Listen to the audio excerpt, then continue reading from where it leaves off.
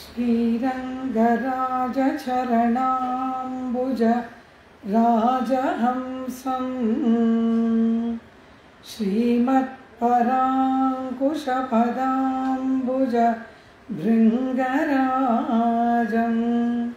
श्रीभट्टनाथ परकाल मुखाब्जमित्रं श्रीवत्सचिह्नशरणं यतिराजमीडे श्रीविष्णुचित्तकुलनन्दन कल्पवल्लीं श्रीरङ्गराज हरिचन्दन योगदृश्यां साक्षात् क्षमां करुणया कमलामिवान्यां गोदामनन्यशरणः शरणं प्रपद्ये अनुकलतनुकाण्डालिङ्गनारम्भ शुम्भत् प्रतिदिशभुजशाख श्रीसखा नोकहर्दिः स्तननयनगुलुच्छस्फार पुष्पद्विरेफा रचयतु मयि लक्ष्मी कल्पवल्ली कटाक्षां चिन्तयामि हरिमेव संततं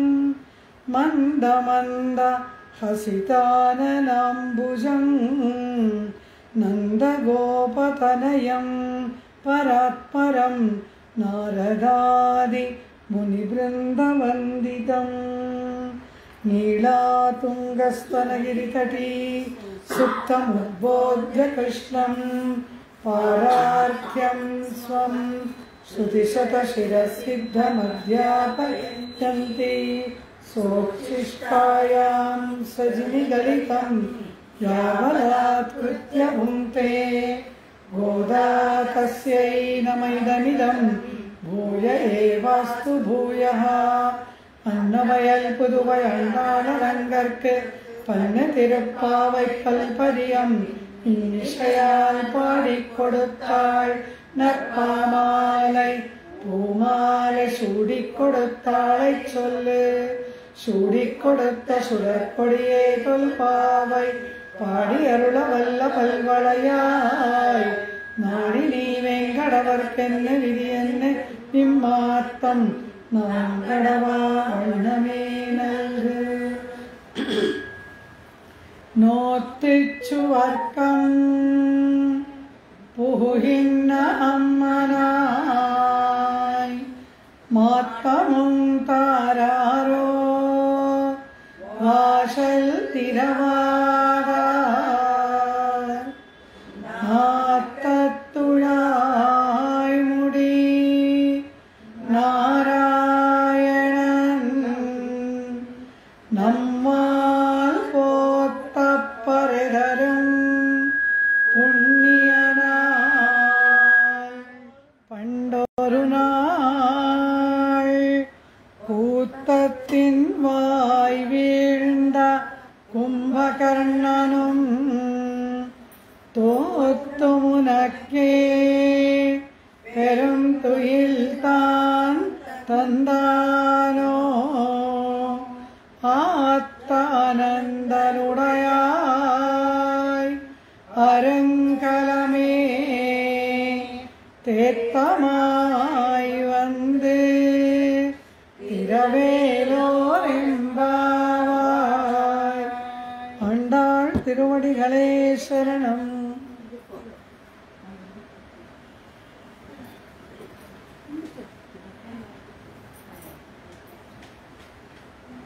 ಶ್ರೇಯಪತಿಯಾಗಿ ಸರ್ವಸ್ಮಾತ್ ಪರನಾದಂತಹ ಪರಮಾತ್ಮನನ್ನು ಭಾಗವತೋತ್ತಮರ ಮೂಲಕ ಆಶ್ರಯಣ ಮಾಡತಕ್ಕಂತಹ ಅದ್ಭುತವಾದ ಅನುಸಂಧಾನದಲ್ಲಿ ದೇವಿ ಆಂಡಾಳ್ ತೊಡಗಿದ್ದಾಳೆ.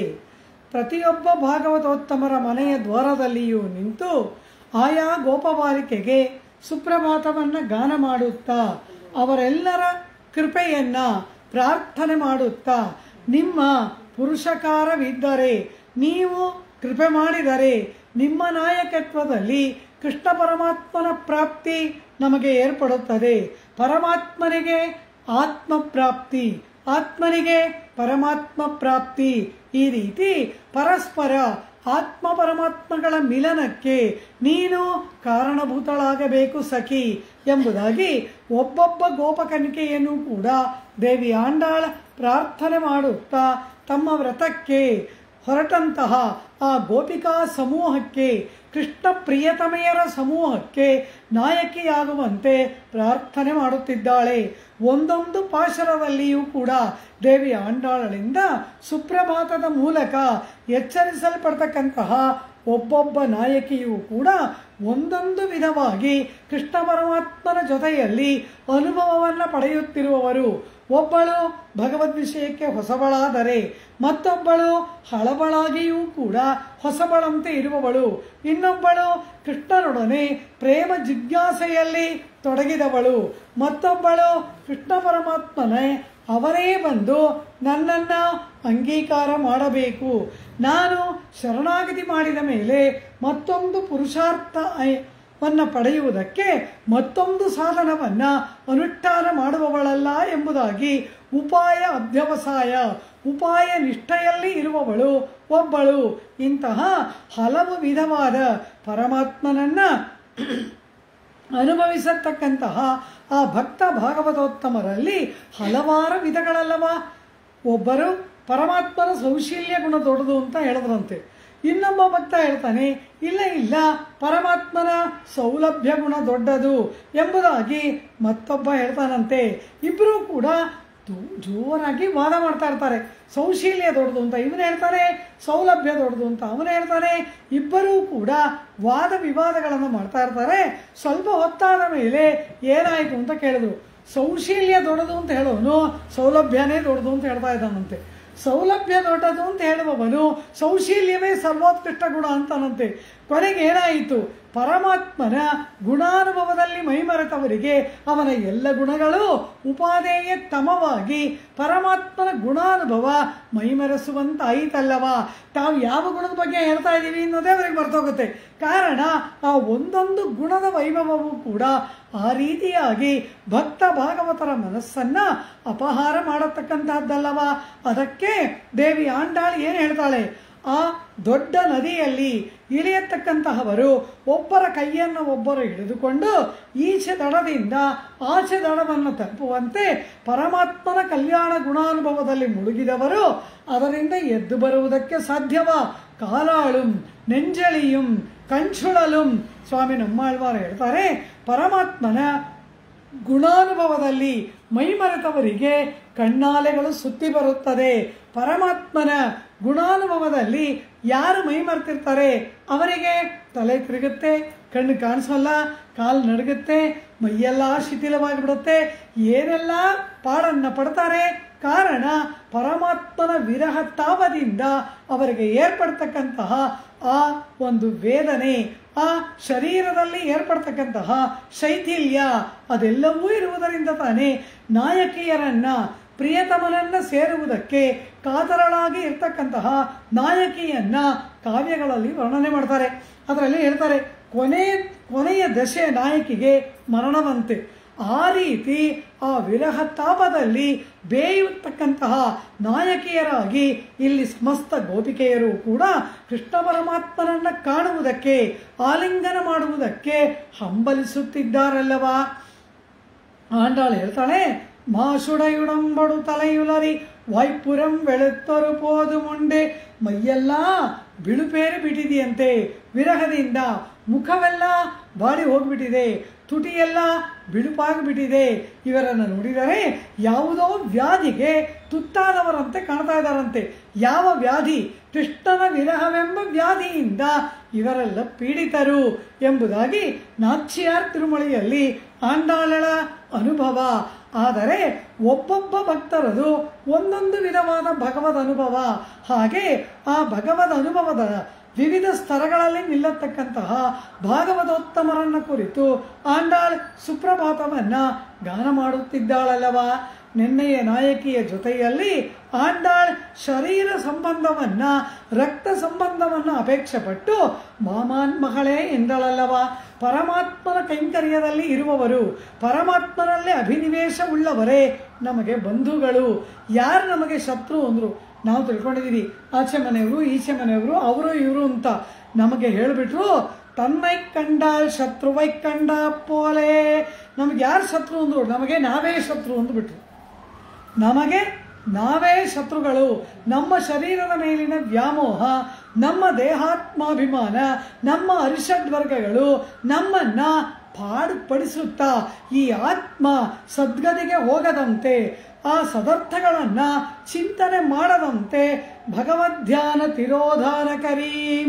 ಆಚಾರ್ಯರು ಗದ್ಯದಲ್ಲಿ ಹೇಳ್ತಾರೆ, ಪರಮಾತ್ಮನ ಧ್ಯಾನವನ್ನು ಮಾಡಬೇಕು ಅಂತ ಹೇಳಿದ್ರೆ ಆ ಧ್ಯಾನಕ್ಕೆ ಅಡ್ಡವಾಗಿ ನಿಂತು ಧ್ಯಾನದಿಂದ ನಮ್ಮನ್ನ ಕೆಳಕ್ಕೆ ಎಳೆಯುವುದು ಯಾವುದಪ್ಪ ಅಂದರೆ ಇದು ಅಂದ್ರು, ಈ ಶರೀರ. ಆದ್ದರಿಂದ ಈ ಸತ್ವರಜಸ್ತಮೋ ಗುಣಗಳಿಂದ ಆದಂತಹ ಜಡವಾದ ಜ್ಞಾನ ಶೂನ್ಯವಾಗಿರ್ತಕ್ಕಂತಹ ಪ್ರಕೃತಿ ತತ್ವದಿಂದ ಆಗಿರುವುದು ಈ ಶರೀರವಲ್ಲವಾ? ಇದು ಜ್ಞಾನಪೂರ್ಣನಾದ ಆತ್ಮನಿಗೆ ಒಂದು ತಡೆಯಾಗಿ ನಿಂತು ಭಗವದ್ಧ್ಯಾನ ಮಾಡುವುದಕ್ಕೆ ಅಡಚಣೆಯಾಗಿ ಇರುತ್ತದೆಯಲ್ಲವಾ? ನಮಗೆ ಎಲ್ಲ ಪರಮಾತ್ಮನ ಧ್ಯಾನ ಮಾಡಬೇಕು, ಅನವರದ ಭಗವದ್ಧ್ಯಾನದಲ್ಲಿ ಇರಬೇಕು ಅಂತ ಆಸೆ. ಈ ಶರೀರ ನಮಗದಕ್ಕೆ ಅನುವು ಮಾಡಿಕೊಡುತ್ತದೆಯಾ? ಎಷ್ಟೊಂದು ವಿಘ್ನಗಳಲ್ಲವಾ? ಆದ್ದರಿಂದಲೇ ಮುಕ್ತಿಯನ್ನು ಆಸೆ ಪಡುವುದು. ಇಲ್ಲೇ ಪರಮಾತ್ಮನ ಧ್ಯಾನ ಮಾಡ್ತಾ ಇಲ್ಲೇ ಅನವರತ ಅವನ ಅನುಭವದಲ್ಲಿ ಮುಳುಗಿದ್ದರೆ ನಮಗೆ ಮೋಕ್ಷವೇ ಬೇಕಿಲ್ಲ, ಆ ಪರಮಪದವೇ ನಮಗೆ ಬೇಕಿಲ್ಲ. ಆದರೆ ಪ್ರಾಕೃತಿಕವಾದ ಈ ಶರೀರದಿಂದ ಅದಕ್ಕೆ ಎಷ್ಟು ಅಡಚಣೆಗಳು ಬರುತ್ತದೆಯಲ್ಲವಾ?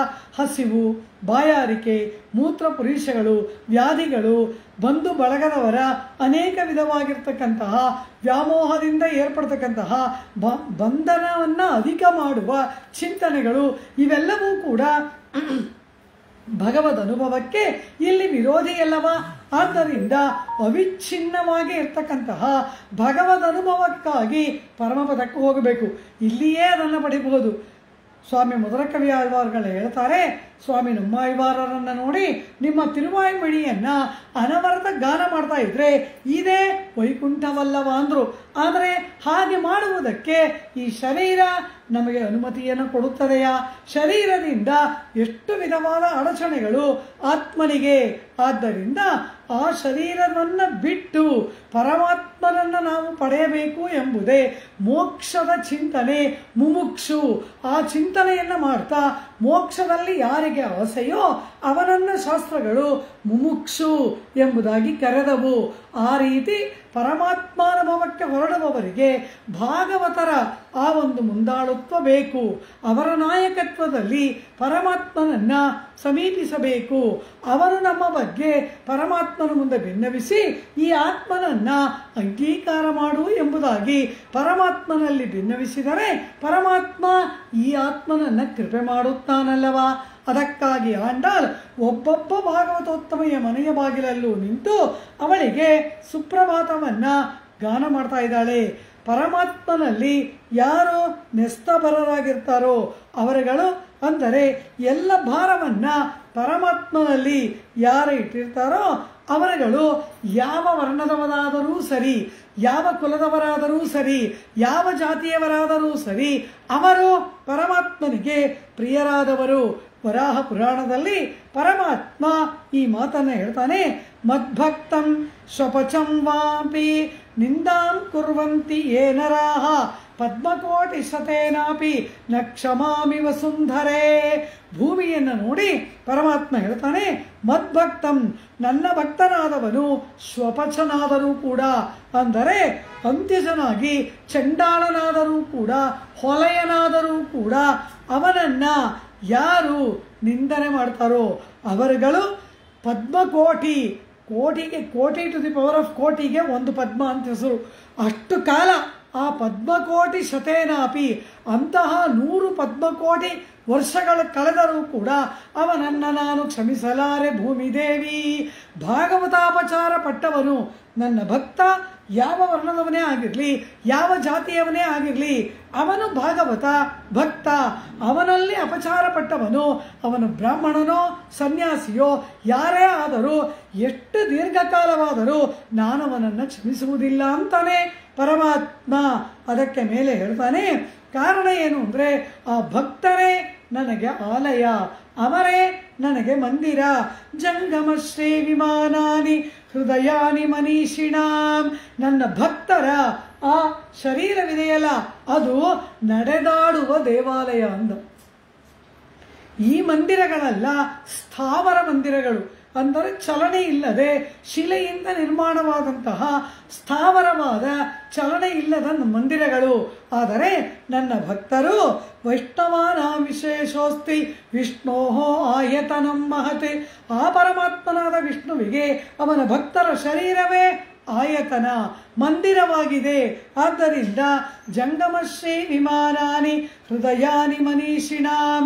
ಆ ಪರಮಾತ್ಮನ ನಡೆದಾಡುವ ದೇವಾಲಯಗಳು ಅವನ ಭಕ್ತರು. ಅವರಲ್ಲಿ ಯಾವ ವಿಧವಾದಂತಹ ಅಪಚಾರವನ್ನು ಮಾಡಬಾರದು, ಬದಲಾಗಿ ಅವರನ್ನು ಆರಾಧನೆ ಮಾಡಬೇಕು. ತಂಚೇರ ಎಂಬೆರುಮಾನ್ ತಾಳ್ತೊಳುವಾರ್ ಎನ್ ಕಾಣ್ಮಿನ್ ಎಂತಲೆ ಮೇಲಾರೆ.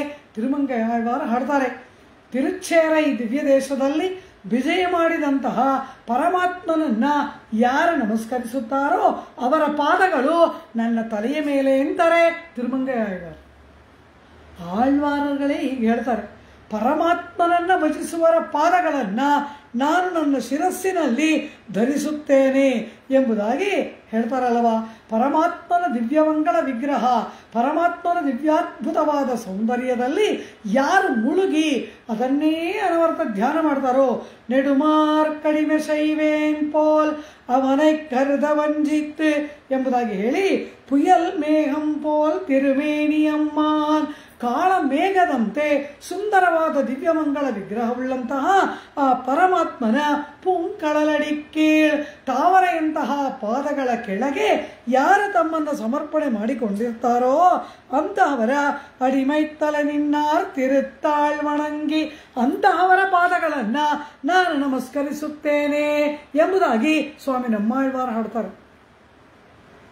ಅಂದರೆ ಆ ಭಕ್ತ ಭಾಗವತೋತ್ತಮರ ಒಂದು ವಿಧವಾದಂತಹ ವೈಭವ ಎಷ್ಟು ವರ್ಣಿಸಲು ಅಸಾಧ್ಯವಾದದ್ದು.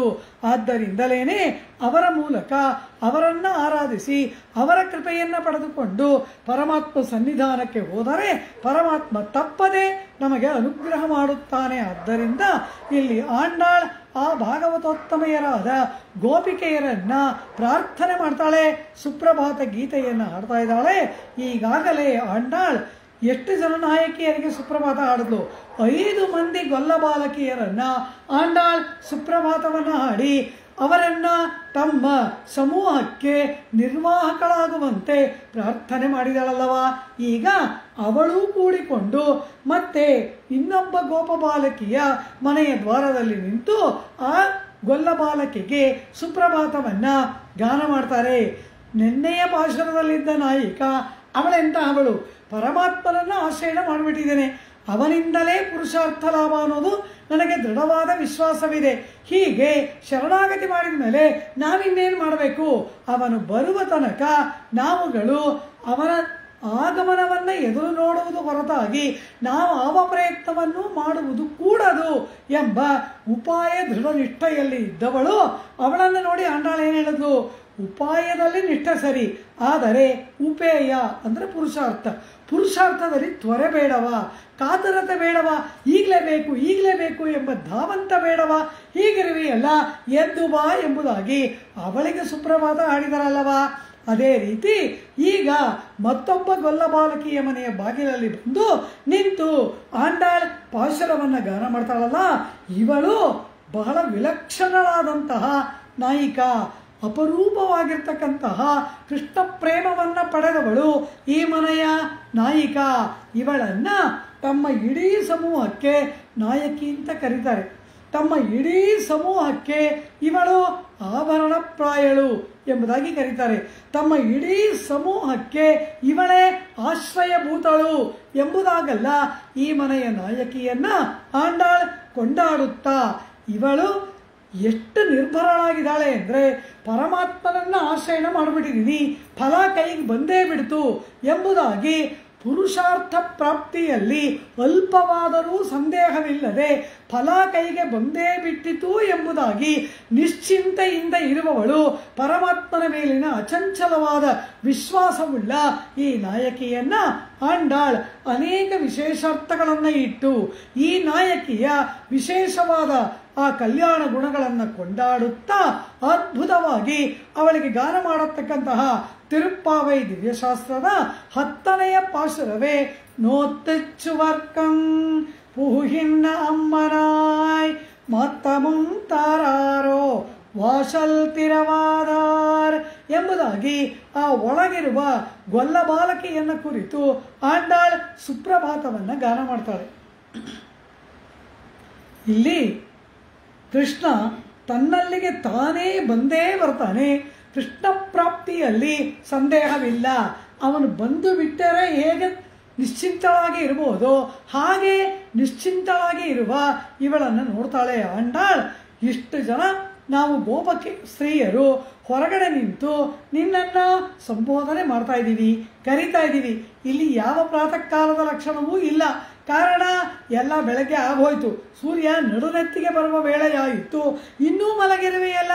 ಈ ರೀತಿ ನಾವೆಲ್ಲರೂ ಕೂಡ ಕೃಷ್ಣ ವಿರಹದ ತಾಪದಿಂದ ಬೆಂದು ಹುಚ್ಚಾಗಿ ಅಲೆಯುತ್ತಿರುವಾಗ ನೀನು ಮಾತ್ರ ಇಷ್ಟು ನಿಶ್ಚಿಂತೆಯಿಂದ ಒಳಗಡೆ ಮಲಗಿದೆಯಲ್ಲ, ನಿನ್ನ ವ್ರತ ಪೂರ್ಣವಾಗಿ ಬಿಟ್ಟಿತಾ? ನೋತ್ ಎಂಬುದಾಗಿ ಹೇಳ್ತಾಳೆ. ನೋನ್ಬು ಎಂದರೆ ವ್ರತ, ನೋತ್ ವ್ರತಾಚರಣೆ ಪೂರ್ಣವಾಗಿ ಬಿಟ್ಟಿತಾ. ನಾವೆಲ್ಲ ಇನ್ನೂ ವ್ರತ ಹೊರಡ್ತಾ ಇದ್ದೀವಿ. ಆದ್ದರಿಂದ ನಮಗೆ ಕಾತರ, ನಮಗೆ ತ್ವರೆ, ನಮಗೆ ಚಿಂತೆ, ನಮಗೆ ಕೃಷ್ಣ ವಿರಹದ ಯಾತನೆ ಇದೆಲ್ಲ ನಮಗೆ.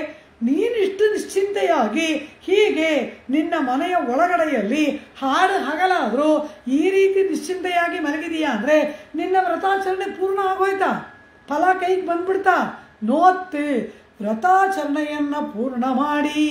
ನೋನ್ಬು ಎಂದರೆ ವ್ರತ, ನೋತ್ ಅಂದರೆ ವ್ರತಾಚರಣೆಯನ್ನು ಪೂರ್ಣ ಮಾಡಿ ಮುಗಿಸಿಬಿಟ್ಟಯಾ ಎಂಬುದಾಗಿ ಕೇಳ್ತಾ ಇದ್ದಾರೆ. ಇಷ್ಟು ನಿಶ್ಚಿಂತೆಯಿಂದ ಇದೆಯಾ ಅಂದರೆ ಇನ್ನೇನು, ಯಾವುದೋ ಒಂದು ಪರೀಕ್ಷೆ ಎಲ್ಲರೂ ಓದ್ತಾ ಇದ್ದಾರೆ, ಒಬ್ಬ ವಿದ್ಯಾರ್ಥಿ ಮಾತ್ರ ಆನಂದದಿಂದ ನಿದ್ರೆ ಮಾಡ್ತಾ ಕೂತಿರ್ತಾನೆ. ಅವನು ನೋಡಿದ್ರೆ ಏನು ಕೇಳ್ತಾರೆ? ನಿನಗೆ ಪರೀಕ್ಷೆ ಮುಗಿದೋಯ್ತಾ ಅಂತ ಕೇಳ್ತಾರೆ. ಕಾರಣ ಏನು? ನಾವೆಲ್ಲ ಇಷ್ಟೊಂದು ಚಡ್ಪಡಿಸ್ತಾ ಓದ್ತಾ ಇರಬೇಕಾದ್ರೆ ನೀನು ಈಗ ನಿದ್ರೆ ಮಾಡ್ತಿದ್ಯಾ ಅಂದರೆ ನಿನ್ನ ಪರೀಕ್ಷೆ ಮುಗಿದೋಯ್ತಾ, ಆದ್ದರಿಂದ ನೀನಿಷ್ಟು ಆರಾಮಾಗಿದೆಯಾ ಎಂಬುದಾಗಿ ಕೇಳ್ತಾರಲ್ಲವ. ಆ ರೀತಿ ಆಂಡಾಳ್ ಒಳಗೆ ಮಲಗಿದ ನಾಯಕಿಯನ್ನ ಕೇಳ್ತಾ ಇದ್ದಾಳೆ. ವ್ರತಾಚರಣೆ ಮುಗಿದೋಯ್ತಾ, ಪೂರ್ಣವಾಯ್ತಾ? ನಿನ್ನ ವ್ರತ ಎಲ್ಲ ಮುಗಿದೋಗ್ಬಿಟ್ಟು ಫಲ ಕೈಗೆ ಸಿಕ್ಬಿಡ್ತಾ? ನೋತ್ ಎಂಬುದಾಗಿ ಕೇಳ್ತಾಳೆ. ಇಲ್ಲಿ ಈ ಗೊಲ್ಲಬಾಲಿಕೆಗೆ ವ್ರತಾಚರಣೆ ಪೂರ್ಣವಾಗಿ ಆಗಿಲ್ಲ. ಇವಳು ಎಂತಹವಳು? ಒಂದು ಶಾಲೆಯಲ್ಲಿ ಅನೇಕ ವಿದ್ಯಾರ್ಥಿಗಳು ಓದ್ತಾ ಇರಬೇಕಾದ್ರೆ ಎಲ್ಲರಿಗಿಂತ ವ್ಯಾಸಂಗದಲ್ಲಿ ಉತ್ಕೃಷ್ಟಳಾಗಿ ಎಲ್ಲರನ್ನ ನಿಯಮಿಸಬಲ್ಲಂತಹ ಸಾಮರ್ಥ್ಯವುಳ್ಳವಳಾಗಿ ಆ ಜ್ಞಾನದಲ್ಲಿ ಅನುಷ್ಠಾನದಲ್ಲಿ ಎಲ್ಲದರಲ್ಲಿಯೂ ಎಲ್ಲ ತನ್ನ ಸಹಪಾಠಿಗಳಿಗಿಂತ ಉತ್ಕೃಷ್ಟವಾದ ನೆಲೆಯಲ್ಲಿ ಇದ್ದು ಅವರೆಲ್ಲರನ್ನ ನಿಯಮನ ಮಾಡಬಲ್ಲ ಸಾಮರ್ಥ್ಯವುಳ್ಳ ಒಬ್ಬನಂತೆ ಇರುವವಳು ಒಳಗಿರುವ ನಾಯಿಕ. ಆನಂದಂ ಬ್ರಹ್ಮಣೋ ವಿದ್ವಾನ್ ಎನ್ನುತ್ತದೆ ವೇದ. ಅಂದರೆ ಪರಮಾತ್ಮನನ್ನ ಆನಂದ ಸ್ವರೂಪ ಎಂಬುದಾಗಿ ತಿಳಿದುಕೋ ಎಂಬುದಾಗಿ ಹೇಳ್ತು. ಆನಂದ ಸ್ವರೂಪ ಎಂಬುದಾಗಿ ತಿಳಿದುಕೊಂಡರೆ ಮಾತ್ರ ಸಾಕ ನಮಗೆ. ಆ ಆನಂದದ ಅನುಭವ ನಮಗೆ ಬರಬೇಕು, ಆನಂದ ನಮಗೆ ಏರ್ಪಡಬೇಕು. ಆ ರೀತಿ ಆ ಆನಂದವನ್ನು ಅವನು ಆನಂದ ಸ್ವರೂಪಿ ಎಂಬುದಾಗಿ ತಿಳಿದುಕೊಂಡರೆ ಮಾತ್ರ ಸಾಲದು. ಆನಂದವನ್ನು ಕೊಡುವವನು ಅವನೇ, ಅವನೇ ಆನಂದ ಸ್ವರೂಪ. ಆನಂದವನ್ನು ಕೊಡುವವನು ಅವನೇ, ಅವನೇ ಆನಂದ ಎಂಬತಕ್ಕಂತಹ ಆ ನಿಶ್ಚಲವಾದ ಭಾವ ಇರಬೇಕು.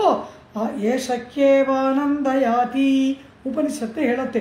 ಆ ಆನಂದವನ್ನು ಕೊಡುವವನು ಇವನೇ, ಇವನೇ, ಇವನ ಹೊರತಾಗಿ ಮತ್ತೊಬ್ಬನಲ್ಲ ಎಂಬುದಾಗಿ ವೇದ ಹೇಳುತ್ತೆ. ಹಾಗೆ ಆನಂದವನ್ನು ಕೊಡಬಲ್ಲವನು, ಕೃಷ್ಣಾನುಭವದ ರಸಾನುಭವದ ಆನಂದವನ್ನು ನೀಡಬಲ್ಲವನು ಅವನೇ ಎಂಬುದಾಗಿ ಅವನನ್ನು ಆಶ್ರಯಿಸಿದ ಮೇಲೆ ಆ ಆನಂದ ಸಿಕ್ಕೇ ಬಿಟ್ಟಿತು ಎಂಬಂತೆ ನಿರ್ಭರಳಾಗಿ ಇರುವವಳು ಒಳಗೆ ಮಲಗಿರುವ ಗೋಪಕನ್ನಿಕಾ. ಇನ್ನೊಂದು ವಿಶೇಷ ಅಂತೆ ಇವಳಿಗೆ. ಏನು ವಿಶೇಷ ಅಂದರು, ಕೃಷ್ಣನ ಮನೆಯ ಪಕ್ಕದ ಮನೆ ಅಂತೆ ಇವಳು. ಕೃಷ್ಣನ್ ಕಣ್ಣನ್ ತಿರುಮಾಳಿಯಕ್ಕೆ ಅಸಲ್ ತಿರುಮಾಳಿಗೆ ಇರೆ ಅಂತಾರೆ ಪೆರಿಯವಚ್ಚನ್ ಪಿಳ್ಳೈ. ಕೃಷ್ಣನ ಮನೆಯ ಪಕ್ಕದ ಮನೆಯಂತೆ ಇವಳದು. ಹೇಗೆ ಎಂದರು ಮುಂದಿನ ಪಾಶರದಲ್ಲಿ ಅದೆಲ್ಲವನ್ನು ಆಂಡಾಳ ಹೇಳ್ತಾಳೆ. ಇಲ್ಲಿ ಕೃಷ್ಣನ ಮನೆಗೆ ಪಕ್ಕದ ಮನೆಯವಳಾಗಿ ಎಲ್ಲರನ್ನ ನಿರ್ವಾಹ ಮಾಡಬಲ್ಲ ರೀತಿಯಲ್ಲಿ ಜ್ಞಾನಾನುಷ್ಠಾನ ಸಂಪನ್ನಳಾಗಿ ಆ ಅನುಷ್ಠಾನದಿಂದ ಫಲ ಕೈಗೆ ಸಿಕ್ಕೇ ಬಿಟ್ಟಿತು ಎಂಬಂತೆ ಅತಿ ನೆಮ್ಮದಿಯಿಂದ ಇರುವವಳಾಗಿ ಪರಮಾತ್ಮನೇ ಆನಂದವನ್ನು ನೀಡುವವನು ಎಂಬುದಾಗಿ ಅಚಂಚಲ ವಿಶ್ವಾಸದಿಂದ ಕೂಡಿರುವ ಪ್ರಗಲ್ಭಳಾದ ಪ್ರೌಢಳಾದ ನಾಯಿಕ ಒಳಗಡೆ ಶಯನ ಮಾಡಿಕೊಂಡಿದ್ದಾಳೆ. ಆದ್ದರಿಂದಲೇನೆ ಆಂಡಾಳ್ ಅವಳನ್ನು ನೋಡಿ ಕೇಳ್ತಾಳೆ, ನೋತ್ತು ನಿನ್ನ ವ್ರತಾಚರಣೆ ಮುಗ್ದೋಯ್ತಾ, ಪೂರ್ತಿ ಆಗೋಯ್ತಾ, ಎಷ್ಟು ನಿಶ್ಚಿಂತೆಯಿಂದ ಮಲಗಿದೆಯಲ್ಲ, ನಮಗೂ ನಿಮಗೂ ವ್ಯತ್ಯಾಸ ನೋಡು ಎಂಬುದಾಗಿ ನೋತ್ತೆ ವ್ರತಾನುಷ್ಠಾನವನ್ನು ಪೂರ್ಣ ಮಾಡಿ ಶುವರ್ಕಂ ಸ್ವರ್ಗವನ್ನ ಪುಹುಹಿನ್ನ ಪ್ರವೇಶಿಸುತ್ತಾ ಇರುವಂತಹ ಅಮ್ಮನಾಯ್ ನಾಯಕಿಯೇ, ಅಂದರೆ ನಿರ್ವಾಹ ಮಾಡುವವಳೇ, ನಮ್ಮೆಲ್ಲರಿಗೂ ಕೂಡ ಎಲ್ಲ ಜ್ಞಾನಾನುಷ್ಠಾನಗಳಿಂದ ಮೀರಿದವಳಾಗಿ ನಮ್ಮೆಲ್ಲರನ್ನ ನಿರ್ವಾಹ ಮಾಡಬಲ್ಲ ಸಾಮರ್ಥ್ಯವನ್ನು ಉಳ್ಳವಳೇ ಅಮ್ಮನಾಯ್ ಎಂಬುದಾಗಿ ಕರೀತಾಳೆ. ಅಮ್ಮ ಅಂದರೆ ಸ್ವಾಮಿ ಅಂತ ಅರ್ಥ. ಸ್ವಾಮಿನಿಯೇ, ನಮ್ಮೆಲ್ಲರಿಗೂ ಪರಿಪೂರ್ಣವಾಗಿ ನಿಯಮನ ಮಾಡಬಲ್ಲತಕ್ಕಂತಹ ಸಾಮರ್ಥ್ಯಶೀಲಳಾದವಳೇ ಅಮ್ಮನಾಯ್. ನೋತ್ತು ವ್ರತಾನುಷ್ಠಾನವನ್ನು ಪೂರ್ಣ ಮಾಡಿ ಶುವರ್ಕಂ ಸ್ವರ್ಗಂ ಶುವರ್ಕಂ ತಮಿಳಿನಲ್ಲಿ ಪುಹುಹಿನ್ನ ಪ್ರವೇಶಿಸುತ್ತಲೇ ಇರುವಂತಹ ಅಮ್ಮನಾಯ್ ನಾಯಕಿಯಾದವಳೇ ಎಂಬುದಾಗಿ ಕೇಳ್ತಾಳೆ ಅವಳನ್ನು ಆಂಡಾಳ್. ಒಟ್ಟಿಗೆ ವ್ರತಾಚರಣೆ, ಒಟ್ಟಿಗೆ ಯಮುನಾ ನದಿಗೆ ಹೋಗೋದು, ಒಟ್ಟಿಗೆ ಸ್ನಾನ, ಒಟ್ಟಾಗಿಯೇ ಕೃಷ್ಣಾನುಭವ ಎಂಬುದಾಗಿ ಎಲ್ಲ ನಾವೆಲ್ಲ ಒಟ್ಟಾಗಿ ಕೂಡಿ ಸಂಕಲ್ಪವನ್ನು ಮಾಡಿಬಿಟ್ಟು ಈಗ ನೀನು ಮಾತ್ರ ಕೃಷ್ಣಾನುಭವವನ್ನು ಪಡೆಯುತ್ತಾ ನಿಶ್ಚಿಂತೆಯಿಂದ ವ್ರತಾನುಷ್ಠಾನವನ್ನು ಒಬ್ಬಳೇ ಪೂರ್ತಿ ಮಾಡಿಬಿಟ್ಟು ಕೃಷ್ಣಾನುಭವವನ್ನು ಪಡೆಯುತ್ತಾ ಆನಂದದಿಂದ ಹೀಗೆ ಮಲಗುವುದು ಇದು ನಿನಗೆ ಉಚಿತವಾ? ನೀನಾ ನಮಗೆ ನಾಯಿಕೆ ಅಂದರೆ ಹೇಗಿರಬೇಕು? ನಮ್ಮೆಲ್ಲರನ್ನ ಜೊತೆಯಲ್ಲಿ ಕೃಷ್ಣಾನುಭವಕ್ಕೆ ಕರ್ಕೊಂಡು ಹೋಗಬೇಕು. ನಿನ್ನ ನಾಯಕತ್ವ ತುಂಬ ಚೆನ್ನಾಗಿದೆ, ನಾವೆಲ್ಲ ಬಾಗಿಲಲ್ಲಿ ನಿಂತಿದ್ರು ನೀನು ಆನಂದವಾಗಿ ಮಲಗಿದೆಯಲ್ಲ, ನೀನು ಒಳ್ಳೆ ನಿರ್ವಾಹಕಳಮ್ಮ ಎಂದು ಹೇಳುವ ರೀತಿಯಲ್ಲಿ ಅಮ್ಮನಾಯ್ ಎಂಬುದಾಗಿ ಹೇಳ್ತಾ ಇದ್ದಾಳೆ ಇಲ್ಲಿ ಆಂಡಾಳ್. ಏನಿದರ ಅರ್ಥ? ಇಲ್ಲಿ ಒಳಗೆ ಮಲಗಿರುವವಳು ವ್ರತಾನುಷ್ಠಾನವನ್ನು ಮಾಡಿಬಿಟ್ಲ, ಇನ್ನೂ ಬಂದು ಕರೆದ್ರೆ ಎದ್ದೇ ಇಲ್ಲ, ಮಲಗಿದಾಳೆ ಮನೆ ಒಳಗಡೆ. ಇವಳು ವ್ರತಾನುಷ್ಠಾನವನ್ನು ಪೂರ್ಣ ಮಾಡಿಬಿಟ್ಟಳ ಎಂದರೆ ಏನು ಅರ್ಥ? ವ್ರತಾಚರಣೆಯ ಅವಶ್ಯಕತೆಯೇ ಇಲ್ಲದವಳು ಇವಳು. ಯಾವ ವ್ರತ, ಯಾವ ಜಪತಪಾದಿಗಳ ಅವಶ್ಯಕತೆಯೂ ಇಲ್ಲದೇ ಇರ್ತಕ್ಕಂತಹವಳು, ಬೇಕಾಗಿಲ್ಲದವಳು ಈ ನಾಯಿಕ. ಕಾರಣ ಏನು ಅಂದರೆ ಹೊರಗಡೆ ನಿಂತವ್ರದ್ದು ಅದೇ ಪರಿಸ್ಥಿತಿ, ಅವರಿಗೂ ಯಾವ ವ್ರತಾನುಷ್ಠಾನವೂ ಬೇಕಿಲ್ಲ. ಆದರೆ ತ್ವರೆ, ಕಾತುರತೆ ಅವ್ರನ್ನ ಇದ್ದಾಗಿ ಇರೋಕ್ಕೆ ಬಿಡ್ತಾ ಇಲ್ಲ. ಆದ್ದರಿಂದ ಹೀಗೆ ಅವರು ಅಲದಾಡ್ತಾ ಇದ್ದಾರೆ. ಆದರೆ ಈ ಒಳಗೆ ಮಲಗಿರುವ ನಾಯಿಕ ಇವಳು ಎಂತಹವಳು ಒಂದು ಅನೇಕ ಸಾಧನಗಳನ್ನು ಶಾಸ್ತ್ರಗಳೇ ಹೇಳುತ್ತೆ. ಕರ್ಮಯೋಗ, ಜ್ಞಾನಯೋಗ, ಭಕ್ತಿಯೋಗ ಇವೆಲ್ಲವೂ ಕೂಡ ಪರಮಾತ್ಮನನ್ನು, ಮುಕ್ತಿಯನ್ನು ಪಡೆಯುವ ಸಾಧನಗಳಲ್ಲವ? ಅದನ್ನೇ ಕೃಷ್ಣ ಹೇಳ್ದ. ಅದೆಲ್ಲ ಉಪಾಯಗಳು. ಉಪಾಯ ಅಂದರೆ ಏನೋ ನರಿ ಉಪಾಯ ಮಾಡ್ತು, ಯುಕ್ತಿ ಮಾಡ್ತೀವಿ ಅಂತೀವಲ್ಲ, ಅದಲ್ಲ. ಉಪಾಯ ಎಂದರೆ ಮೀನ್ಸ್ ಟು ಅಟೈನ್ ಸಮಥಿಂಗ್ ಅಂತ ಅರ್ಥ, ಸಾಧನ ಅಂತ ಅರ್ಥ. ಉಪಾಯ, ಪ್ರಾಪಕ, ಸಾಧನ ಇದಕ್ಕೆಲ್ಲ ಒಂದೇ ಅರ್ಥ. ಉಪೇಯ, ಪುರುಷಾರ್ಥ, ಫಲ ಅದೆಲ್ಲ ಒಂದೇ ಅರ್ಥ ಕೊಡುವ ಶಬ್ದಗಳು. ಇಲ್ಲಿ ಉಪಾಯ, ಪ್ರಾಪಕ, ಸಾಧನ ಇವೆಲ್ಲವೂ ಕೂಡ ಶಾಸ್ತ್ರಗಳಲ್ಲಿ ಹೇಳಲ್ಪಟ್ಟಿದೆ. ಏನು? ಕರ್ಮಯೋಗ ಅನ್ನೋದು ಒಂದು ಸಾಧನ, ಜ್ಞಾನಯೋಗ ಒಂದು ಸಾಧನ, ಭಕ್ತಿಯೋಗ ಒಂದು ಸಾಧನ, ಪರಮಾತ್ಮನಿಗೆ ಮಾಲೆಯನ್ನು ಕಟ್ಟಿ ದಿನ ಸಮರ್ಪಣೆ ಮಾಡಿ ನನಗೆ ಮೋಕ್ಷ ಬರಲಿ ಅಂದರೆ ಅದೊಂದು ಸಾಧನ. ದೀಪವನ್ನು ಬೆಳಗುವುದು, ಪರಮಾತ್ಮನಿಗೆ ಮಾಲೆಯನ್ನು ಕಟ್ಟಿ ಸಮರ್ಪಣೆ ಮಾಡುವುದು, ಸಾವಿರಾರು ಜನಕ್ಕೆ ಅನ್ನ ಸಂತರ್ಪಣೆ ಮಾಡುವುದು, ತೀರ್ಥಯಾತ್ರೆ ಮಾಡುವುದು, ನೀನು ಏನು ಬೇಕಾದರೂ ಮಾಡು, ಅದನ್ನು ಸಾಧನವಾಗಿ ನೀನು ಮಾಡಬಹುದು. ಆದರೆ ಈ ಎಲ್ಲ ಸಾಧನಗಳನ್ನು ಮಾಡಿದರೂ ಕೂಡ ಫಲವನ್ನು ಕೊಡುವವನು ಯಾರು? ಇದನ್ನೆಲ್ಲ ಮಾಡಿದೀಯಾ ಅಂತ ನೋಡಿ ಫಲವನ್ನು ಅವನಲ್ವಾ ಕೊಡಬೇಕು. ಆದ್ದರಿಂದ ಯಾವ ಸಾಧನಾನುಷ್ಠಾನ ಮಾಡಿದರೂ ಕೂಡ ಫಲಪ್ರಾಪ್ತಿ ಅವನಿಂದ. ಇನ್ನು ಎರಡನೆಯದು, ಈ ಆತ್ಮ ಪರಮಾತ್ಮನ ಸ್ವತ್ತು, ಅವನ ವಶದಲ್ಲಿ ಇರ್ತಕ್ಕಂತಹದ್ದು, ಪರಮಾತ್ಮನಿಗೆ ದಾಸಭೂತವಾಗಿ ಇರ್ತಕ್ಕಂತಹದ್ದು, ಪರಮಾತ್ಮನ ಸ್ವತ್ತಾಗಿ ಇರುವಂತಹದ್ದು. ಸ್ವಾಮಿಯಾದವನು ಪರಮಾತ್ಮ. ಆದ್ದರಿಂದ ಸ್ವತ್ತಾಗಿ ಇರುವುದಕ್ಕೆ ಸ್ವಾಮಿಯನ್ನ ಮೀರಿ ಏನು ಮಾಡುವುದಕ್ಕೂ ಸ್ವತಂತ್ರ ಇಲ್ಲ ಅಲ್ಲವಾ? ಈ ಆತ್ಮ ಸ್ವತಂತ್ರನಲ್ಲ. ಆತ್ಮನಿಗೆ 3 ಅಜ್ಞಾನ ಏರ್ಪಡುತ್ತೆ. ನಾನು ಪರಮಾತ್ಮನಿಗೆ ದಾಸನಲ್ಲ ಎಂಬ ಸ್ವತಂತ್ರ ಆತ್ಮಭ್ರಮ, ಈ ಆತ್ಮ ಸ್ವತಂತ್ರ ಎಂಬ ಭ್ರಮ. ಎರಡನೆಯದು, ಈ ಆತ್ಮ ಪರಮಾತ್ಮನಿಗೆ ದಾಸನಲ್ಲ, ಯಾರ್ಯಾರಿಗೋ ದಾಸ ಅಂತ ಭಾವಿಸ್ಕೊಳ್ಳೋದು, ಇದು ಇತರ ಶೇಷತ್ವ, ಬೇರೆಯವರಿಗೆ ದಾಸನಾಗಿದ್ದೇನೆ ಅಂತ ಭಾವಿಸುವುದು. ಈ ರೀತಿಯಾದ ಅಜ್ಞಾನಗಳೆಲ್ಲ ಆತ್ಮನಿಗೆ ಏರ್ಪಡುತ್ತದಲ್ಲವಾ? ಹೀಗೆ ಈ ಸ್ವತಂತ್ರಾತ್ಮ ಭಾವ, ದೇವತಾಂತರ ಶೇಷತ್ವ ಭ್ರಮ ಇವೆಲ್ಲವೂ ಕಳೆಯಬೇಕು ಆತ್ಮನಿಗೆ. ಪರಮಾತ್ಮನೇ ಅವನೇ ನಮಗೆ ಒಡೆಯ, ಈ ಆತ್ಮ ಅವನ ಸ್ವತ್ತು, ಅವನ ಇಟ್ಟ ಹಾಗೆ ಈ ಆತ್ಮ ಇರಬೇಕು. ಅಚಿದ್ವತ್ ಪಾರತಂತ್ರ ಅಂತ ಹೇಳ್ತಾರೆ. ಪಾರತಂತ್ರ ಅಂದ್ರೇನು? ಪರಮಾತ್ಮನಿಗೆ ಪರತಂತ್ರನಾಗಿ ಇರುವುದು. ಅಚಿದ್ವತ್ ಎಂದರು. ಒಂದು ಅಚಿತ್ ಪದಾರ್ಥ, ಜ್ಞಾನ ಶೂನ್ಯವಾದ ಒಂದು ಪದಾರ್ಥ. ಕೈಯಲ್ಲಿ ಒಂದು ಕೋಲನ್ನು ಹಿಡ್ಕೊಂಡಿರ್ತೀವಿ, ಆ ಕೋಲನ್ನು ಕೈ ಬಿಟ್ಟರೆ ಅದು ತಕ್ಷಣ ಕೆಳಗಡೆ ಬಿದ್ದೋಗತ್ತೆ. ಆ ರೀತಿಯಾಗಿ ನಮ್ಮ ಕೈಗೆ ಆ ಒಂದು ದಂಡ ಹೇಗೆ ವಶದಲ್ಲಿ ಇತ್ತೋ ಹಾಗೆ ಪರಮಾತ್ಮನ ವಶದಲ್ಲಿ ಇರಬೇಕು. ಕೈ ಬಿಟ್ಟರೆ ಬಿದ್ದು ಹೋಗ್ತೀವಿ. ಅವನಿಟ್ಟ ಹಾಗೆ ಇರುವುದು. ಇಟ್ಟ ಹಾಗೆ ಇರುವೆನೋ ಗೋವಿಂದ ಎಂಬುದೇ ಪಾರತಂತ್ರ್ಯ. ನಮ್ಮ ಸ್ವಾತಂತ್ರ್ಯವನ್ನು ಪೂರ್ಣ ಬಿಟ್ಟು ಅವನಿಗೆ ಪರತಂತ್ರನಾಗಿ ಇರಬೇಕು.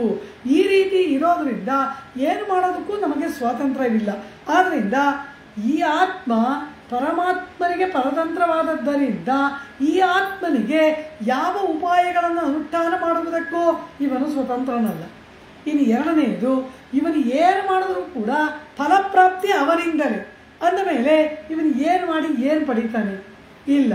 ಮತ್ತೊಂದು, ಈ ಪರಮಾತ್ಮ ಆ ಪುರುಷಾರ್ಥಗಳನ್ನು ಕೊಡುವುದಕ್ಕೆ ಅವನೇ ಸಿದ್ಧನಾಗಿ ಇರುವಾಗ ಇತರ ಉಪಾಯಗಳನ್ನು ಅನುಷ್ಠಾನ ಮಾಡಬೇಕಾದ ಅವಶ್ಯಕತೆಯೇ ಇಲ್ಲ. ಈ ಕರ್ಮಯೋಗ, ಜ್ಞಾನಯೋಗ, ಭಕ್ತಿ ಯೋಗಾದಿಗಳ ಸ್ಥಾನದಲ್ಲಿ ಪರಮಾತ್ಮನೇ ಇದನ್ನಲ್ಲವ. ಅವನೇನು ಹೇಳ್ತಾನೆ? ಅರ್ಜುನನಿಗೆ ಕರ್ಮಯೋಗ, ಜ್ಞಾನಯೋಗ, ಭಕ್ತಿ ಯೋಗಾದಿಗಳೆಲ್ಲವನ್ನ ಉಪದೇಶ ಮಾಡ್ದ. ಅರ್ಜುನ ಅಳಕ್ ಪ್ರಾರಂಭ ಮಾಡ್ದ. ಕೃಷ್ಣ ಇದು ಏನೂ ನನ್ನ ಕೈಲಿ ಮಾಡೋಕ್ಕಾಗಲ್ಲ, ಅದೆಲ್ಲ ಕಾರಣಗಳನ್ನು ಹೇಳ್ತಾನೆ. ಕರ್ಮಯೋಗ ಅಂದ್ರೇನು, ಜ್ಞಾನಯೋಗ ಅಂದ್ರೇನು, ಮೇಲೆ ಎಲ್ಲ ಬರುತ್ತೆ ವಿಷಯಗಳು. ಇದು ಏನನ್ನೂ ಕೂಡ, ಇದು ಏನು ಮಾಡಬೇಕಾದ್ರೂ ಕೂಡ ಮೊದಲು ಇಂದ್ರಿಯಗಳು ನಮ್ಮ ವಶದಲ್ಲಿ ಇರಬೇಕು.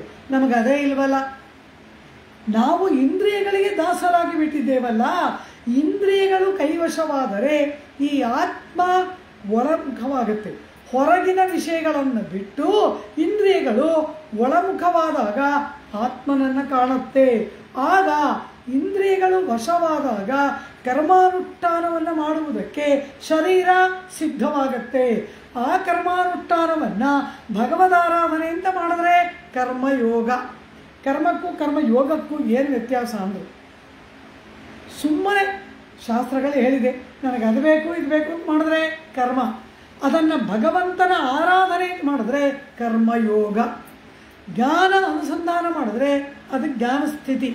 ಆದರೆ ಅದನ್ನು ಪರಮಾತ್ಮನ ಆರಾಧನೆ ಮಾಡಿದ್ರೆ ಜ್ಞಾನಯೋಗ. ಈ ರೀತಿ ಪರಮಾತ್ಮನ ಆರಾಧನಾ ವೇಷೇಣ ಮಾಡಿದರೆ ಅದು ಯೋಗವಾಗುತ್ತೆ, ಇಲ್ಲದೆ ಹೋದರೆ ಅದು ಯೋಗವಾಗೋದೇ ಇಲ್ಲ. ಹೀಗೆ ಈ ಕರ್ಮಯೋಗ, ಜ್ಞಾನಯೋಗ, ಭಕ್ತಿ ಯೋಗಾದಿಗಳೆಲ್ಲವನ್ನ ಅರ್ಜುನನಿಗೆ ಕೃಷ್ಣ ಉಪದೇಶ ಮಾಡಿದ. ಇಂದ್ರಿಯಗಳೇ ವಶದಲ್ಲಿ ಇಲ್ವಲ್ಲ, ಕರ್ಮಯೋಗದಿಂದ ಇವನು ಪಕ್ವವಾದಾಗ ಇವನಿಗೆ ಆತ್ಮಜ್ಞಾನ ಏರ್ಪಟ್ಟು ಇವನ ಜ್ಞಾನಯೋಗಕ್ಕೆ ಅಧಿಕಾರಿ ಆಗ್ತಾನೆ. ಆ ಜ್ಞಾನಯೋಗ ನಿಷ್ಠನಾದಾಗ ಆತ್ಮದರ್ಶನವಾಗತ್ತೆ. ಆತ್ಮದರ್ಶನವಾದಾಗ ಒಳಗಡೆ ಇರುವ ಪರಮಾತ್ಮನನ್ನು ಕಾಣ್ತಾನೆ. ಆಗ ಪರಮಾತ್ಮನ ಮೇಲೆ ಪ್ರೇಮ ಏರ್ಪಡುತ್ತೆ. ಆ ಪ್ರೇಮ ಪಕ್ವವಾಗುವುದೇ ಭಕ್ತಿಯೋಗ. ಹೀಗೆ ಇಂದ್ರಿಯಗಳ ಒಂದು ನಿಯಮನ, ಅದರ ಶಮದಮಾದಿ ಗುಣಗಳು, ಅದರಿಂದ ಕರ್ಮಯೋಗ, ಅದರಿಂದ ಜ್ಞಾನಯೋಗ, ಅದರಿಂದ ಭಕ್ತಿಯೋಗ, ಭಕ್ತಿಯೋಗದಲ್ಲಿ ಉಪಾಸನೆ, ಈ ರೀತಿಯೆಲ್ಲವ ಬರಬೇಕು. ಈ ಇಂದ್ರಿಯಗಳೇ ವಶದಲ್ಲಿಲ್ಲ ಅಂದಮೇಲೆ ಇನ್ನು ಏನನ್ನು ತಾನೇ ನಾನು ಮಾಡಲಿ ಅಂತಾನೆ ಅರ್ಜುನ್. ಚಂಚಲಂ ಹಿಮನ ಕೃಷ್ಣ ಪ್ರಮಾಥಿ ಬಲವದೃಢಂ. ಈ ಮನಸ್ಸು ಅತಿ ಚಂಚಲ, ಬಿರುಗಾಳಿಗೆ ಸಿಕ್ಕಿದೆ ದೀಪದ ಜ್ವಾಲೆಯಂತೆ ಹೊಯ್ದಾಡುವ ಮನಸ್ಸನ್ನು ಇಟ್ಟುಕೊಂಡು ನಾನು ಏನು ಮಾಡಲಿ ಕೃಷ್ಣ ಅಂತಾನೆ. ನೀನೇನೋ ದೊಡ್ಡ ದೊಡ್ಡದಾಗಿ ಬಹಳ ವಿಷಯ ಹೇಳ್ತಿದೀಯಾ, ನನಗೇನು ಮಾಡೋಕ್ಕೂ ಆಗಲ್ವಲ್ಲ ಕೃಷ್ಣ ಎಂಬುದಾಗಿ ಮೊದಲಿಗಿಂತ ಶೋಕ ಅಧಿಕ. ಭಗವದ್ಗೀತೆ ಉಪದೇಶ ಪ್ರಾರಂಭವಾಯ್ತಲ್ಲ, ಆಗ ಇದ್ದ ಶೋಕಕ್ಕಿಂತ ಇದೆಲ್ಲ ಕೇಳಿದ್ಮೇಲೆ ಇನ್ನೂ ಶೋಕ ಜಾಸ್ತಿ ಆಗೋಯ್ತಂತೆ. ಕಾರಣ ಏನು? ಆಗ ಅಜ್ಞಾನ ಏನೂ ಗೊತ್ತಿರಲಿಲ್ಲ. ಈಗ ಇದೆಲ್ಲ ಗೊತ್ತಾದ ಮೇಲೆ ಇದನ್ನು ಏನೂ ಮಾಡೋಕ್ಕಾಗ್ತಿಲ್ವಲ್ಲ ಅಂತ ಇನ್ನೂ ಶೋಕ ಅಧಿಕವಾಗಬೇಕು. ಆಗ ಆ ಕೃಷ್ಣ ಅರ್ಜುನನನ್ನು ನೋಡಿ ಹೇಳ್ತಾನೆ, ಅಯ್ಯ ನೀನು ಅಳಬೇಡ, ಮೊದಲು ಅಳೋದನ್ನು ನಿಲ್ಲಿಸು. ಎಡಪುಂಶಾಯ್ ಪುಮಾಯ್, 7 ಬೀಳುಗಳ ಮಧ್ಯದಲ್ಲಿ ಗೀತೋಪನ್ಯಾಸ. ಯಾರ 7 ಬೀಳು? ಈ ಅರ್ಜುನ ಕೇಳ್ತಾನೆ, ಮತ್ತೆ ಕೆಳಗೆ ಶೋಕಕ್ಕೆ ಬಿದ್ದೋಗ್ತಾನೆ, ಮತ್ತೆ ಅವನನ್ನು ಎತ್ತುತ್ತಾನೆ, ಮತ್ತೆ ಅವನಿಗೆ ಉಪದೇಶ ಮಾಡ್ತಾನೆ. ಇದೆಲ್ಲವ ಗೀತೆಯಲ್ಲಿ ನಡೆದು ಬಂದಂತಹ ವೃತ್ತಾಂತ. ಆ ರೀತಿ ಆ ಅರ್ಜುನ ಶೋಕ ಅಧಿಕವಾಗಿ ಮತ್ತೆ ಅವನು ವಿಷಾದಕ್ಕೆ ಒಳಗಾದಾಗ ಕೃಷ್ಣ ಏನು ಹೇಳ್ದ? ಏನಪ್ಪ ನಿನಗೇನು ಮಾಡೋಕ್ಕಾಗಲ್ವಾ, ಎಲ್ಲ ಬಿಟ್ಬಿಡು ಅಂದರು. ಬಿಟ್ಬಿಟ್ಟು ಏನು ಮಾಡಲಿ ಕೃಷ್ಣ? ಮಾಡು ಅಂದರೆ ಆಗಲ್ಲ ಅಂತೀಯ, ಬಿಡು ಅಂದರೆ ಬಿಟ್ಬಿಟ್ಟು ಏನು ಮಾಡಲಿ ಅಂತೀಯ. ಕೃಷ್ಣ ನನಗೆ ಮಾಡೋದಕ್ಕೂ ಆಗಲ್ಲ, ಬಿಟ್ಟಿರೋಕ್ಕೂ ಆಗಲ್ಲ, ಏನು ಮಾಡಲಿಂದ? ಹಾಗಾದರೆ ಒಂದು ಉಪಾಯವನ್ನು ಹೇಳ್ತೇನೆ ಕೇಳು.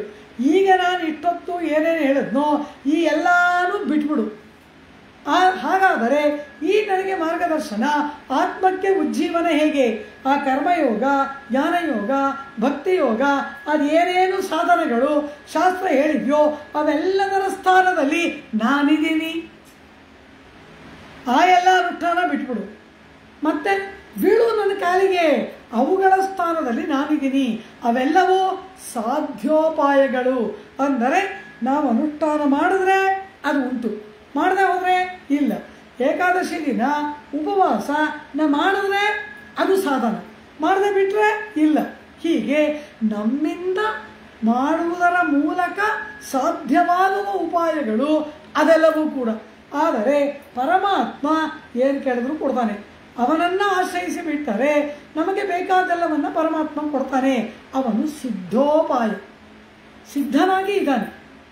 ಇದೆಲ್ಲ ನಾವು ಅನುಷ್ಠಾನ ಮಾಡುವುದರಿಂದ ಏರ್ಪಡಬೇಕು. ಅವನು ಯಾವ ಅನುಷ್ಠಾನವೂ ಇಲ್ಲ, ಸದಾಕಾಲ ಯಾವಾಗಲೂ ಸಿದ್ಧವಾಗಿ ನಿಂತಿದ್ದಾನೆ. ಪರಮಾತ್ಮ ಸಿದ್ಧೋಪಾಯ ಅಂದರೆ ಏನು? ಪಾಕ ಎಲ್ಲ ಸಿದ್ಧವಾಗಿದೆ, ಮಾಡಬೇಕಾಗಿರೋ ಕಾರ್ಯವೇನು? ಭೋಜನ ಅಷ್ಟೇ. ಆ ಭೋಜನ ಮಾಡುವಂತೆ ಅವನನ್ನು ಆಶ್ರಯ ಮಾಡಿಬಿಟ್ರೆ ಸಾಕು. ಈ ಕರ್ಮಜ್ಞಾನ ಭಕ್ತಿ ಯೋಗಾದಿಗಳ ಸ್ಥಾನದಲ್ಲಿ ಪರಮಾತ್ಮನಿದ್ದಾನೆ, ಅವನನ್ನು ಆಶ್ರಯ ಮಾಡಿಬಿಟ್ಟರೆ ಸಾಕು. ಅದನ್ನೇ ಗೀತೆಯಲ್ಲಿ ಪರಮಾತ್ಮ ಹೇಳ್ದ, ಕೊನೆಯಲ್ಲಿ ಹೇಳ್ತಾನೆ. 18ನೆಯ ಅಧ್ಯಾಯದ ಕೊನೆಯಲ್ಲಿ ಹೇಳ್ತಾನೆ ಈ ಅರ್ಜುನನಿಗೆ ಕೃಷ್ಣ ಏನೆಂಬುದಾಗಿ. ಇಷ್ಟೊತ್ತು ಏನೇನೋ ಹೇಳಿದ್ನಲ್ಲಪ್ಪ, ಕರ್ಮಯೋಗ, ಜ್ಞಾನಯೋಗ, ಭಕ್ತಿಯೋಗ ಅಂತ, ಅದೆಲ್ಲ ಬಿಟ್ಬಿಡು ಅಂದ. ಬಿಟ್ಬಿಟ್ಟು ಏನು ಮಾಡಲಿ ಇಂದ? ಮಾಂ ಏಕಂ ಶರಣಂ ವ್ರಜ, ನನ್ನನ್ನು ಆಶ್ರಯಿಸು. ಸರ್ವಧರ್ಮಾನ್ ಪರಿತ್ಯಜ್ಯ. ಸರ್ವಧರ್ಮ, ಧರ್ಮಗಳು ಅಂದರೆ ಸಾಧನಗಳು. ಪರಮಾತ್ಮನ ಹೊರತಾದ ಏನೇನು ಸಾಧನಗಳೇ ಇದೆಯೋ ಆ ಎಲ್ಲ ಸಾಧನಗಳನ್ನು ಪರಿತ್ಯಜ್ಯ. ತ್ಯಜ್ಯ ಅನ್ನಲಿಲ್ಲ, ಪರಿತ್ಯಜ್ಯ ಅಂದ. ವ್ಯಾಖ್ಯಾನ ಮಾಡ್ತಾರೆ, ಮರುಮಲಿಡಾದ ಪಡಿ, ಅವುಗಳ ವಾಸನೆಯೂ ತಿರ್ಗಾ ಹತ್ರ ಬರಬಾರ್ದು, ಹಾಗೆ ಪರಿಪೂರ್ಣವಾಗಿ ಬಿಟ್ಬಿಡು. ಇನ್ನೊಂದು ಏನು ಕಾರಣ ಗೊತ್ತಾ? ಶಕ್ತಿ ಇಲ್ಲ ಅಂತ ಅವುಗಳನ್ನು ಬಿಡುವುದಲ್ಲ, ಶಕ್ತಿ ಇದ್ರೂ ಬಿಟ್ಬಿಡು ಅಂದರು. ಕಾರಣ ಏನು? ಉಪಾಯಾಂತರ ನಿವೃತ್ತಿಕ್ಕೆ ಅಜ್ಞಾನಾಸಕ್ತಿಗಳನ್ನಿಕ್ಕೆ ಸ್ವರೂಪ ವಿರೋಧಮೇ ಪ್ರಧಾನ ಹೇತು. ನಮಗೆ ಆಗಲ್ಲ ಕರ್ಮಯೋಗ ಅನುಷ್ಠಾನ ಮಾಡೋಕ್ಕೆ ಶಕ್ತಿ ಇಲ್ಲ, ಜ್ಞಾನಯೋಗ ಮಾಡೋಕ್ಕಾಗೋಲ್ಲ, ಭಕ್ತಿ ಯೋಗ ಮಾಡುವುದು ಅಸಾಧ್ಯ ಎಂಬುದಕ್ಕಾಗಿ ಬಿಡುವುದಲ್ಲ. ನಿನಗೆ ಸಾಧ್ಯ ಆದರೂ ಮಾಡಬೇಡ, ಬಿಟ್ಬಿಡು ಅಂದರು. ಕಾರಣ ಏನು ಅಂದರೆ ಅವೆಲ್ಲ ಅಹಂಕಾರ ಮಮಕಾರಕ್ಕೆ ಕಾರಣವಾಗುತ್ತೆ. ನಾನು ಅನುಷ್ಠಾನ ಮಾಡ್ತಾ ಇದ್ದೀನಿ, ನನ್ನಿಂದ ಅನುಷ್ಠಾನ ಮಾಡಲ್ಪಡ್ತಾ ಇದೆ, ನಾನು ಕರ್ಮಯೋಗನಿಷ್ಠ, ನಾನು ಭಕ್ತಿ ಯೋಗನಿಷ್ಠ ಎಂಬುದರಿಂದ ಫಲ ಕೈಗೆ ಬಂದರೆ ನಾನು ಸಾಧನೆ ಮಾಡಿದೆ, ನನಗೆ ಫಲ ಸಿಕ್ಕಿತು ಎಂಬುದಾಗಿ ಅಹಂಕಾರ ಮಮಕಾರದಿಂದ ಕೂಡಿದ ಸ್ವಪ್ರವೃತ್ತಿಗಳು. ನಾನೇ ಮಾಡೋದ್ರಿಂದ ಅದು ಸ್ವಪ್ರವೃತ್ತಿ ಆಯಿತು. ಪರಮಾತ್ಮನ ಸ್ವತ್ತಾದ ನಮಗೆ ಸ್ವಪ್ರವೃತ್ತಿ ಎಂಬುದು ಉಚಿತವಲ್ಲ. ನಮ್ಮ ಆತ್ಮಸ್ವರೂಪಕ್ಕೆ ಸ್ವಪ್ರವೃತ್ತಿ ಕೂಡದು. ಪರಮಾತ್ಮ ನಿಯಮಿಸಿದಂತೆ ಇರಬೇಕೇ ಹೊರತು ನಾವು ನಮ್ಮಿಷ್ಟಕ್ಕೆ ಏನೋ ಮಾಡುವುದಾ? ನಮ್ಮಿಷ್ಟಕ್ಕೆ ನಾವು ಮಾಡಿದರೆ ಕಾಲ ವಿಳಂಬವಾಗತ್ತೆ. ಕಾರಣ ಏನು? ಅದರಲ್ಲಿ ಎಷ್ಟೆಷ್ಟೋ ಅಪಚಾರಗಳು, ಏನೇನೋ ಅಪರಾಧಗಳು, ಅಹಂಕಾರ ಮಮಕಾರಗಳಿಂದ ತಡೆಗಳು, ಏನೆಲ್ಲ ಅರ್ಧದಲ್ಲಿ ಶರೀರ ಮರಣ ಬಂದುಬಿಟ್ರೆ ಆ ಉಪಾಸನೆ ಅಲ್ಲಿಗೆ ನಿಂತು ಹೋಗುತ್ತೆ. ಎಷ್ಟು ಥರವಾದಂತಹ ಅಡಚಣೆಗಳು ಆ ಉಪಾಸನೆಗಳಿಗೆ, ಆ ಸಾಧನಗಳಿಗೆ. ಆದ್ದರಿಂದ ಅದೆಲ್ಲವೂ ಪರಮಾತ್ಮನಿಗೆ ಪರತಂತ್ರವಾಗಿ ಇರ್ತಕ್ಕಂತಹ ಆತ್ಮಸ್ವರೂಪಕ್ಕೆ ಆ ಉಪಾಯಾಂತರಗಳು ವಿರುದ್ಧ. ಆತ್ಮಸ್ವರೂಪಕ್ಕೆ ಒಪ್ಪತಕ್ಕಂತಹದ್ದಲ್ಲ. ಸ್ವಪ್ರವೃತ್ತಿಯನ್ನು ಬಿಡುವುದೇ ಶರಣಾಗತಿ. ಪರಮಾತ್ಮನನ್ನ ದೃಢ ವಿಶ್ವಾಸದಿಂದ ಆಶ್ರಯಣ ಮಾಡುವುದೇ ಶರಣಾಗತಿ. ಅಂದಮೇಲೆ ಕೃಷ್ಣ ಪರಮಾತ್ಮ ಹೇಳ್ದ, ಸರ್ವಧರ್ಮಾನ್ ಪರಿತ್ಯಜ್ಯ. ಈ ಕರ್ಮಜ್ಞಾನ ಭಕ್ತಿ ಯೋಗಾದಿಗಳೆಂಬ ಯಾವ ಯಾವ ಸಾಧನಗಳನ್ನು ನಾನು ನಿನಗೆ ಇದುವರೆಗೂ ಹೇಳಿದ್ನೋ ಅದೆಲ್ಲವೂ ಸ್ವಪ್ರವೃತ್ತಿಗಳು. ಅದರ ವಾಸನೆಯು ಬಳಿಗೆ ಬರದಂತೆ ಪೂರ್ಣವಾಗಿ ಬಿಟ್ಬಿಡು. ಬಿಟ್ಬಿಟ್ಟು ಏನು ಮಾಡಲಿ? ಮಾಂ ಏಕಂ ಶರಣಂ ವ್ರಜ. ನನ್ನನ್ನು ಶರಣು ಹೊಂದು. ಅಲ್ಲ, ನನ್ನೊಬ್ಬನನ್ನೇ ಶರಣು ಹೊಂದು. ನನ್ನೊಬ್ಬನನ್ನೇ. ಏಕಂ ಶಬ್ದದ ಅರ್ಥ ಏನು ಅಂತ ಕೇಳಿದ್ರು. ನನ್ನ ಪಾದಗಳನ್ನು ಹಿಡಿ, ನನ್ನಲ್ಲಿ ಶರಣಾಗತನಾಗು ಅಂದ. ಆಗ ನಮಗೊಂದು ಪ್ರಶ್ನೆ ಬರುತ್ತೆ, ನಾನು ಹೋಗಿ ಅವನ ಪಾದವನ್ನು ಹಿಡಿದಿರ್ತಾನೆ, ಅವನು ಕೃಪೆ ಮಾಡ್ತಾನೆ. ಆದ್ದರಿಂದ ಪಾದವನ್ನು ಹಿಡಿದದ್ದು ಸಾಧನ ಎಂಬ ಭಾವನೆ ಬಂದ್ಬಿಡುತ್ತೆ. ಪರಮಾತ್ಮ ಹೇಳ್ದ, ನೀವನ್ನೊಂದು ಪಾದ ಹಿಡಿತೀಯಲ್ಲ ಅದೂ ಸಾಧನವಲ್ಲ, ನಾನೇ ಸಾಧನ. ನೀ ನನ್ನ ಪಾದಗಳನ್ನು ಆಶ್ರಯ ಮಾಡಿದ ಮಾತ್ರಕ್ಕೆ ನಿಂಗೆ ಫಲ ಕೊಡಬೇಕು ಅಂತ ಏನಿದೆ? ನಿನ್ನನ್ನು ನಾನು ಒದರಿ ತಳ್ಳಬಹುದಲ್ಲ. ಅವನು ಪರಮಾತ್ಮ ನಿರಂಕುಶ ಪ್ರಭು, ಸರ್ವತಂತ್ರ ಸ್ವಾತಂತ್ರ್ಯವನ್ನು ಉಳ್ಳವನು. ಆದ್ದರಿಂದ ಅವನು ಈ ಚೇತನನನ್ನು ಅಂಗೀಕಾರ ಮಾಡಬೇಕು ಅಂತ ಏನು ನಿಯಮ ಇಲ್ಲವಲ್ಲ. ಆದ್ದರಿಂದ ಯಾವುದು ಸಾಧನ?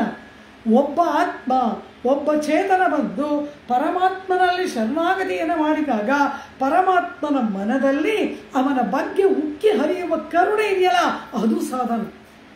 ಆ ಕೃಪೆ ಸಾಧನ, ಆ ದಯೆ ಸಾಧನ. ನಾವು ಮಾಡುವ ಶರಣಾಗತಿ ಕೂಡ ಸಾಧನ ಅಲ್ಲ. ಅದನ್ನು ಕೃಷ್ಣ ಬಹಳ ನಿರ್ದಿಷ್ಟವಾಗಿ ಹೇಳ್ತಾನೆ. ಮಾಂ ಶರಣಂ ವ್ರಜ ಅನ್ಲಿಲ್ಲ, ಮಾಂ ಏಕಂ ಶರಣಂ ವ್ರಜ. ನೀನು ಮಾಡುವ ಶರಣಾಗತಿ ಕೂಡ ಸಾಧನ ಅಲ್ಲ, ನಾನೇ ಸಾಧನ. ನನ್ನನ್ನು ಆಶ್ರಯಿಸು ಬಿಟ್ಟ.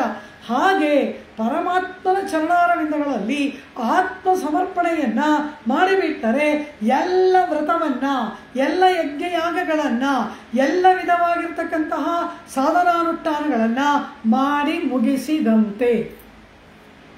ಇನ್ನೇನೂ ಮಾಡಬೇಡ.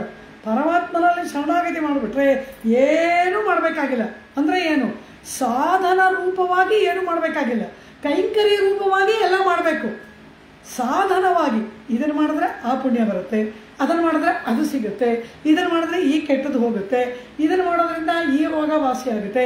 ಈ ಸಾಧನ ಬುದ್ಧಿ ಕೂಡು. ಕೈಂಕರ್ಯ ಬುದ್ಧಿಯಿಂದ ಏನು ಬೇಕಾದರೂ ಮಾಡು. ಸಾಧನ ಯಾರು? ಪರಮಾತ್ಮನೇ.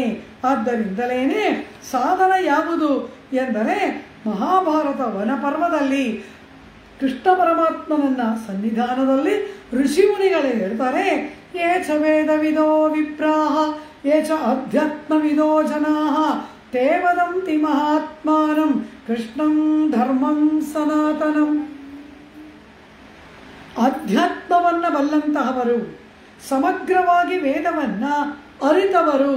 ಅಧ್ಯಾತ್ಮವನ್ನ ಅಂದರೆ ಆತ್ಮವಿಚಾರವನ್ನ, ಪರಮಾತ್ಮ ವಿಚಾರವನ್ನ ಬಲ್ಲಂತಹ ಮಹಾತ್ಮರುಗಳು ಏನು ಹೇಳ್ತಾರೆ? ಕೃಷ್ಣಂ ಧರ್ಮಂ ಸನಾತನಂ. ಕೃಷ್ಣನೇ ಸಾಧನ. ಧರ್ಮಂ ಶಬ್ದಕ್ಕೆ ಅರ್ಥವೇನು? ಸಾಧನ ಅಂತ ಅರ್ಥ. ಈ ಸನಾತನವಾದ ಸಾಧನ ಉಪಾಯ ಯಾರು ಎಂದರೆ ಕೃಷ್ಣಂ ಧರ್ಮಂ ಸನಾತನಂ. ಕೃಷ್ಣನೇ ಸಾಧನ, ಕೃಷ್ಣನೇ ಉಪಾಯ ಎಂಬುದಾಗಿ ಹೇಳ್ಬಿಟ್ಟು ರಾವಣ ಮಾರೀಚನ ಬಳಿಗೆ ಬಂದು ಸೀತಾಪಹರಣಕ್ಕೆ ಸಹಾಯಕನಾಗಿರುವಂತೆ ಕೇಳ್ತಾನೆ. ಹಾಗೆ ಕೇಳಿದಾಗ ಮಾರೀಚ ಒಪ್ಕೊಳ್ಳೋದೇ ಇಲ್ಲ. ಕಾರಣ, ಅಲ್ಲಿ ವಿಶ್ವಾಮಿತ್ರನ ಯಾಗ ಮಾಡುವಾಗಲೇ ಮಾರೀಚ ಸುಬಾಹುಗಳು ಬಂದು ಯಜ್ಞಕ್ಕೆ ವಿಘ್ನವನ್ನು ಉಂಟು ಮಾಡಿದಾಗ ರಾಮ ಬಾಣ ಪ್ರಯೋಗ ಮಾಡಿ ಸುಬಾಹುವನ್ನು ವಧೆ ಮಾಡಿದ. ಈ ಮಾರೀಚನನ್ನ ಮಾನವಾಸ್ತ್ರ ಪ್ರಯೋಗ ಮಾಡಿ ಸಪ್ತ ಸಾಗರಗಳ ಆಚೆಗೆ ಬಿಸಾಡಿದನಲ್ಲವ. ಆ ಬಾಣದ ಪೆಟ್ಟು ಇನ್ನೂ ನೋವ್ತಾ ಇದೆ ಅಂತಾನೆ ಮಾರೀಚ. ಈ ಮಾರೀಚನನ್ನ ಯಾಕೆ ಉಳಿಸ್ದ ಅನ್ನೋದನ್ನು ಆಮೇಲೆ ಹೇಳೋಣ. ಸುಬಾಹುವನ್ನ ಕೊಂದ ಮಾರೀಚನನ್ನ ರಾಮ ಉಳಿಸಿದ. ಇದಕ್ಕೆ ಉತ್ತರವನ್ನು ಆಂಡ ಮುಂದಿನ ಭಾಷಣಗಳಲ್ಲಿ ಕೊಡ್ತಾಳೆ. ಆ ಮಾರೀಚ ಈ ರಾವಣ ಬಂದು ನಿನ್ನ ಮಾಯಾವಿದ್ಯೆಯಿಂದ ಸೀತಾಪಹರಣಕ್ಕೆ ಅನುವು ಮಾಡಿಕೊಡು ಅಂತ ಕೇಳಿದಾಗ ಅನೇಕ ಉಪದೇಶಗಳನ್ನ ರಾವಣನಿಗೆ ಮಾಡುವಾಗ ಆ ಮಾರೀಚ ಹೇಳ್ತಾನೆ, ಆ ರಾಮನನ್ನ ಏನಂತ ತಿಳಿದೆ ಹೇ ರಾವಣ?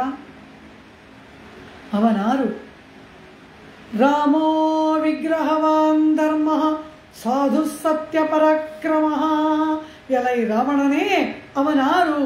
ರಾಮೋ ವಿಗ್ರಹವಾನ್ ಧರ್ಮ.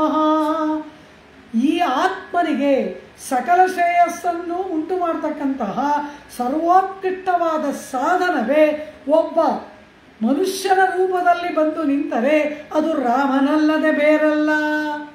ರಾಮ ಈಸ್ ಪರ್ಸಾನಿಫಿಕೇಶನ್ ಆಫ್ ಧರ್ಮ ಎಂಬುದಾಗಿ ಮಾರೀಚ ಹೇಳ್ತಾನೆ.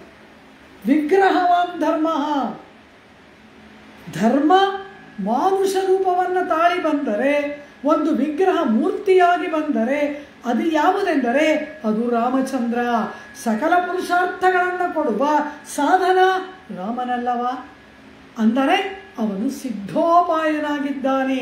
ರಾಮೋ ವಿಗ್ರಹವಾನ್ ಧರ್ಮ ಎಂಬುದು ಮಾರೀಚನ ಮಾತು. ವನಪರ್ವದಲ್ಲಿ ಋಷಿಗಳ ಮಾತು ಕೃಷ್ಣಂ ಧರ್ಮಂ ಸನಾತನಂ. ಈ ಕೃಷ್ಣನೇ ಸನಾತನವಾದ ಸಿದ್ಧೋಪಾಯ, ಕೃಷ್ಣನೇ ಧರ್ಮ ಎಂಬುದಾಗಿ ಅವನನ್ನು ಕೊಂಡಾಡ್ತಾರೆ. ಅದಕ್ಕೆ ಮೇಲೆ ಅಲ್ಲಿ ವಿದು ಕೃಷ್ಣಂ ಬ್ರಾಹ್ಮಣಸ್ತತ್ವತೋಯೇ ತೇಷಾಂ ರಾಜನ್ನೇ ಸರ್ವಯಜ್ಞ ಸಮಾಪ್ತಾ ಎಂಬುದಾಗಿ ಧರ್ಮಪುತ್ರನನ್ನು ನೋಡಿ ಋಷಿಗಳೇ ಹೇಳುವ ಮಾತು. ಬ್ರಾಹ್ಮಣೋತ್ತಮರಾದವರೆಲ್ಲರೂ, ವೇದವನ್ನು ಚೆನ್ನಾಗಿ ಬಲ್ಲವರೆಲ್ಲರೂ ಕೂಡ ಏನು ಹೇಳ್ತಾರೆ? ಕೃಷ್ಣನನ್ನ ಬಲ್ಲಂತಹ ವೇದವಿತ್ತುಗಳಾದ ಬ್ರಾಹ್ಮಣೋತ್ತಮರು ಏನು ಹೇಳ್ತಾರೆ ಅಂದರೆ, ಈ ಕೃಷ್ಣನನ್ನ ಯಾರ ಆಶ್ರಯಣ ಮಾಡಿಬಿಡ್ತಾರೆ, ಕೃಷ್ಣನಲ್ಲಿ ಯಾರು ಶರಣಾಗತಿ ಮಾಡ್ತಾರೆ ಅವರು ಸರ್ವಯಜ್ಞ ಸಮಾಪ್ತ, ಎಲ್ಲ ಯಜ್ಞವನ್ನ ಮಾಡಿ ಮುಗಿಸಿದಂತೆ. ಒಂದು ದೃಷ್ಟಾಂತವನ್ನು ಹೇಳಬೇಕು. ಶ್ರೀ ವೈಷ್ಣವ ಸಂಪ್ರದಾಯದಲ್ಲಿ ಯಾವ ವ್ರತಾಚರಣೆಯೂ ಇಲ್ಲ, ಯಾವ ವ್ರತವನ್ನು ನಾವು ಮಾಡೋದಿಲ್ಲ. ಕಾರಣ ಏನು ಅಂದರೆ, ಕೃಷ್ಣ ಪರಮಾತ್ಮನೆಂಬ ನಾರಾಯಣನಲ್ಲಿ ಶರಣಾಗತಿಯನ್ನು ಮಾಡಿಬಿಟ್ಟಿದ್ದೇವೆ. ಅವನೇ ಸಾಧನ ಅಂದ ಮೇಲೆ ಒಂದು ವ್ರತವನ್ನು ಮಾಡಿ ಅದರಿಂದ ಫಲವನ್ನು ಪಡೆಯುವುದು ಎಂಬ ನಿಯಮ ನಮ್ಮಲ್ಲಿ ಇಲ್ಲ. ಕಾರಣ, ಯಾವಾಗ ಶರಣಾಗತಿ ಮಾಡೋಗೋಯ್ತು ಸರ್ವಯಜ್ಞ ಸಮಾಪ್ತ, ಎಲ್ಲ ವ್ರತವನ್ನ ಎಲ್ಲ ಯಜ್ಞಯಾಗವನ್ನ ಮಾಡಿ ಮುಗಿಸಿದಂತೆ ಎಂಬುದಾಗಿ ಋಷಿಮುನಿಗಳು ನಿರ್ಣಯ ಮಾಡಿಬಿಟ್ಟಿದ್ದಾರಲ್ಲವ. ಎಲ್ಲವನ್ನ ಇವನು ಮಾಡಾಗೋಯ್ತು. ಇನ್ನಿವನು ಕಾರಣ ಏನು? ಅವನನ್ನೇ ನೈಮಿಷಾರಣ್ಯದಲ್ಲಿ ಋಷಿಗಳು ಯಜ್ಞವನ್ನು ಮಾಡ್ತಾ ಇರ್ತಾರೆ. ಬಹುದೊಡ್ಡ ಯಜ್ಞ. ಎಲ್ಲರೂ ಆ ಯಜ್ಞದಲ್ಲಿ ತಲ್ಲೀನರಾಗ್ಬಿಟ್ಟಿದ್ದಾರೆ, ಋತ್ವಿಕ್ಕೆಗಳೆಲ್ಲರೂ ಕೂಡ. ಆ ಸಮಯದಲ್ಲಿ ಕೃಷ್ಣ ಪರಮಾತ್ಮ ನೈಮಿಷಾರಣ್ಯವನ್ನು ಪ್ರವೇಶ ಮಾಡ್ತಾನೆ. ಕೂಡಲೇ ಋಷಿಮುನಿಗಳು ಏನು ಮಾಡಿದ್ರು ಅಂದರು, ಏನು ಮಂತ್ರ ಹೇಳ್ತಿದ್ರು ಆ ಮಂತ್ರ ಅಲ್ಲೇ ನಿಲ್ಲಿಸಿದ್ರು. ಯಾವ ಸ್ರಕ್ಕು ಸ್ರವು, ಆ ಮರದ ಸೌಟಿದೆಯಲ್ಲ ಅದಕ್ಕೆ ಸ್ರಕ್ಕು ಸ್ರವು ಅಂತಲ್ಲ, ಅದಕ್ಕೆಲ್ಲ ಹೆಸರುಗಳು, ಅದನ್ನು ಅಲ್ಲಲ್ಲೇ ಬಿಟ್ಟರು. ಆ ಜ್ವಲಿಸುತ್ತಿರುವ ಅಗ್ನಿಯನ್ನು ಅಲ್ಲೇ ಬಿಟ್ಟರು. ಅರ್ಧ ಯಾಗವನ್ನು ಅಲ್ಲಲ್ಲಿಗೆ ಅರ್ಧಕ್ಕೆ ಯಾಗವನ್ನು ಬಿಟ್ಟು ಸ್ರಕ್ ಸ್ರವುಗಳನ್ನು ಅಲ್ಲೇ ಬಿಟ್ಟರು. ಮಂತ್ರವನ್ನು ಅಲ್ಲಿಗೆ ನಿಲ್ಲಿಸಿದ್ರು. ಹೋಮ ಹಪ ಜಪ ತಪ ಅಲ್ಲಲ್ಲೇ ನಿಂತು ಹೋಯ್ತು. ಎಲ್ಲರೂ ಕೂಡ ಎದ್ದು ಬಂದು ಕೃಷ್ಣನ ಬಳಿಗೆ ಓಡಿ ಬಂದು ಕೃಷ್ಣನಿಗೆ ನಮಸ್ಕಾರವನ್ನು ಮಾಡಿದ್ರು. ಹೋಮ ಮುಂಚತ ಜಪ ಮುಂಚತ, ಜಪ ಮಾಡ್ತಾ ಇದ್ದವರಲ್ಲ ಜಪ ಬಿಟ್ಬಿಟ್ರು, ಹೋಮ ಮಾಡ್ತಾ ಇದ್ದವರು ಹೋಮ ನಿಲ್ಲಿಸ್ಬಿಟ್ರು, ಯಜ್ಞಯಾಗ ಮಾಡ್ತಾ ಇದ್ದವರು ಅಲ್ಲಲ್ಲಿಗೆ ಬಿಟ್ಬಿಟ್ರು. ಕಾರಣ ಏನು? ಅದೆಲ್ಲವನ್ನ ಮಾಡುವುದೇ ಇವರಿಗಾಗಿ. ಇವನೇ ನೇರಾಗಿ ಬಂದ ಮೇಲೆ ಅವುಗಳು ಏಕೆ ಹೋಮಂ ಅಮುಂಚತ ಜಪಂ ಅಮುಂಚತ ಎಲ್ಲವನ್ನ ಬಿಟ್ಟರು. ಕಾರಣ ಏನು? ಅದೆಲ್ಲವೂ ಇವನಿಗೆ ಆರಾಧನೆ. ಇವನೇ ನೇರಾಗಿ ಬಂದಾಗ ಇವನ ಪಾದಗಳನ್ನು ಹಿಡಿಯುವುದನ್ನು ಬಿಟ್ಟು ಅವುಗಳಿಂದ ಆರಾಧನೆ ಮಾಡುವುದು ಅದು ಮೂರ್ಖತನವಲ್ಲವ?